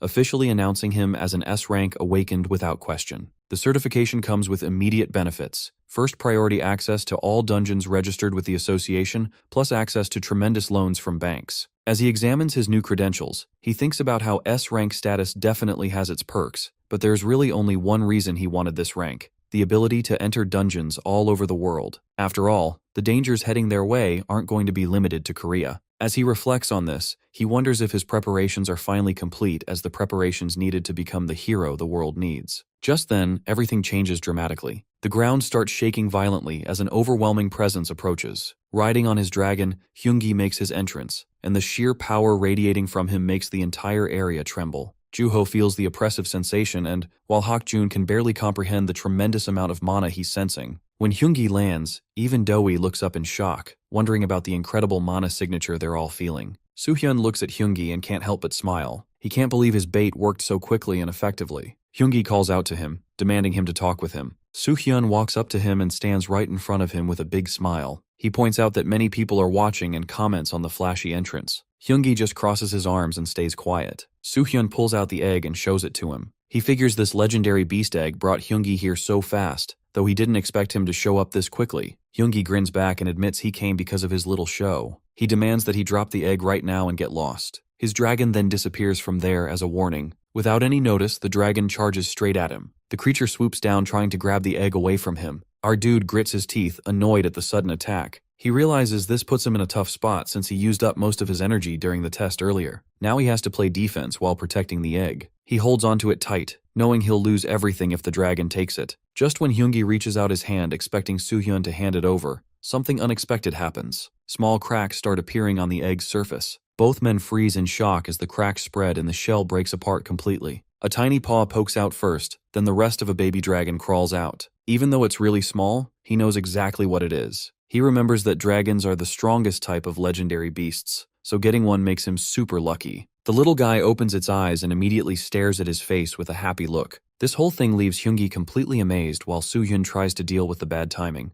The weirdest part happens when Hyungi's dragon Yong suddenly bows down to the newborn. Hyungi rushes over to check on his dragon, worried and confused about why Yong is acting this way. Soo-hyun thinks maybe Yong is just being polite and saying hello. The fighting mood disappears as Hyungi suggests they go somewhere else to talk. Soon they're sitting across from each other with their dragons nearby. Hyungi starts by asking if Soo-hyun got the egg after beating the 10th trial with a perfect score. He waves a small toy at the baby dragon to get its attention while explaining something important. Yong told him that Soo-hyun's dragon is way more superior than regular dragons. This surprises him because he never knew dragons had different levels of strength. The baby dragon then grabs Hyungi's hand with its mouth. He asks if Hyungi still wants to take the dragon away. Hyungi shakes his head and says he changed his mind. He explains how dragons grow up in just 3 years, even without much food, then live for 1,000 more years after that. Legendary beasts are pure and innocent, unlike humans. They give trust, absolutely loyalty without wanting anything back. They also pick their master while still inside the egg. The dragon's personality depends on what kind of person owns it. If the master is good, the dragon stays good. If the master is evil, the dragon becomes a demon instead. Hyungi reveals why he's been collecting legendary beast eggs, to keep them away from bad people and make sure they stay safe and happy. Soo-hyun smiles, satisfied with this answer. He asks about Yong's age, and Hyungi tells him Yong is about 5 years old now. Even though Yong looks grown up, he's still just a kid. Hyungi gets a bit sad thinking about how he'll only live for maybe 100 years while Yong will live for 900 more after that. He hopes Yong will be able to forget about him during those long years. This makes Soo-hyun realize that Hyungi isn't just some rich kid collecting eggs as a hobby. He actually has a much bigger and more caring plan than expected. The little dragon puts its paws on the table and jumps into Soo-hyun's lap. Hyungi explains that this means the dragon has chosen him as its master. Legendary creatures only hatch when they find someone they really like, or when there's the right kind of magical energy around. He decides to watch how things go for now, but warns that he'll take the dragon away if he sees him treating it badly, calling him lucky. He then asks if he's picked a name yet. With a smile, he decides to call the little dragon Mir. Night settles over the city as Soo-hyun walks home, thinking about his encounter with Hyungi. The man turned out way better than expected, completely different from the selfish person he remembered from his past life. Hyungi promised to visit Mir regularly and told Soo-hyun to keep his door open when he comes by. He glances down at the sleeping baby dragon in his arms, wondering if Hyungi will actually talk to him while he's napping like this. Unknown to him, someone crouches on a nearby rooftop, watching his every move. The hidden figure speaks quietly into a communication device, reporting that Soo-hyun is heading home with his legendary creature. The voice asks if they should keep following. Another person responds through the device, ordering complete surveillance of every moment. They mention that there's still much work to do before their plan gets finished. The spy confirms understanding and prepares to continue tracking. Just then, a masked figure wearing a distinctive necklace appears behind the spy and grabs their throat. A brief struggle ends with a muffled sound before silence returns. Our boy spins around, sensing something wrong behind him. He planned to figure out what those people wanted, but now their presence has completely vanished. He hopes whoever it was won't try to get inside his home. He unlocks his front door and steps inside, and turns on the light. Almost immediately, he senses another person hiding somewhere in his apartment. The masked girl drops down from above, launching an attack that Soo-hyun barely manages to dodge. He mutters about not wanting to fight inside his own home, while using his hands to push off the ground and avoid another strike. The attacker comes at him again, and both fighters charge toward each other. Our boy realizes this girl matches his speed perfectly. She is really strong. A knee strike catches him off guard, causing some pain. After steadying himself, our dude gets annoyed about the home invasion, but warns the intruder not to disturb the sleeping baby, referring to Mir. The masked girl ignores this and launches another attack that Soo-hyun dodges, causing them to stumble backward. He realizes he can fight now since some of his mana returned, but he can't leave Mir unprotected since he doesn't know what this person really wants. Pointing at his opponent, he challenges her to come at him. Something clicks in his mind as he notices the attacker only uses hand-to-hand combat with no weapons. She is not trying to grab Mir either, they just want to fight him specifically. Understanding dawns as he speaks to the masked figure, realizing she has no other goal except fighting him. He calls her uncivilized for breaking into his home just to pick a fight. Both fighters get serious as they exchange powerful blows. She lands a precise punch that causes real pain, while he responds with a devastating elbow strike to her shoulder. Using the ground for support, she recovers quickly and faces him again. The intensity builds as both opponents stare at each other before unleashing their full power. Energy clashes between them as they block each other's attacks. Heavy breathing and sweat show how much effort they're both putting into this battle. Suddenly, she reaches up and removes her mask, letting out a laugh. Soo-hyun stares in confusion as she also pulls off her cap, finally revealing her identity. The fighting stops completely as recognition hits him. She calmly invites him to join the Reaper Guild, as she is herself the guild master, Jiyeon Park. Jiyeon stands there expecting an answer while our boy wonders if all Reaper Guild members get recruited through sneak attacks like this. She brushes it off, saying he survived so it's fine. She then complains about his casual way of talking to her. He points out she started talking casually first. Besides, they seem around the same age. His thoughts drift to what he knows about her. Guild leaders don't just drop by for random fights. Among all the S-rank fighters, she's famous for both her fighting skills and good looks. Back in his previous life, people always noticed her and saw her as a natural leader. The war with Detritus Guild ended her life too early though, before she could show her full potential. This makes him remember how much the Reaper Guild hates the Detritus Guild. It also reminds him that he recently used their name for his own plans. He wants to know her real reason for coming here. She flips the question back at him, asking what he thinks. Sweat starts building up when he realizes she wants him to guess. Her old reputation for being crazy might actually be true. He decides to end this quickly, saying he won't join her guild if she has nothing important to discuss. She acts sad about his refusal. Something tells him letting her walk away would be a mistake. He takes a chance and asks if the Detritus Guild brought her here. Her eyes light up with interest. The hungry look on her face when that topic comes up makes him nervous. She grins wide and says, now they can have a proper talk. They find another spot to sit down. Our dude spots several sets of footprints scattered across the floor. She jumps right into business, asking if he really posed as a Detritus Guild member in Anyang City to make them come out. He confirms her guess that those guys stick to the shadows and stay almost impossible to locate. The way they run their group makes hunting them down really tough. When one person gets caught, they immediately cut all ties, leaving no trail to follow. She looks surprised by how much inside knowledge he has. Next, she asks if destroying the Ares Guild was part of this same plan. He starts explaining other reasons, thinking about Hakjun and his girlfriend, who needed rescuing, but confirmed that guild had to go anyway. He mentions how she has been hitting every Korean guild tied to Detritus, which impressed her more than expected. She doesn't hold back, admitting she killed everyone connected to them because wiping out anything related to Detritus is his main goal. The topic clearly fires her up emotionally, same as before. He wonders if she channels these strong feelings into powering up her mana that could explain her incredible strength and natural talent. She keeps talking about hunting down the Korean members one at a time. Problem was, they were all just low-level guys. She never found anyone important, and doesn't know enough about their real bosses to take them on directly. So she had to wait for their leaders to act first, until he showed up and changed the game. Now she thinks they'll definitely make their move because of what he did. They won't let this chance slip by. He asks straight up if she plans to use him. She doesn't dodge the question but tells him not to worry about it. When people have the same enemy, they naturally become allies. She offers full support against anything Detritus related. That sounds good to him, but he needs to know why she hates them so much. Her mood shifts as she sets down her cup. A terrible memory hits her, someone dying in her arms, covered in blood, begging her to escape. She waves it off as nothing important, just a small grudge. Then she smiles coldly while promising that the guild leader's life belongs to her. She gets up to leave, saying they'll meet again soon. As she starts fading away like smoke, she mentions looking forward to their partnership. Once she's completely gone, Soo-hyun thinks about whatever happened to make her so angry. This probably explains why the Reaper Guild went after Detritus so hard in his past life. People with simple, clear goals tend to be the most dangerous. His phone buzzes suddenly. Looking at the screen, he finds a text message containing her phone number. He sighs that she really does everything exactly how she wants to. Hakjun and Yoonsun show up at Soo-hyun's place. Hakjun looks around with excitement, appreciating the house and telling how happy he is to finally visit. Soo-hyun explains he's been super busy with tower climbing and that long S-rank test, then asks what brought them over. Hakjun points to Yoonsun, explaining she wanted to thank him properly. She steps forward with a flower basket, telling Soo-hyun that he helped them before but they never got the chance to show their gratitude. She calls him a hero for saving both their lives and asks him to accept this small gift.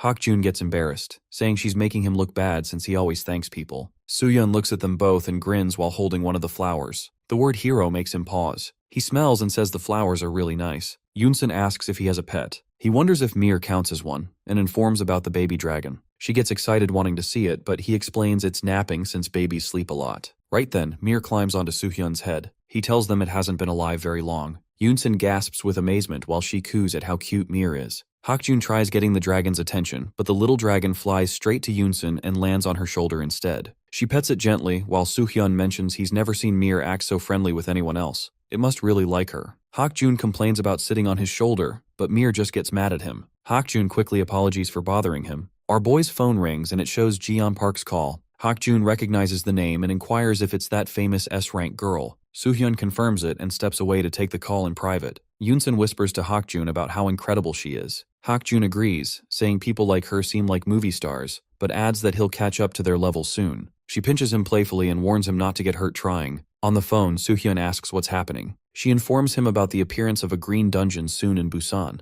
These dungeons never show up this close together, which makes it hard for the agency to guess how dangerous this one will be. His mind races that even in his past life, green dungeons never appeared back-to-back like this. Maybe his S-rank test somehow changed the future timeline from what he remembered. He asks who's leading the raid team, and she informs them they offered it to Hyungi first, but he turned it down. Now she has the right to pick someone else and wants to know if Soohyun is interested. Soohyun needs to figure out what's going on, so he agrees to take the job, but he knows she wants something in return. She confirms this. Foreign guild members are coming to Korea on the date he mentioned before. From now on, she wants him to direct every Detritus Guild member entering Korea straight to her. This makes perfect sense to Soohyun. In his past life, the Detritus Guild attacked 5 countries at once: America, China, Korea, England, and France. They revealed themselves when the first blue dungeon appeared in America. During those dungeon raids, they killed S-rank fighters, which caused massive outbreaks and countless deaths. He agrees to send the Korean ones to her while he investigates other areas. She accepts this deal but warns him to be careful since recklessness gets people killed. He brushes off her concern, saying if he was going to die, it would have happened already. She promises to text him the details and hangs up. After ending the call, blood drips from her face as she surveys the dead bodies scattered around her. She mutters that nagging isn't necessary. Meanwhile, our dude looks at information about the guilds joining this raid, wondering if they'll actually follow his orders. Elsewhere, Kang-hee Lee, the A-rank master of Papillon Guild, learns that Soohyun will lead the raid. He gets angry, asking if the agency really thinks someone who just passed their test should command experienced fighters, and if it cares nothing about their raiders' lives. Sungchul reminds him that S-rank is still S-rank. There shouldn't be any regulation problems. Kang-hee refuses, saying he won't accept anyone unless they're at Hyungi or Jiyeon's level, and demands they bring a different S-rank awakened instead. Sungchul takes this as Papillon Guild refusing to participate. Kang-hee explodes, asking if he's joking around. Sungchul starts laughing sadly. Kang-hee shouts about why he's laughing when their lives are at stake. Sungchul stops laughing and explains that everyone gives the same response. He points out that experience as a top tower climber doesn't mean much in real combat. Soohyun has a long way to go and needs to work harder. He mentions that he only became raid leader because Jiyeon recommended him. An A-rank guildmaster wouldn't do anything about it. Kang-hee yells at him and Sungchul suggests they just wait and see as Kang-hee might change his opinion after watching Soohyun in action.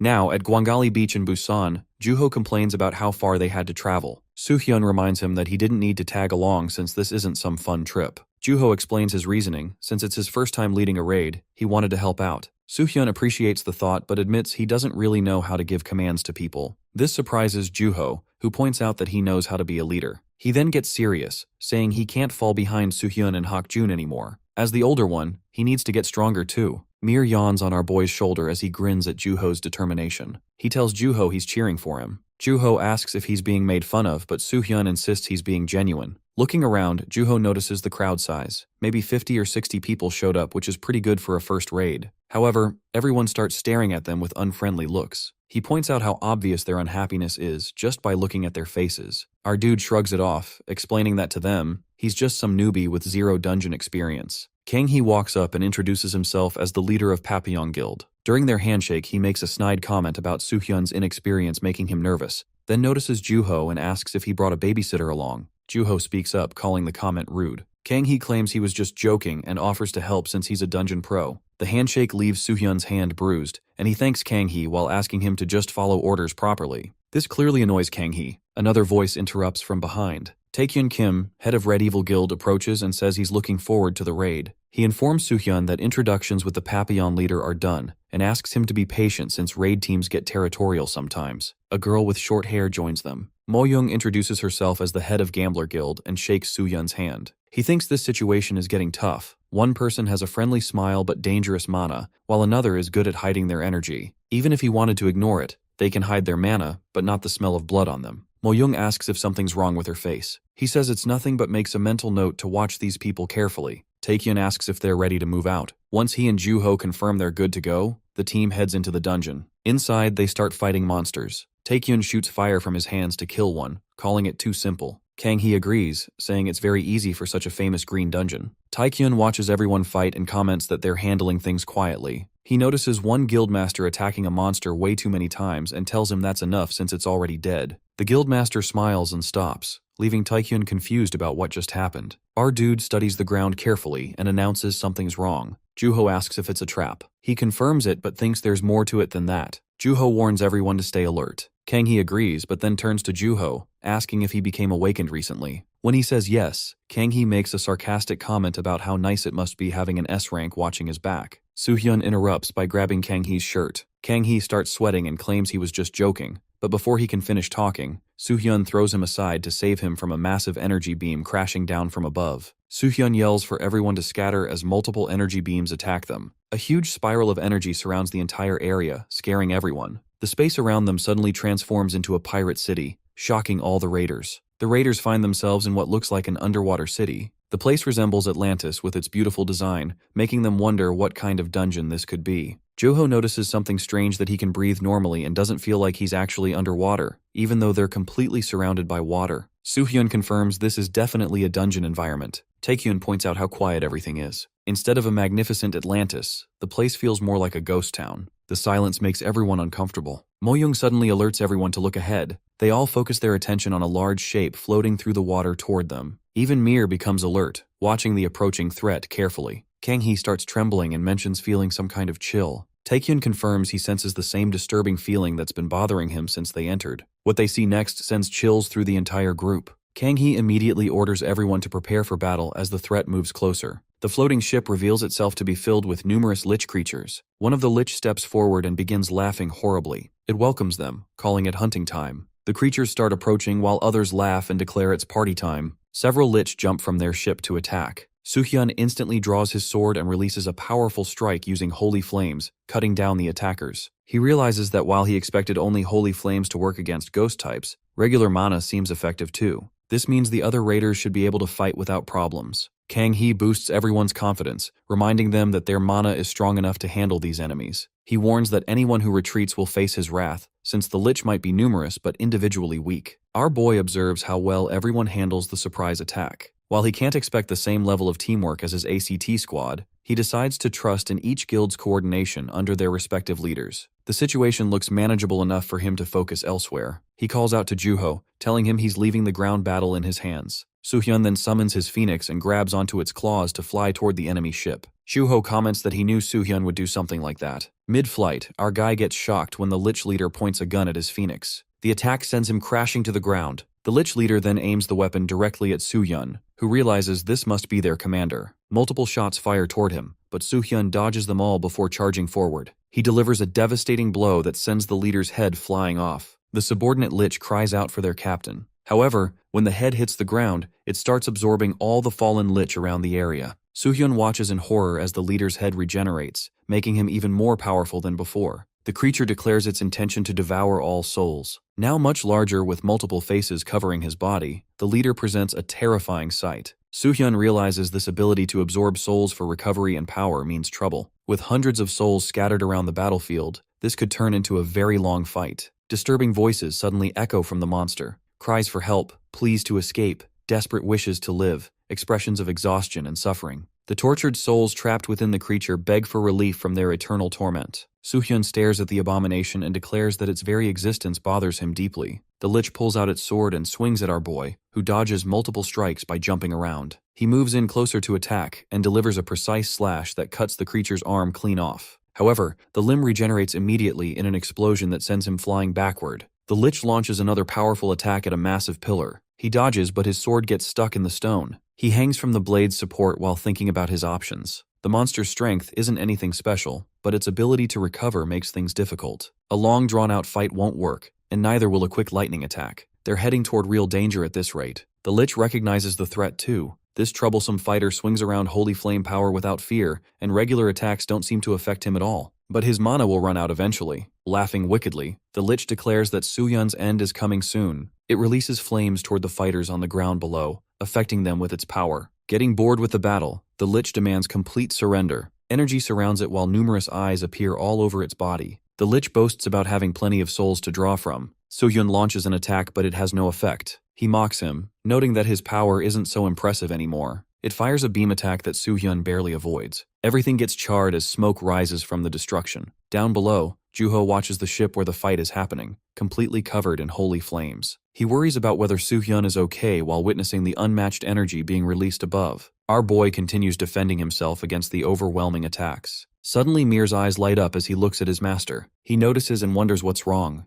A powerful energy beam suddenly strikes the monster's head, causing it to burst into flames. The lich screams about the heat and starts shaking violently. Our dude realizes his mana has increased along with his physical abilities. This must be Mir's power at work. The little dragon grins at him proudly. The lich gets confused, wondering why this fighter's mana hasn't run out yet when it has absorbed so many souls. Soo-hyun recognizes that the lich is still alive, so he draws his sword and declares he'll keep killing it until it finally dies. He charges forward to attack while the ship flies through the water. A massive explosion of flames erupts from the vessel. Joo-ho relaxes below and comments that Soo-hyun is doing just fine. He worries for nothing. Meanwhile, he delivers a devastating blow to the monster's already burning mouth. The lich curses, realizing it has used almost all its soul reserves and will die at this rate. Desperately, it begs Soo-hyun to wait and listen. The lich explains that the Lich King ordered it to kill everyone approaching the ship because his pet is aboard. When Soo-hyun demands to know who this pet is, the lich gets scared. Recognizing Soo-hyun's reaction, the lich insists it's just a servant who brings the king food. It doesn't enjoy this work.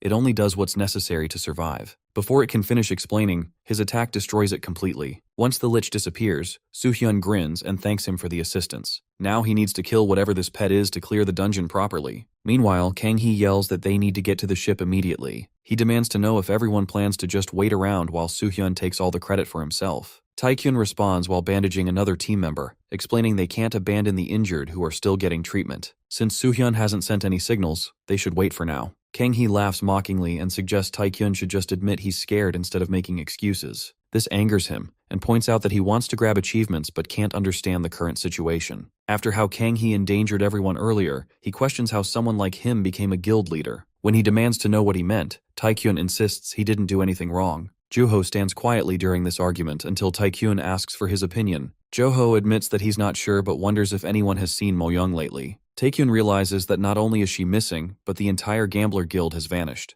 Kang-hee suspects they went to the ship to steal the credit, urging everyone to get moving. Jo-ho finds it strange that they vanished without a trace. If they went somewhere as visible as the ship, surely someone would have noticed them. He suggests they all search for the missing team. Meanwhile, Soo-hyun stands on the broken ship, watching dark aura emerge in front of him with an energy core at its center. He remembers the Lich's words about the pet being on this ship, and wonders if this is why they mentioned raising a kraken. The presence feels subtle but carries the Lich King's death aura. Our boy realizes Mir seems fine, and he's not affected thanks to his divine armor and magic resistance. However, most non-awakened people wouldn't survive this kind of deadly energy. Understanding dawns on him that this ship serves as the Lich King's nursery for the Kraken. The ghost captain and crew capture people, bring them aboard, then use their souls and thoughts to feed the Kraken's growth. Even if someone entered to kill the creature, they'd die from the death aura first. This setup was designed to raise something even stronger and keep it under the Lich King's control. The preparation was thorough, but the Kraken remains in a dormant state. In this condition, he can use all his mana to kill it while it's defenseless. He thanks the Lich King sarcastically, raising his weapon and noting that their seal might actually make things easier. As he moves forward to attack, two people from the Gambler Guild assault him from behind. His shield stops their advance, confusing them about why their sword couldn't penetrate his defense. He turns toward them and attacks, sending both flying. They jump forward to counterattack, but he dodges both strikes and moves ahead, releasing a beam attack on them. He reflects that he knew this wouldn't be easy. He expected trouble but appreciates that his timing worked out. Good thing he prepared with the Iron Turtle trait from the 21st floor. He challenges them to stop hiding and come out already. Mo-young appears, admitting she knew he'd figured them out. Behind her, various monster eyes gleam in the darkness. He points out how obvious their presence was since the smell of blood gives them away. He suggests they might as well announce to the world that they're from the Detritus Guild. He laughs and scratches his skin, revealing his true identity underneath the disguise. He acknowledges why the higher-ups targeted him. Even for S-rank fighters, seeing through their shape-shifting abilities wouldn't be easy. He dismisses their tricks as obvious. He lists their standard methods: assassinating awakened fighters in dungeons, creating outbreaks, and spreading terror. He wonders if they ever get tired of these tactics. He reveals their current plan, which is to kill him, assume his identity, then create an outbreak in the Blue Dungeon scheduled to appear in America while blaming everything on him. This revelation shocks him completely. He wonders how he knows all this information. It's supposed to be controlled even in America, with only a few people aware of it. Recovering from his surprise, he confirms his accuracy and declares it's finally time to reveal themselves to the world. He describes the coming bloodbath caused by outbreaks in each country, imagining how many people will die. The tragedy will be blamed on Soo-hyun, who supposedly killed all the S-rankers during dungeon raids. He calls it an amazing, noble plan. He smirks and points out that their plan only works if they actually kill him first. He questions whether they think they can accomplish this. He responds that he can talk all he wants since he's dead anyway. He attacks along with all his team members while Soo-hyun prepares to fight back. He reflects that these guys are probably the only ones who came to Korea. Higher-ranking members might have arrived too. He decides to trust Mir to watch his back as both sides move to attack each other. Meanwhile, elsewhere, a bald man on a phone call informs someone that he just arrived and the team has already entered the dungeon. Even if Soo-hyun survives, he can finish the job without any problem. The other person confirms she'll leave it to him since they're not ready yet on their end. The bald man glances at something and promises to call back later. In front of him sits Ji-yeon Park, surrounded by the dead bodies she killed. She acknowledges that he looks different from these weaklings. He actually appears strong. She smirks and mocks him, asking who else would dare to do it if not her calling him bald. The man snaps back, calling them dirty beings who couldn't even handle one girl. Stripping off his jacket, he declares what a shame they are. She informs him that every challenger before him said the same proud words, only to learn the hard truth later. He groans about finding more irritating pests in Korea, as if Soo-hyun wasn't enough already. Removing his glasses, he announces that this bug will be the first one he crushes. With that, she launches herself at him, ready to strike. Meanwhile, our dude is locked in battle with members of the Gambler Guild. Blades clash until his overwhelming energy cuts through his opponent. Two more rush him from behind, one of them being Mo-young, but his rear shield blocks their blows. Spinning quickly, he eliminates one of the attackers. Mo-young shouts to her team, ordering them to avoid fighting him head-on. She commands them to fade into the shadows and strike from hiding.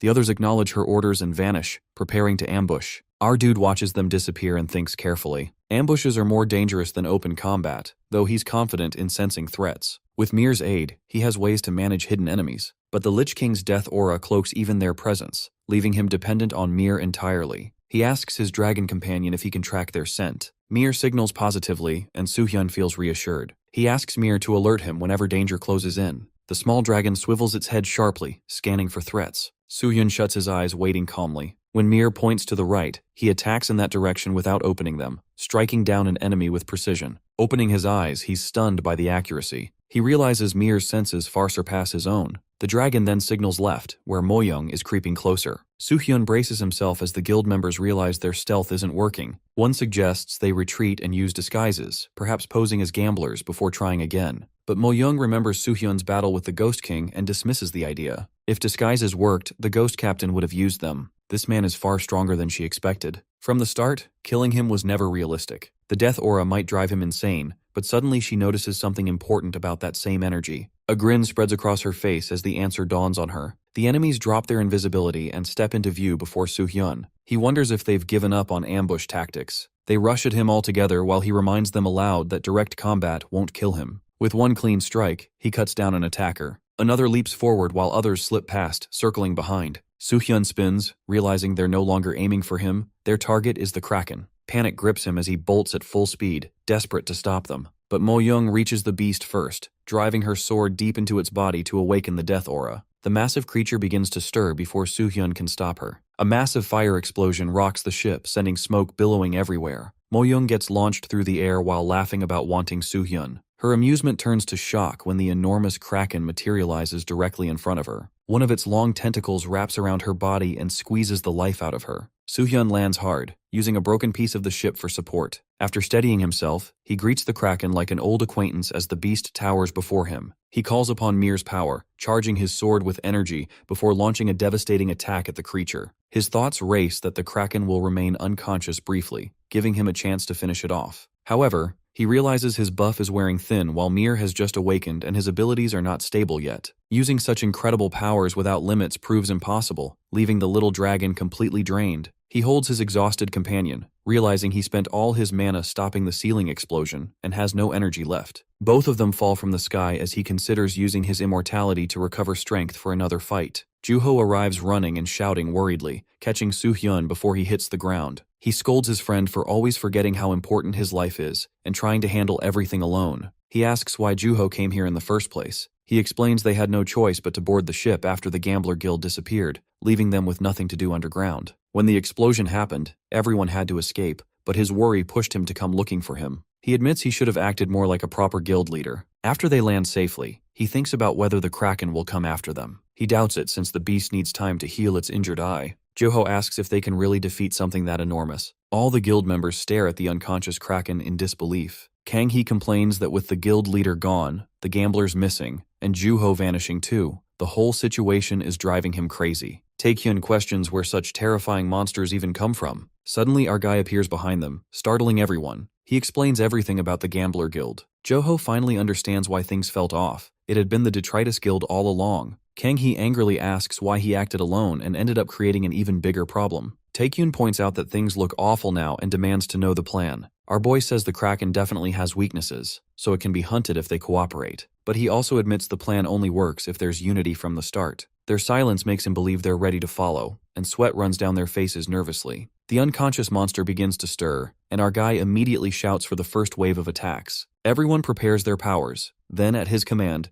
they release their combined energy straight at the Kraken. Juho feels relieved, thinking the plan is working exactly how he explained, while preparing for the second wave. Soo-hyun had told them that the Kraken's weakness is its speed. Despite its strength, it must get close to attack. By keeping their distance and striking with magic, they can stop it from advancing. The strategy works well as the beast struggles to approach, though Juho notices its incredible toughness. They can't defeat it on their own, but that's fine because their job is only to stall until Soo-hyun recovers. While he rests with the help of some guild members, the others continue bombarding the Kraken with waves of magic. Juho motivates them to stay strong since the plan is clearly working. They just need to endure until their leader returns. Then, someone suddenly shouts about movement near the Kraken. Juho turns, expecting to see Soo-hyun back on his feet. But instead, his eyes widen in shock as Kang-hee and his entire guild charge recklessly at the monster for a direct attack. Taekyun nervously questions if this is really okay. Kang-hee confirms it is, but he reminds him that Soo-hyun definitely warned them not to approach the Kraken. Kang-hee grabs his shirt angrily, demanding if he would jump off a cliff just because someone ordered him to. Taekyun protests that the warning came because of the creature's toughness and healing abilities. They can't kill it alone. Kang-hee calls him an idiot, insisting he can't recognize obvious lies. He claims the Kraken is nearly dead and Soo-hyun just wants all the credit for himself. He threatens Taekyun's job if he doesn't shut up and follow orders, and Papillon Guild will be the one to capture this beast. They launch their assault as Kang-hee commands his team to attack without giving it time to fight back. One member worries about fire if they keep using their skills while others are so close. The guildmaster orders them to hold fire and watch for now. Kang-hee slashes at the monster with his sword, boasting that he thinks he's so special with his little power, and declares himself as the one who will kill the Kraken while continuing his attacks. Horror freezes him as he watches the monster regenerate from every slash he's made. He was certain his sword cut him, but suddenly the creature turns toward him and opens its massive mouth filled with razor-sharp teeth. A deafening roar erupts from its throat. The terrible sound makes him feel sick instantly. He covers his ears while gasping for breath, realizing the cry is destabilizing his mana. He shouts for everyone to retreat immediately. The monster prepares to attack him, but our boy's strike completely distracts it. Kang-hee watches in embarrassment as he arrives, questioning his quick recovery. He explodes in anger, asking Kang-hee if he has a wish before he dies. Kang-hee, visibly scared, quickly insists this isn't the time to fight, but our boy punches him straight in the face, sending him flying backward. Taekyun, embarrassed, asks what they should do now. He orders everyone to return to the raiding party's position, warning that he won't be responsible if they get dragged into his battle. Holy flames flare around him as he summons his phoenix, commanding it to keep the Kraken busy. The fiery bird grows massive, wrapping the monster in burning light while attacking with powerful blasts. With the beast distracted, Soo-hyun charges in and swings for its eye, but misses. He realizes the creature must have dodged by instinct. That strike clearly enraged it. The Kraken thrashes with its tentacles, forcing our dude to admit that sneak attacks won't work while it's in this state. Facing its giant form, he decides his only option is to cut its legs off one at a time. Taekyun watches in disbelief, pointing out how their strongest attacks only managed scratches, yet Soo-hyun slices through limbs with ease. Nearby, Juho checks on him, noticing that many people are still dizzy from the monster's earlier roar. He suggests they leave the fight to Soo-hyun and focus on helping the injured instead. When Taekyun asks if that's really okay, Juho explains it's obvious there's nothing more they can do. Soo-hyun will handle the Kraken and finish the raid on his own. As he observes Soo-hyun's relentless battle, Juho admits that before meeting him, he felt confident in his skills. He even believed he'd reach S rank within 2 years, maybe sooner. But now, watching Soo-hyun, those thoughts feel foolish. Taekyun warns him to think about what that really means. Right now, Juho might not feel the weight of it, but Soo-hyun has the presence of someone who could become the greatest awakened in the world. If Juho keeps chasing after him, there may come a day when the pressure breaks him. He explains that light that shines too brightly burns away everything nearby. If Juho isn't sure he can handle that, he should think about joining their guild, where he'd easily stand out among criminals like them. Joho takes the words calmly, admitting he already understands that much. Meanwhile, Soo-hyun keeps cutting the Kraken's legs one by one. As the severed limbs crash down, he declares the fight is finally over. The monster opens its mouth wide and he leaps forward for the finishing blow. He dives inside just as the jaws snap shut, releasing a beam of holy energy that tears the Kraken in two. Flames explode across its body as it splits apart. He then comes out from the wreck, frowning at how bad the blood smells. Standing on the dead monster, he proudly shows his victory. Everyone stares in shock at the dead Kraken. The raiders burst into celebration, cheering about their victory. However, Juho remains silent, muttering something about damage from hearing certain things.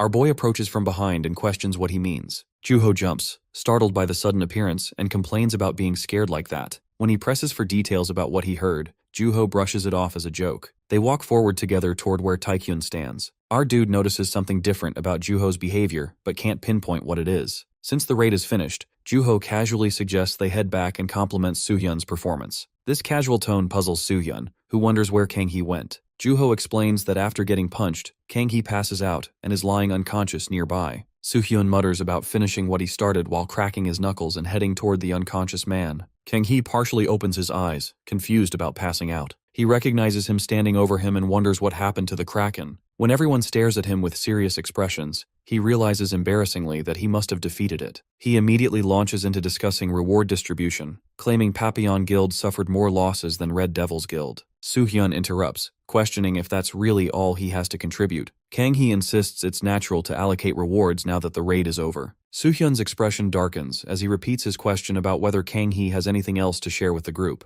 Terror overtakes him and draws his sword and points it at Soo-hyun. One strike from our boy's blade shatters the weapon completely. He knocks Kang-hee backward while explaining that his selfishness could have gotten someone killed. Kang-hee grits his teeth but falls down anyway. He grabs his hand, offering him one last chance to make things right. When Kang-hee responds predictably, he tightens his grip. Kang-hee screams for release, threatening to report this assault on the raid leader to the association once they escape. Soo-hyun calmly invites him to try while correcting his misunderstanding about leadership roles. He explains that raid leaders don't just make plans and direct battles. They carry additional authority due to their responsibility for everyone's lives. When someone like him puts his own benefits before the team's safety, the leader has full power to pass immediate judgment. He raises his weapon and declares his intention to execute this authority, shocking everyone present. However, Juho quickly draws his sword and places it on Kang-hee's shoulder. He questions him disappointedly about whether this is really how he handles frustration, calling him dangerous. He responds that if Kang-hee repeats this behavior when no one's around to stop him,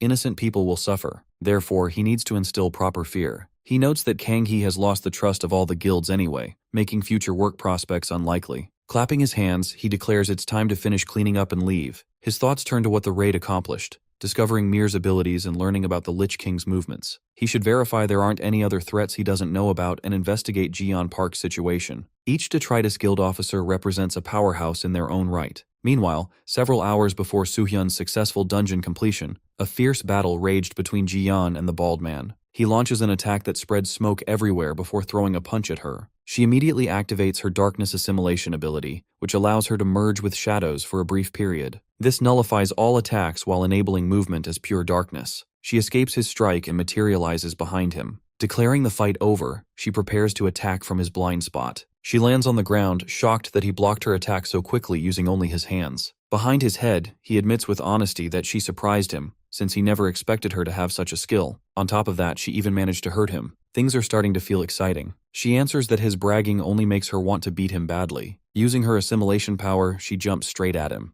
He shouts in amazement about an assassin charging face to face and lifts his fists covered in metal to strike while wrapping herself with green energy. Inside, he feels sure of herself that what a fool she is. All her skills are focused on resisting physical damage, so her punches won't matter at all. She won't even leave a scratch on me. Her power works fast, but doesn't last long. It makes him feel some pain, but he figures out it must have limits, most likely a short duration. She rushes closer and throws a strong punch at him. He thinks about the thrill of a fight that could truly kill her.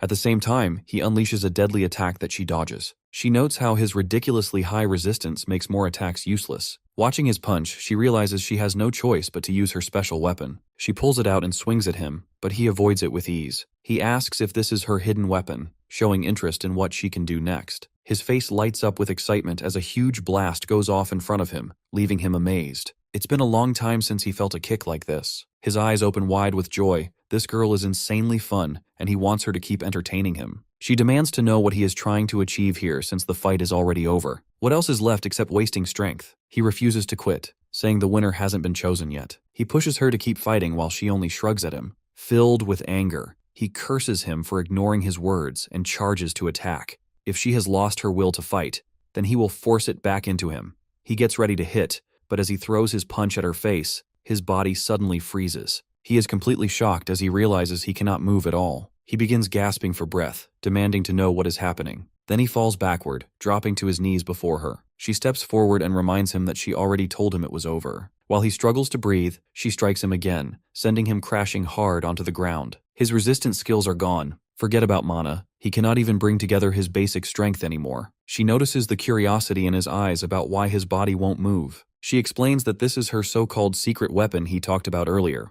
Although there are limits to how often she can use it, the blade has the power to mess up a person's inner mana flow. Now that his mana is twisted, it will keep crushing him from inside. The fight had already ended the moment she used it. She grabs him by the collar and says it's her turn to ask him about something. With a serious look, she demands to know who his master is. Her fists keep landing blow after blow as she demands information about his superior. His mouth bleeds, but despite his injuries, he manages a twisted grin. He claims ignorance about any boss, then casually suggests she consider joining the Detritus Guild instead. The offer comes with a twisted perk that she'll get to kill plenty of people. The suggestion sends her into a rage. She draws her sword and prepares to end him right there, but Mr. Kim's firm grip stops her hand just in time. He urges her to calm down, explaining that despite her justified anger, this man holds valuable information as a Detritus Guild officer. Killing him will destroy their chance of achieving their ultimate goal. His reasonable words help her regain control. She apologizes for getting so worked up, then acknowledges that his presence confirms the intel they've received is accurate.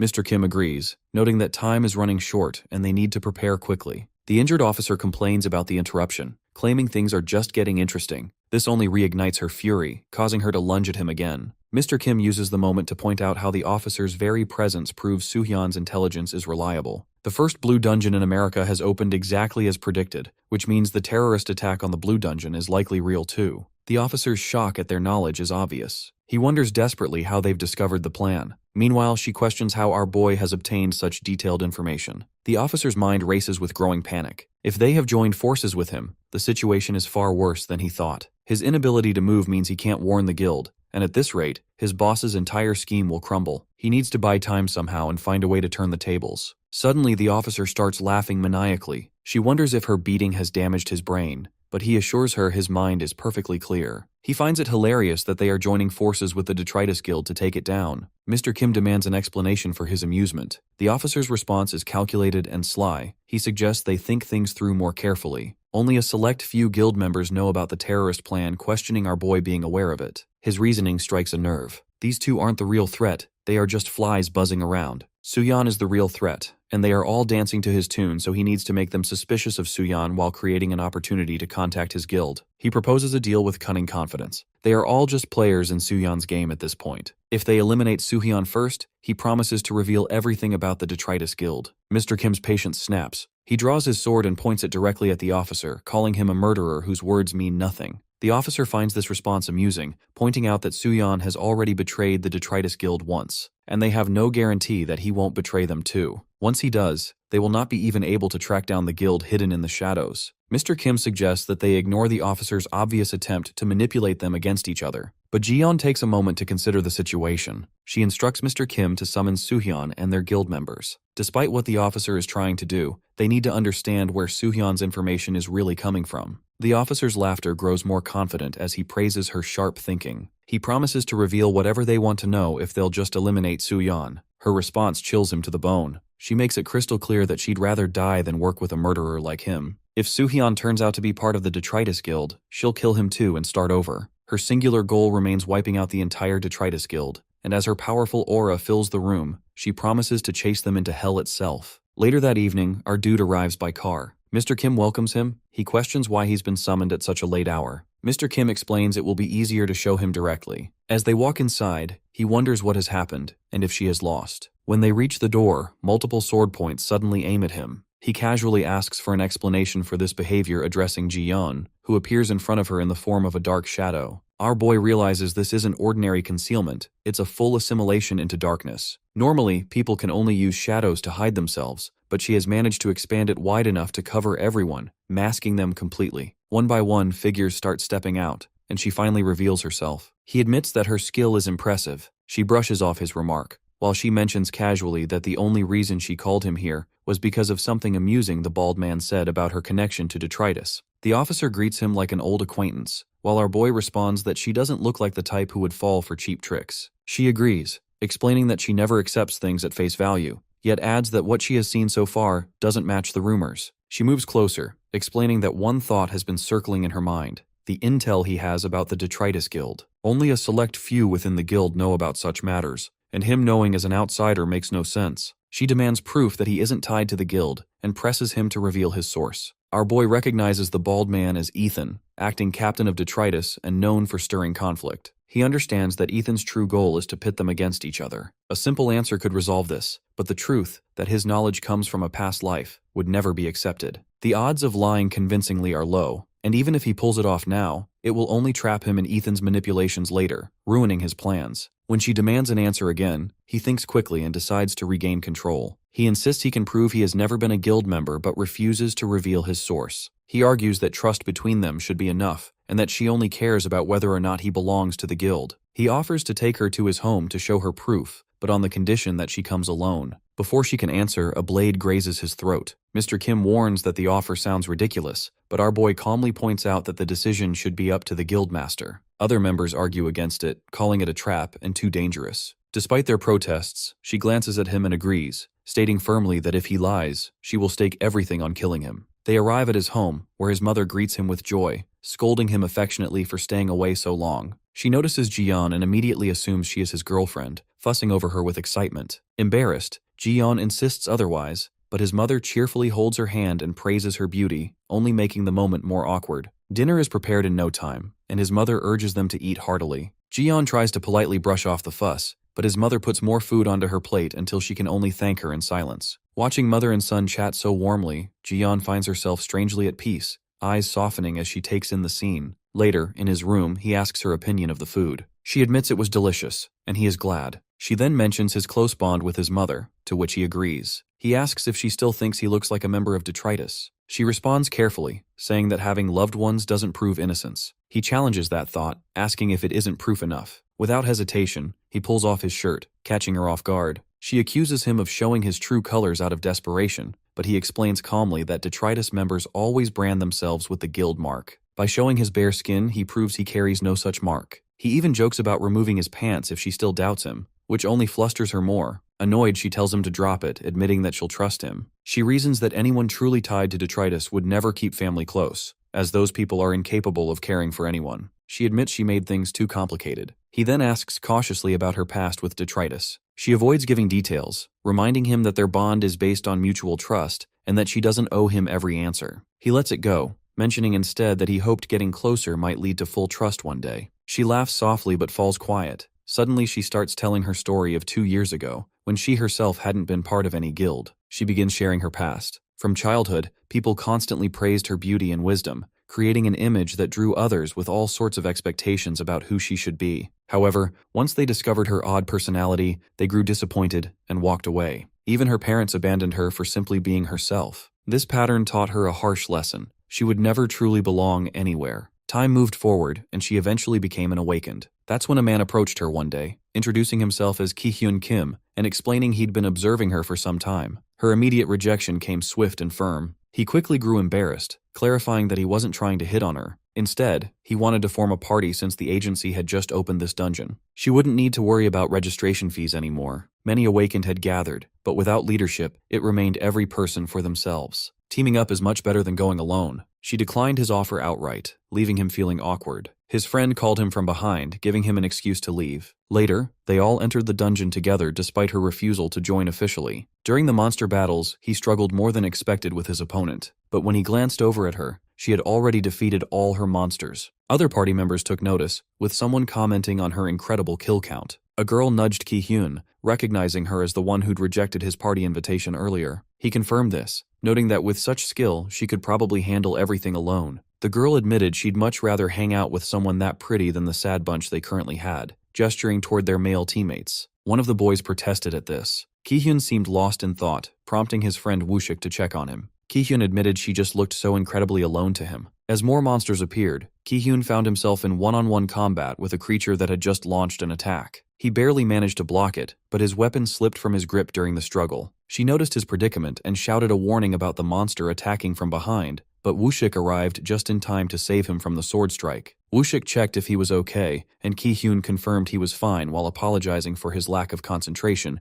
admitting his distraction. Before he could finish explaining, Woo-shik smacked him, teasing that it was obvious he still had that girl on his mind. He urged him to chase after her now before he ended up regretting it later. Flustered, Ki-hyun blushed but smiled quietly, encouraged by his friend's words. Meanwhile, deeper in the dungeon, she fought with surgical precision. Reflecting on those times, she admitted she hadn't wanted to die, but she hadn't particularly cared to live either. In the middle of battle, a monster came at her with everything it had. She tried to counter, but her strength faltered. She fell hard to the ground, realizing she was never able to put her full heart into her attacks. The massive creature loomed over her, weapon ready to strike. She closed her eyes, repeating to herself that it was fine, that she had no regrets, and prepared for the end. The monster swung, but in the same moment its body exploded apart. She opened her eyes in shock, and Ki-hyun stood there, weapon still trembling in his hands. He reminded her that going alone was always dangerous. That moment stayed burned into her memory. As she tells it, she admits this was the first time she met the person who made her want to live. Ki-hyun, smiling, asked her to join his party again. Though stunned, she returned the smile and walked past him, leaving him to chase after her with laughter, taking her silence as a yes. From the shadows of a cave, unseen eyes watched them both. After they clear the raid that day, she runs into Ki-hyun again in another dungeon. He acts surprised to find her there and keeps pressing her to join his guild,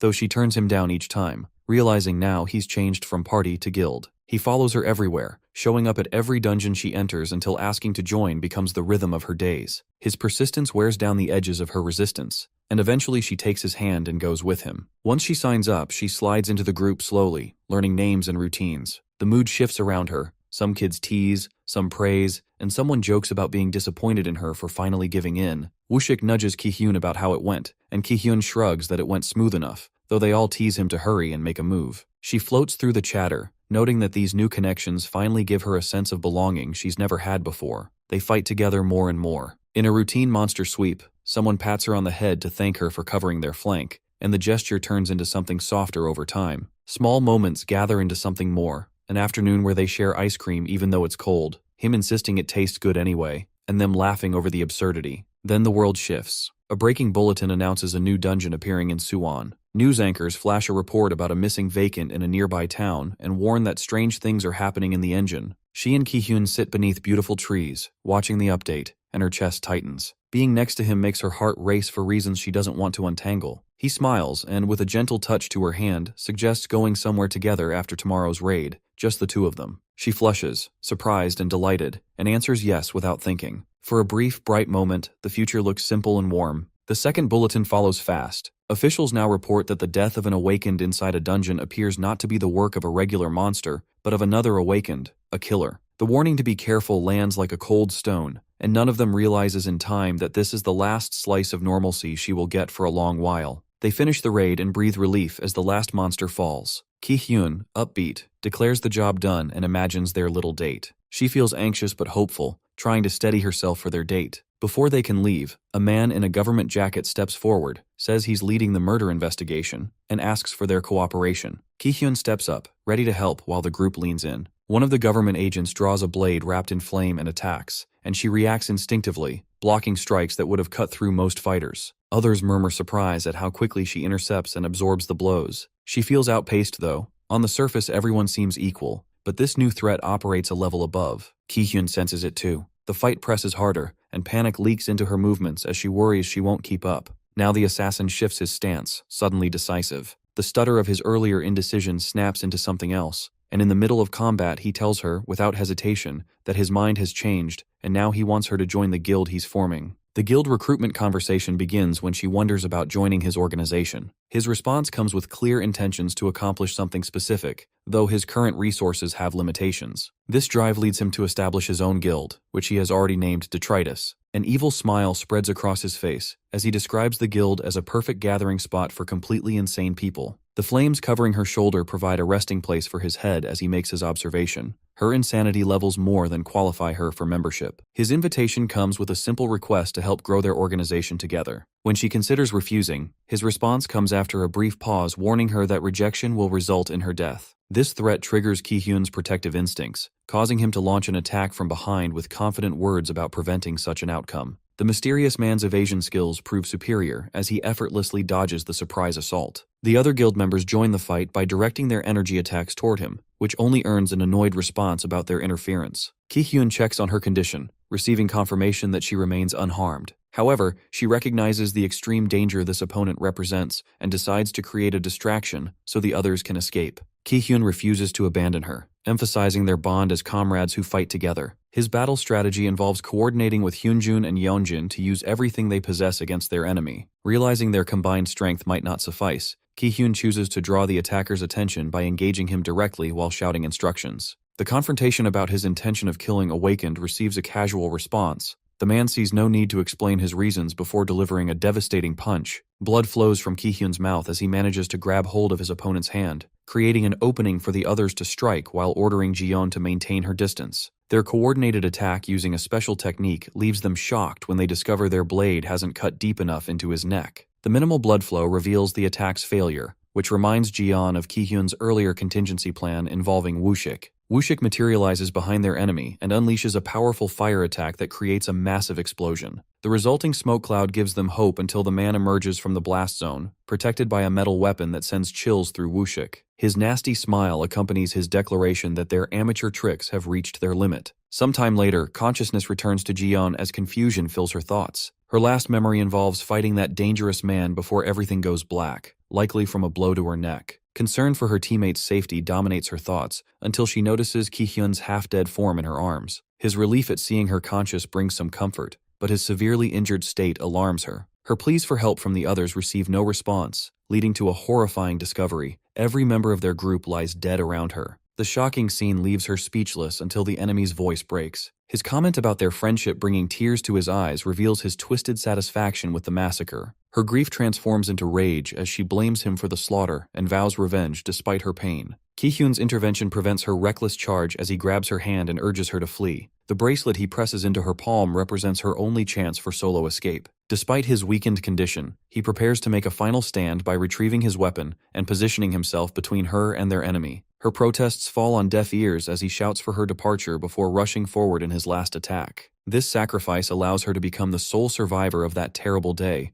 though her escape comes with the heavy burden of being the only witness to her friends' deaths. The present moment finds her sharing this tragic backstory, explaining how she spends every day since then hunting for traces of their killer without success. Her desperation shows as she clutches the necklace, demanding the truth about the detritus leader's identity. Our boy agrees to reveal the identity after seeing her emotional state. Drawing from his past life memories, he discloses that the Detritus Guild's boss holds the distinction of being a first-generation awakened individual. Meanwhile, where a young celebrity draws crowds of enthusiastic fans, their requests for autographs meet with polite refusal due to his tight schedule, though he happily accommodates photo opportunities. A reporter's inquiry about his movie salary donations receives confirmation that he plans to donate anything. This man is China's A-list actor, Jianfeng Huang, the brain behind the Detritus Guild revealed by our boy. Her silent listening ends with a sudden realization about his enemy's identity. Tears begin flowing as memories of her dead friends flood back, and she understands that this leader has murdered everyone close to her. The crying stops abruptly as her expression turns deadly serious that finally, she has found the path to vengeance. His immediate concern about her rushing in without proper planning shows his worry. Her response comes with reassurance that she won't act recklessly. She figures there must be valid reasons that him, despite knowing the identity, haven't acted yet. Her desire for revenge doesn't cloud her judgment or ruin everything through spiteful actions. Despite her calm words, Soo-hyun notices her trembling hands and realizes how hardly is she keeping herself together. His explanation reveals that Jianfeng Huang conceals his awakened status from the public. The man even employs transformation skills to hide himself during guild activities, showing extreme caution in all his operations. Meanwhile, at the photo session, Jianfeng thanks everyone and hopes they enjoy the film while wishing them safe travels home. The crowd's enthusiasm brings a smile to his face, but his eyes suddenly sharpen with annoyance about them being bothersome. Back in their planning session, our boy outlines their strategy. Since they already know the target's identity, avoiding actions that might push him too hard is crucial. Worst thing that can happen involves him fleeing to the Tower of Trials, making carefully planning essential. Their ultimate goal requires the complete destruction of the guild while he prevents detritus terrorist activities within the Blue Dungeon.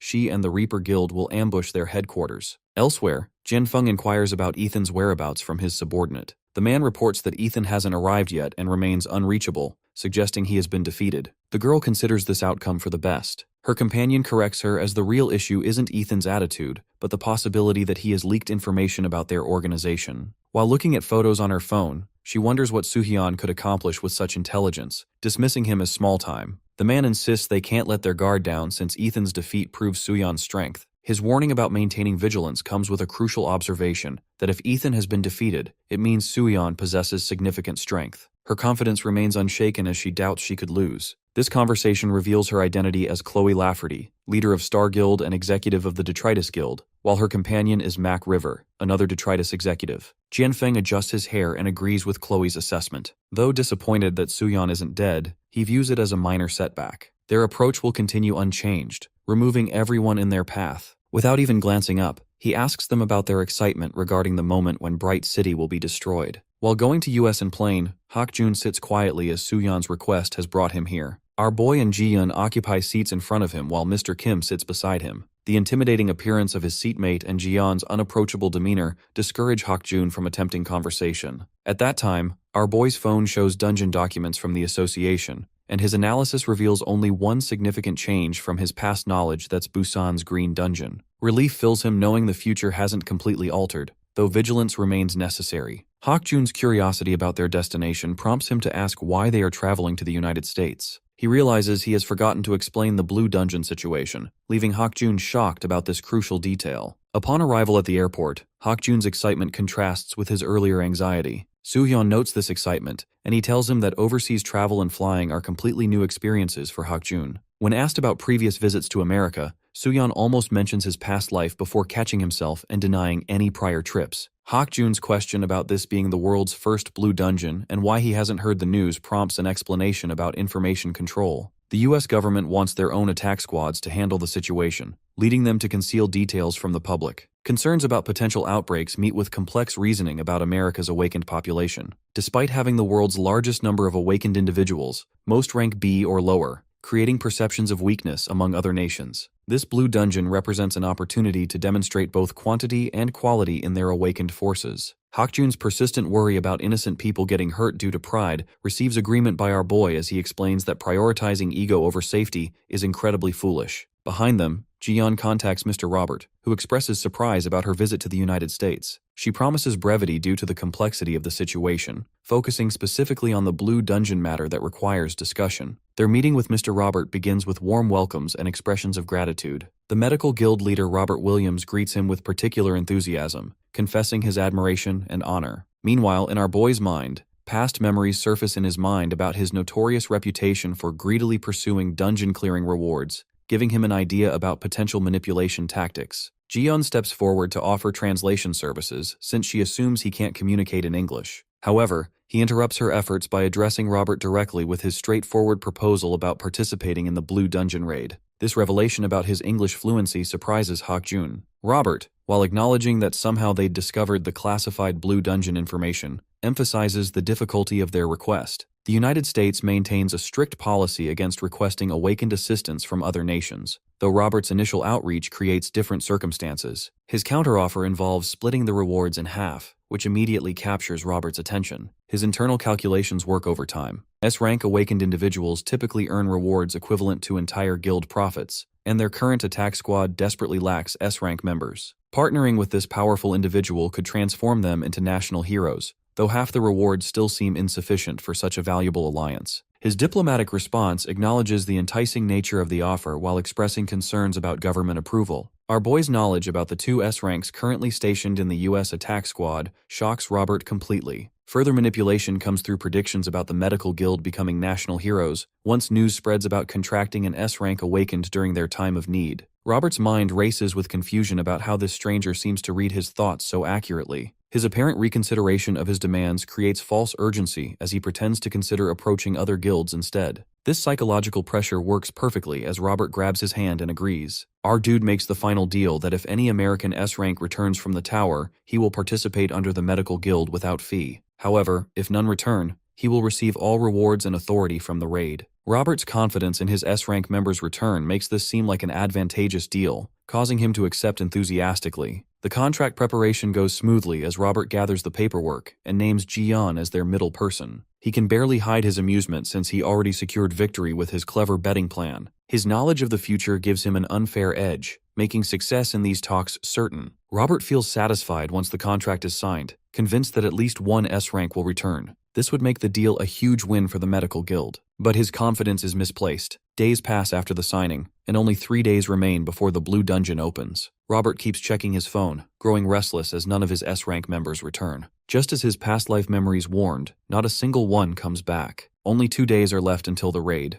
Meanwhile, Chloe updates Mac River with intel that Soo-yeon will be part of Medical Guild's raid. Mac River reacts with dark satisfaction, saying their enemy is walking straight into death. Jianfeng also finds this news amusing, raising the tension for the fight ahead. The final day arrives. Everyone on Soo-yeon's side finishes their preparations to wipe out the Detritus Guild. The long-awaited moment has come. The brutal LA forest is chosen as their meeting spot. Arriving early, Jordan Rogers, the vice leader of Maximum Guild and an S-rank awakened, appears ahead of schedule. He asks about Soo-hyun, but guild members admit they haven't seen him yet. Jordan speaks of his eagerness to meet the rookie genius, but a familiar voice interrupts. Chloe mocks him, saying his standards must have fallen if he's excited about a mere newcomer. She arrives with Mac River at her side. Jordan defends Soo-hyun, reminding everyone he's the only awakened to ever clear the 10th trial. He suggests Chloe should spend less time on makeup and more on research. Chloe fires back, calling him nothing more than a lower-floor awakened and taunts him about being afraid of losing to a rookie. Jordan reminds her that the dungeon requires at least 5 S-ranks, so they can't afford to be picky. Chloe smirks and points to Mac River, saying she brought strong machinery. She then questions Jordan's own resources, making the exchange even sharper. Jordan while placing a calming hand on Mac's shoulder. He praises his unique skills and wishes him luck, but he can't resist provoking Chloe further by calling her an old lady. Chloe explodes with rage, threatening to kill him if he says it again. Blue energy bursts from her body. Jordan answers by summoning his flames, creating a deadly standoff. Onlookers whisper nervously, hoping someone will stop them, but no one dares step between two powerful awakened. The tension spikes when Soo-hyun finally arrives. He politely excuses himself as he walks up to the two combatants. Chloe's fury only grows. She warns that she'll rip him apart right now, while Jordan eggs her on to try. Mac River shakes his head at Chloe's temper, worrying their mission will fail if she loses control. Just as he considers stepping in, a commanding voice booms through the area, ordering both to stop. It's none other than our hero releasing an overwhelming aura. He reminds everyone about their true purpose that's clearing the dungeon rather than engaging in petty conflicts. His powerful mana presence overwhelms Jordan. Then he introduces himself calmly, while making it clear he'll join any continued fighting if necessary. It causes Jordan to back down immediately, expressing his unwillingness to battle. His suggestion that Chloe should also cease her aggressive behavior meets with Mac River's support as he approaches from behind and urges her to calm down. Still, Chloe's fury remains evident as both Detritus members depart, though Mac River can't resist glancing back at our dude. Soo-hyun's recognition of the assembled awakened matches his past life experiences. All the elite fighters have gathered as expected. However, uncertainty clouds his thoughts regarding Jianfeng's potential actions. Two possible strategies exist for the Detritus leader: participating in the Blue Dungeon as he'd done previously, or remaining with Star Guild at the Detritus headquarters. His internal hopes favor the first option, apologizing silently to Ji-yeon. Mac River's conversation with Chloe reveals their shared experience of Soo-hyun's overwhelming power. Her confirmation about feeling controlled by his mana leads to Mac River's understanding of Ethan's defeat. This realization forces them to postpone Jordan's elimination to focus on removing him first. Jordan walks up to our dude with an apology after the earlier clash. They shake hands and introduce themselves properly, with Jordan sounding hopeful about clearing the dungeon without losing too many people. His positive outlook feels far too light compared to his more grounded view. Soo-hyun warns him not to underestimate a blue dungeon, but Jordan doesn't take it seriously. Soo-hyun explains that clearing a blue dungeon always comes with heavy losses, and survival should matter more than pride. Jordan listens, but still shows confidence in his elite squad. He talks proudly about their strength before stepping into the glowing portal, leaving Soo-hyun thinking that Jordan doesn't realize how dangerous things really are. Hakjun rushes in, all fired up after spotting Jordan. He can't believe he's about to enter a dungeon alongside the man who once cleared the world's biggest green dungeon, and even with Chloe, the Ice Witch, here too. His excitement shows, as he was worried before that this isn't a green dungeon but a blue one. But now, he admits the strong awakened eases his worry a little. However, our guy doesn't agree with him. Hakjun looks puzzled by his mixed signals, but he already knows most of them don't understand how deadly blue dungeons truly are. Soon the announcement comes that the raid will officially begin. Everyone gathers near the teleportation portal. Soohyun thinks about all the dangers waiting ahead. The Detritus Guild is planning a terrorist attack, and if monsters spill out because the dungeon isn't cleared, the world could face another disaster like the second outbreak in Anyang. He reminds Hakjun of what he told him before arriving. Hakjun confirms that he remembers. He stresses once again to stay sharp, expect the unexpected, and fight from the very first step inside. The moment they enter, the system's voice rings out. The trial has begun. To escape, they must either find the exit gate or survive for 10 days. The shocking condition leaves everyone stunned. Jordan urges the team not to panic and tries to steady the mood, but he also asks Chloe about the companion she brought along. She answers in frustration that she doesn't know where Mac River went, adding more unease to the group. Hakjun stares around, wide-eyed, overwhelmed by his first time inside a blue dungeon. Jordan notices another problem. Both Soohyun and Mac have vanished. Their disappearance right at the start raises alarms even for Jordan, who rarely loses composure. Chloe looks shaken too, though whether it's from Soohyun's absence or her companions, no one can tell. Before anyone can think more, a swarm of crow monsters bursts into the sky, forcing all awakened to brace for battle. Meanwhile, Mac River darts through the air, moving incredibly fast. At first, he wonders if Chloe or Jordan could have caught up, but the truth comes clear when he lands and sees Soohyun already behind him. Our boy compliments his speed, admitting he almost slipped away. Mac River demands to know why Soohyun is here. The answer shocks him. Soohyun mentions investigating the dungeon, but switches the word to assassination. That slip reveals he knows too much about their secret plans. When Soohyun casually points out that Mac River ranks just below Jianfeng and even hints at the guild's strategy,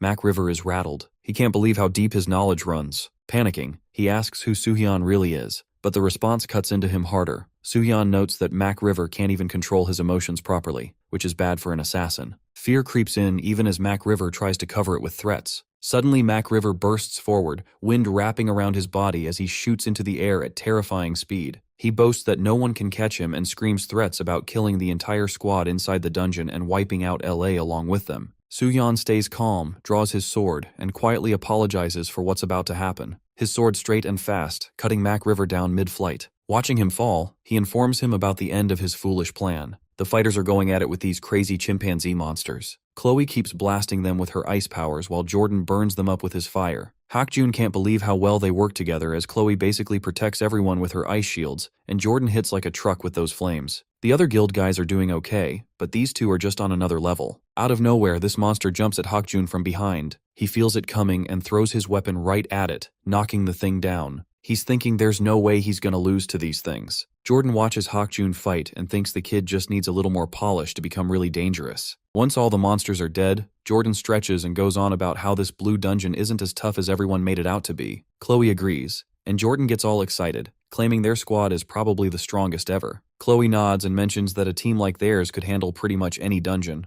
but then she remembers something she forgot to mention. Jordan's wondering what weird thing she's gonna come out with when this voice booms through the place, announcing that the raid is gonna fail. Jordan spins around, totally shocked as this huge explosion goes off. Smoke gets everywhere and people start screaming about getting hurt. One guy's holding his arm, another one's freaking out about the random explosion. Hakjun barely dodges this weapon falling on him and wonders if some new monster showed up. Someone explains that Chloe and Jordan's crazy strong powers crashed into each other and blew up. While everyone's watching those two fight, somebody yells for Star Guild members to help with the injured guy in his arms. He starts screaming at them to quit sitting around and actually do something. They come over, but instead of helping, they kill the guy in a moment and start attacking everyone. People are getting confused, wondering why their own allies are trying to kill them. Hakjun's totally lost about what's happening. Someone tries to jump Hakjun from behind, but he dodges and takes the guy out. More of them come at him, talking about how tough he is while they team up against him. Hakjun realizes Star Guild just turned on them and remembers they never got along with Maximum Guild anyway,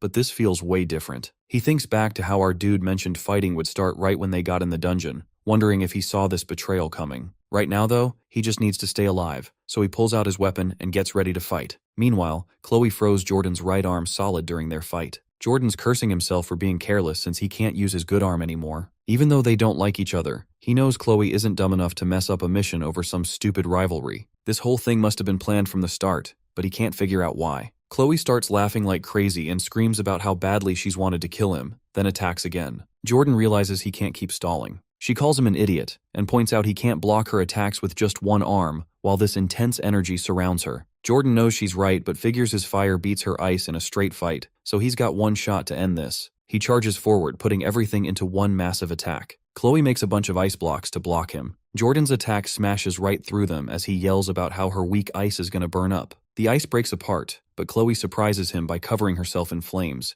making him realize she's got both fire and ice powers. She turns into ice and breaks free, laughing about how she tricked him into getting close. Now Jordan's completely frozen solid. He manages to get out one question that even with all their bad blood, does she really think Star Guild can handle a blue dungeon by themselves? Chloe can't believe how slow he is and calls him an idiot for not being able to understand it. She reveals that they want the whole raid to fail, which leaves Jordan completely stunned. Jordan gets really mad because he can't believe what she just said. He warns her this place is the blue dungeon, which means big trouble for everyone if they mess up. The problem gets worse because no strong fighters are left in America right now, so help from other countries would take too long. This means Los Angeles gets destroyed first, then the whole country falls apart. He offers her anything she wants, hoping she'll change her mind. As an answer, she claps her hands while sounding excited. His words actually make her happy because she can picture all those people dying. She pulls her shirt down to show a tattoo on her chest, which explains why she's so twisted. Her scary laugh fills the air, making Jordan see she's completely evil. The way she stares at his face makes him feel cold inside. She admits that scared faces make her really happy, especially when she causes fear. This sick idea hits Jordan hard because normal people don't enjoy watching others suffer. Her promise about watching America burn while his face shows terror makes him shake with fear and anger. Something inside him knows he has to stop this crazy woman somehow. Up above them, her guild members are killing everyone else. She watches the fighting with a smile because they're winning easily. She wonders where their secret leader is hiding since nobody has seen him during the whole fight. She calls out to him, saying the battle is almost done and he should come out. His hiding starts to bug her because it creates problems. The mess makes her think about what happens next. If things go wrong, people will blame her and the Star Guild instead of him. This worry makes her doubt if he'll stick around when trouble starts. She thinks about leaving after they finish the job because trust only works when both people care. Someone walks up behind her, which makes her think Mac River finally came back. She figures Soo-hyun must have been stronger than they thought since the fight took so long. Her friendly greeting stops working when she turns around because Soo-hyun stands there instead, looking sorry about being late. Seeing all the dead bodies everywhere makes him realize how bad things really are. Bright flames dance around his hands as his power fills the whole area. Fear hits her like a truck because beating Mac River should have been impossible, even though she knew that guy was really strong.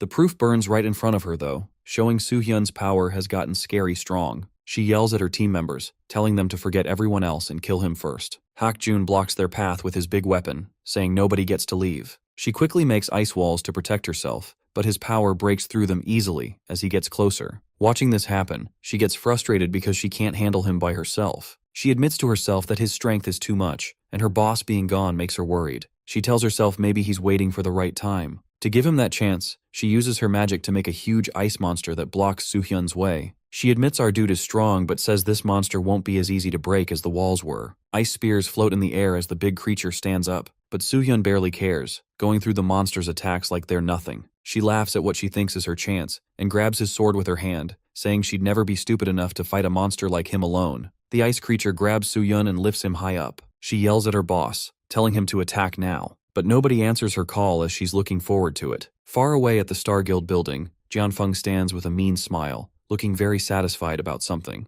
Blood drips from her wounded shoulder as she cries out for her boss to finally appear. She tries to make an opening in the fight, saying that if they join forces, they can finish their opponent once and for all. Coughing and bleeding, she keeps shouting his name again and again, but no one answers. The truth sinks in. Her boss has abandoned her. Tears roll down her cheeks as she realizes she's been betrayed. Inside the golem's giant fist, Soo-hyun watches it all and grows more certain of what he suspected. Gathering his power, he breaks free from the crushing grip and lands smoothly on the ground. The boss is truly gone, leaving no trace behind. Back at Star Guild headquarters, a subordinate confronts Jianfeng about the failed mission. He demands answers, why the plan fell apart and why Jianfeng returned like this. He explains how Jordan and Chloe fought while disguised as members of other guilds, which revealed a key detail about Jordan's real strength. But the truth disappoints him. Jordan doesn't seem nearly as powerful as everyone thought, making the idea of defeating him feel too easy, without any real satisfaction. Before the conversation continues, a familiar voice cuts in. He instantly recognizes the terrifying magical pressure from the newcomer,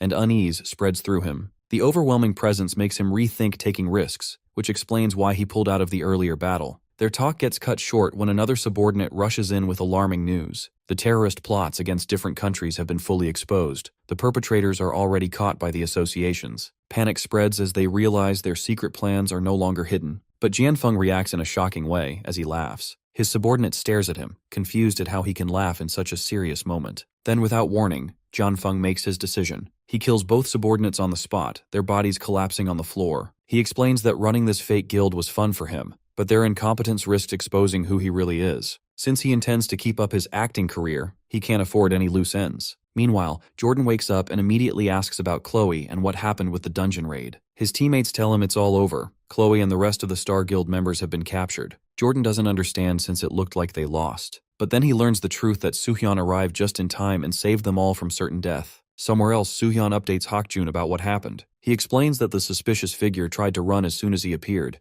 leaving him no time to explain and forcing him to act fast. Hakjun feels bitter, upset about being left behind in such a critical moment. Their talk is interrupted when Jordan approaches, still weak from the ordeal. The air grows heavy as Jordan wrestles with everything he just learned. Even though he already knew about the fake guild's plans, he keeps blaming himself for his own weakness that nearly cost them everything. Finally, he lets go of his pride and thanks Soohyun sincerely. He admits that Soohyun's actions not only saved them, but also stopped what could have been a huge disaster across the whole country. His gratitude feels genuine as he acknowledges the sacrifice. Soohyun, feeling awkward with the praise, brushes it off and suggests they focus on the mission ahead. But their relief doesn't last long. A new enemy creeps from the shadows, its face hidden as it locks onto them like prey. Suddenly, it hurls a massive stone straight at the group. Without hesitation, our dude summons his phoenix. The fiery bird bursts forth as he makes a bold declaration. Jordan, confused, questions what he means. But before anyone can react, the phoenix erupts in an explosive blaze. He clarifies that saving America isn't finished yet. The real battle is only beginning.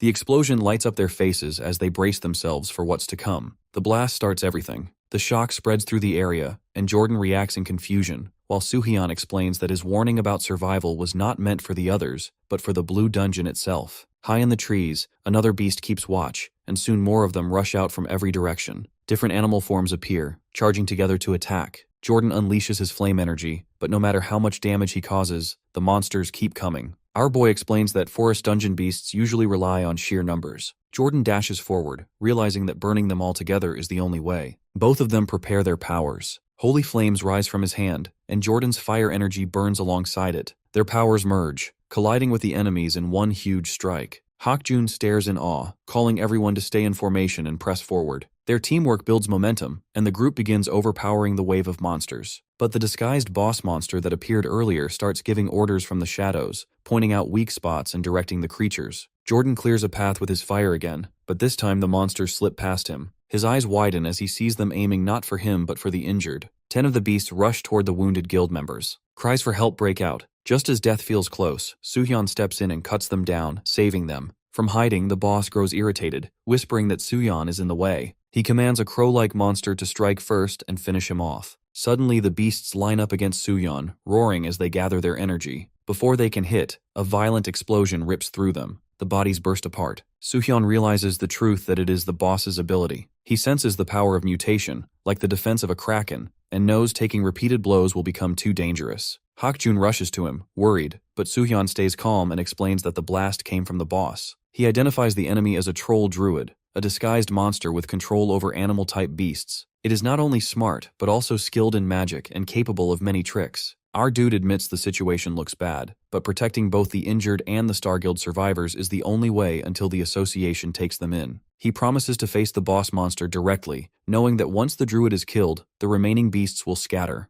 Jordan protests, pointing out that if the boss really controls the monsters, all forces will be turned on Soohyun, and no matter how strong he is, carrying that weight won't be easy. Soohyun responds firmly. Jordan once called him a hero, and although he always hated the word, feeling it only carried a burden, this time it felt different. Hearing it from them made him happy. With that thought, he smiles and decides to try being a true hero, no matter the cost. Jordan lowers his head, embarrassed, realizing he is not the hero of America. The real one stands right in front of him. The countless beasts gather, forming a wall of threats, but our boy charges forward. Pulling out Mir, he whispers that it is now their turn. The system responds instantly, granting him blessings of the divine dragon. His speed rises, his strength grows, and his resistance against magic increases. Holding his sword with blazing energy, he cuts down monster after monster with unstoppable strikes. The boss monster watches silently, his cold eyes narrowing. He declares that the hunt begins now. Dark energy spreads across the entire dungeon, as his voice commands the beasts to keep pressuring the humans. All remaining forces are sent to chase Soo-hyun down, while the endless fight continues. After killing another monster, Soo-hyun perches on a tree branch. Looking at the remaining monsters, he guesses that he has taken down half of them so far. He had expected such a scenario where every monster would come after him,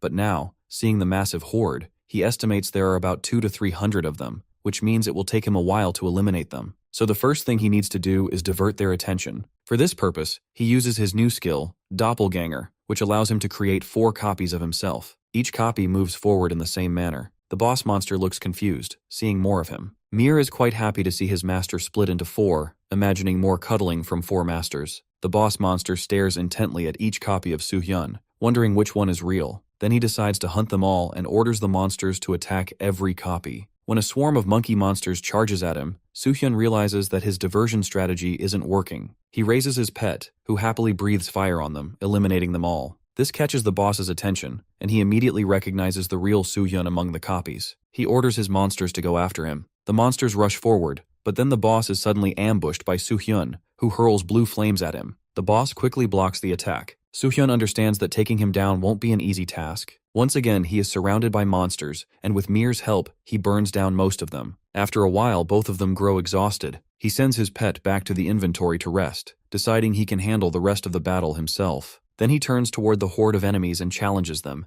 declaring that they will soon learn who the real prey is. With that, he rushes into the fray. Basically, a blue dungeon comes at the 5th scale according to its difficulty. This measurement shows that the higher the number on scale, the more dangerous the dungeon becomes. By that standard, this dungeon, he is currently in that appeared in LA, is considered the most dangerous blue-level dungeon. While slashing through the monsters, Soo-hyun recalls another dungeon outbreak that happened because of a failed raid. During that outbreak, rankers from around the world gathered to contain it, and they ultimately succeeded. His distraction costs him as a monster bites his neck. In the next moment, the boss activates his magic, creating a massive explosion. The last thought swirling in Soo-hyun's mind is that the chance of clearing this dungeon solo is 0% before he loses consciousness. His unconscious mind drifts to memories of his past life, where the world crumbles in front of him. That was the time when he couldn't protect anyone. Even after the blue dungeon outbreak, he failed to protect humanity. In those days, a question kept nagging at him. What use was the title of hero if he could only protect himself? He had become such a hollow shell that sometimes he remained unmoved even when people cried for his help,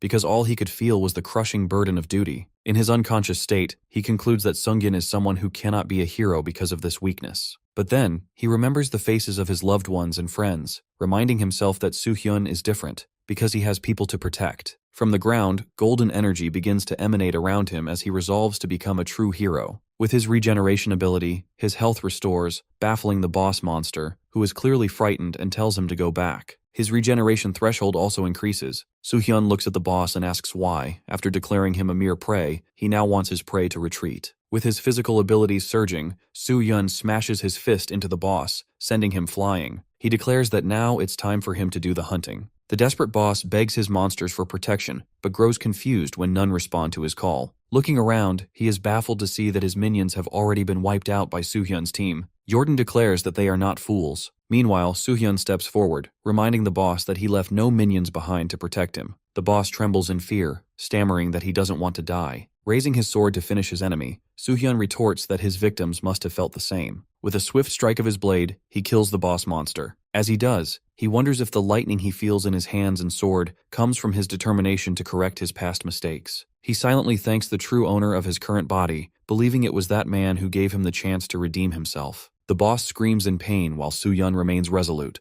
vowing to remember the second chance he has been given because of the real Soo-hyun. Meanwhile, Ji-yeon stands with her team in front of the Detritus Guild headquarters. Her guild members protest, questioning why they are waiting instead of attacking, but she remains silent. Her thoughts drift back to her conversation with Soo-hyun when he made a request of her. When she asked what it was, he explained that she already knew. He wanted to take down both the dungeon and the Star Guild. His request was for them to wait until he came out of the dungeon, so that together they could destroy Star Guild, because there was a chance one of them might encounter Jianfeng Huang. The request angers her, as he is still asking something like that from her even after knowing her story. She darkly deadpans that only she will stain her hands with Jianfeng's blood, and she won't tolerate even his interference. Soo-hyun admits that Jian is truly strong, but reminds her that she can't take down Jianfeng alone. Jianfeng is a first-generation awakened, which has given him a long-accumulated strength equal to hers. There is a real chance she could lose her guild members if they face the Star Guild and Jianfeng on their own. That isn't what Soo-hyun wants for her, not even for the sake of revenge. Now, in the present, Jiyeon knows that even if she doesn't care about her own life, she can't risk her guild members' lives like that. At that moment, her guild members grow restless,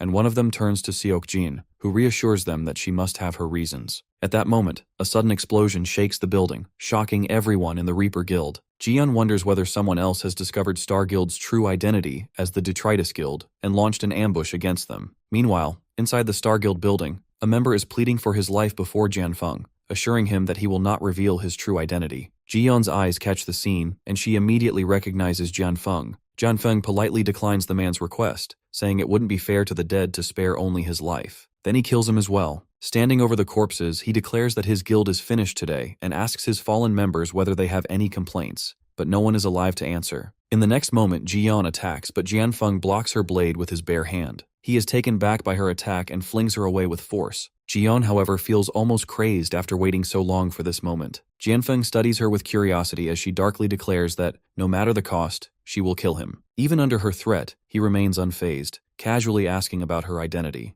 Meanwhile, our boy pulls a massive gem from the boss monster's body. He is happy to find it, already planning to sell it to a merchant who would surely like it. But his plan goes to waste when Mir suddenly eats the gem, despite his master's protests. At that moment, the sound of his comrades' footsteps echoes across the ground. They are shocked to see that he has defeated so many monsters, including the boss. However, Soo-hyun is more concerned about the gem his pet just swallowed. Hak-jun reminds him that they are done here and casually compliments both of them on their good work. Jordan adds his own compliment, still surprised that Soo-hyun managed to kill the boss monster. Soo-hyun replies that he has to, if he wants to live up to his title as America's hero. Still, he points out that they need to find the exit. Hak-jun answers that they already have. Jordan explains that they were able to discover it while chasing the escaping monsters. That's the reason they arrived late. Then Soo-hyun tells them to hurry up, while reminding them that they also need to hand over the members of the Detritus Guild to the government. Jordan adds that these members deserve death, but they are keeping them alive while protecting them from monsters because of handing them over. Soo-hyun then playfully asks Jordan to send the medical guild's prophet to him, already imagining the furious face of Robert at such a demand. He never really wanted the prophet in the first place, but only wished to teach the guildmaster a lesson for trying to fool him. Jordan agrees to share his own prophet with him anyway, since Soo-hyun was practically the one who cleared the dungeon on his own. After that, Soo-hyun asks Jordan for one more favor, because the fight is not yet over. Thinking about Jiyeon, he points out that she also needs help. At that moment, Jianfeng is trying to figure out Jiyeon's identity as she attacks him relentlessly, her rage seeping out with every strike. That alone makes him realize that she cannot be an assassin, as assassins are trained to control their emotions, yet she is charging at him head-on. Activating his power to strike back, he concludes that she must know him. He kicks at her, but she swiftly dodges, irritating him with her evasive skills that allow her to move like a shadow in the darkness. He also notices that she can amplify her strength astronomically. Even so, he decides to take advantage of her overwhelming emotions. So he makes his next move by messing with her head. Dodging her attacks, he tries to lure her into revealing the reason behind her grudge against him. He provokes her by shifting his face into different people, watching her reactions to uncover the truth. But none of the faces gives him any clue, and she keeps striking him without hesitation. He tries several times, yet she doesn't falter, until he finally changes his face to resemble the assassin she knows. Her movement halts instantly. Smug, he realizes which face he was wearing when he killed her beloved. On the other hand, she is livid, vowing to kill him. He casually comments that he has done many bad things with this face, then points out that her rage-driven will to kill him is keeping her going. But in her oblivion, she fails to notice that her relentless attacks are draining her strength. Taking advantage of her weakening state, he throws a punch at her, but she blocks it, grabbing his hand firmly. Looking closely at her, he finally recognizes her, and then suddenly he bursts into laughter. At that moment, he finally takes on the face of her beloved, and Jiyeon's knees weaken as she collapses to the ground. He realizes he must be right that she has come here to avenge Ki-hyun. He comments on how annoying Ki-hyun was, then recalls her remaining party members. One by one, he calls their names while morphing his face into each of her fallen comrades. The cruel display brings tears to Jiyeon's eyes as she declares that her friends were good people, whose memories should never be tainted by someone like him. With that, she grips her blade tightly. But Jianfeng is not done with his twisted act. He shifts into Ki-hyun once again,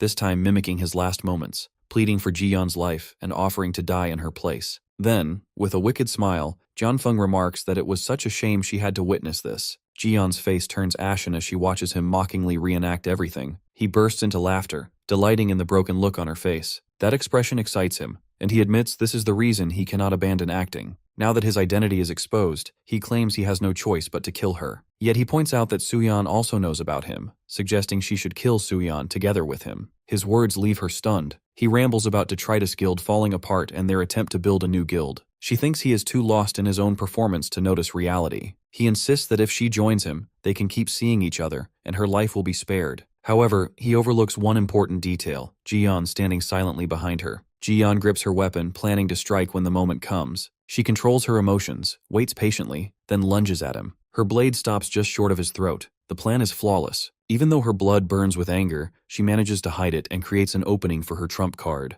But one mistake ruins it as memories of Ki-hyun's past suddenly surface in her mind. That hesitation weakens her hand, pulling the weapon back slightly. He snaps in rage, calling it his second rejection, and retaliates with a violent strike. Outside, people whisper in fear as flames rise from the building. Murmurs spread that a terror attack must have happened. Taekyun asks Mr. Kim if they should have gone with Ji-yeon, but Kim insists she can handle herself, ordering them to focus on evacuating civilians. He glances at Reaper's Guild nearby and questions why Jordan is there. Jordan explains that Soo-yeon asked them to cooperate with the evacuation. Kim notices Soo-yeon's absence, and Jordan answers that something urgent must have come up. Inside, Jianfeng lifts Ji-yeon by the throat, smirking. He acknowledges that she lasted longer than anyone else against him, but dismisses it as a waste of time. He prepares to finish her. At that moment, Soo-yeon smashes through the wall, causing an explosion, and rushes to Ji-yeon's side. He checks her condition and reassures her that he will keep his promise. Jianfeng, startled, realizes the man before him is Soo-yeon. The thought excites him, and he claims he has so many questions to ask. Soo-yeon draws his weapon and turns the moment back on him. He mentions he also has something to ask, that whether Jianfeng enjoyed acting like someone he wasn't. Whether he enjoyed saving people only to betray them, pretending to be important while humiliating and killing others. Jianfeng stays silent, and Soo-yeon presses again.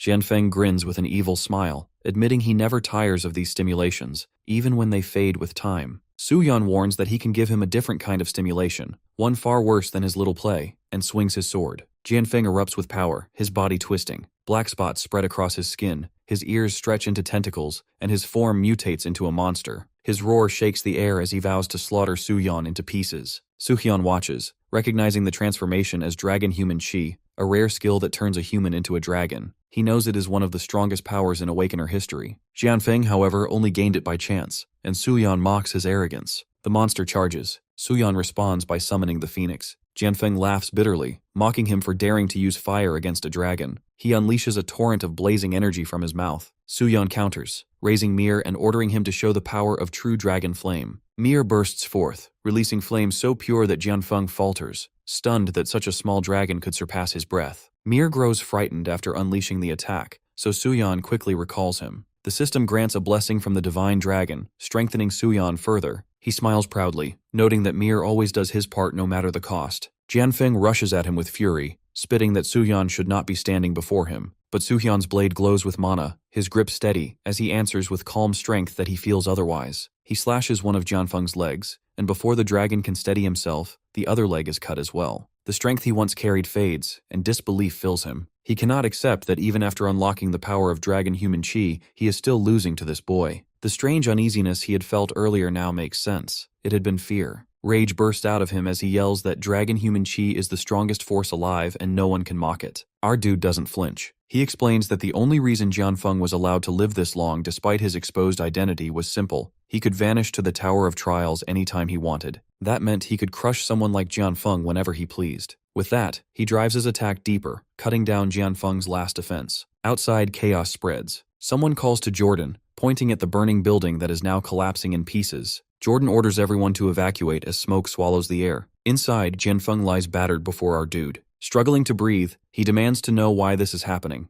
asking if there is some hidden grudge. Our dude answers calmly that he simply doesn't like him. Then, with a sharp gaze, he announces that the final preparations are complete. Ji-yeon appears, her aura blazing strong. Jianfeng, drained and broken, stares at her in confusion. Our dude reveals that he had promised someone this fight, and therefore he will not lay a hand on Jianfeng any longer. He leaves the rest to her. Sitting back, he warns Jianfeng that if he defeats Ji-yeon, he will allow him to walk away, but if he runs, there will be no mercy. Jianfeng, unwilling to bow, steadies himself and takes on Ki-hyun's disguise once again. He laughs, pretending the danger has already passed. Charging forward, he counts on Ji-yeon's hesitation, believing she will falter at the thought of striking Ki-hyun's face. But this time her eyes hold no fear. As her aura sharpens, she makes it clear that hesitation has already been cast aside. She has waited far too long for this moment, and one slip of doubt was enough. Jianfeng swings with powerful force, trying to crush her head on, but she draws her blade and meets his strike. Their powers crash together, shaking the ground. From behind, our dude observes, noting that Jianfeng holds more raw ability than Ji-yeon. She fights with everything she has, blocking and countering, refusing to yield. At that moment, our dude's mana flares around her, empowering her movements. Jianfeng cannot understand what is happening and falters. She uses the chance to dash in, striking his face and knocking him back. Furious, Jianfeng spits out insults, thinking it was our dude is doing.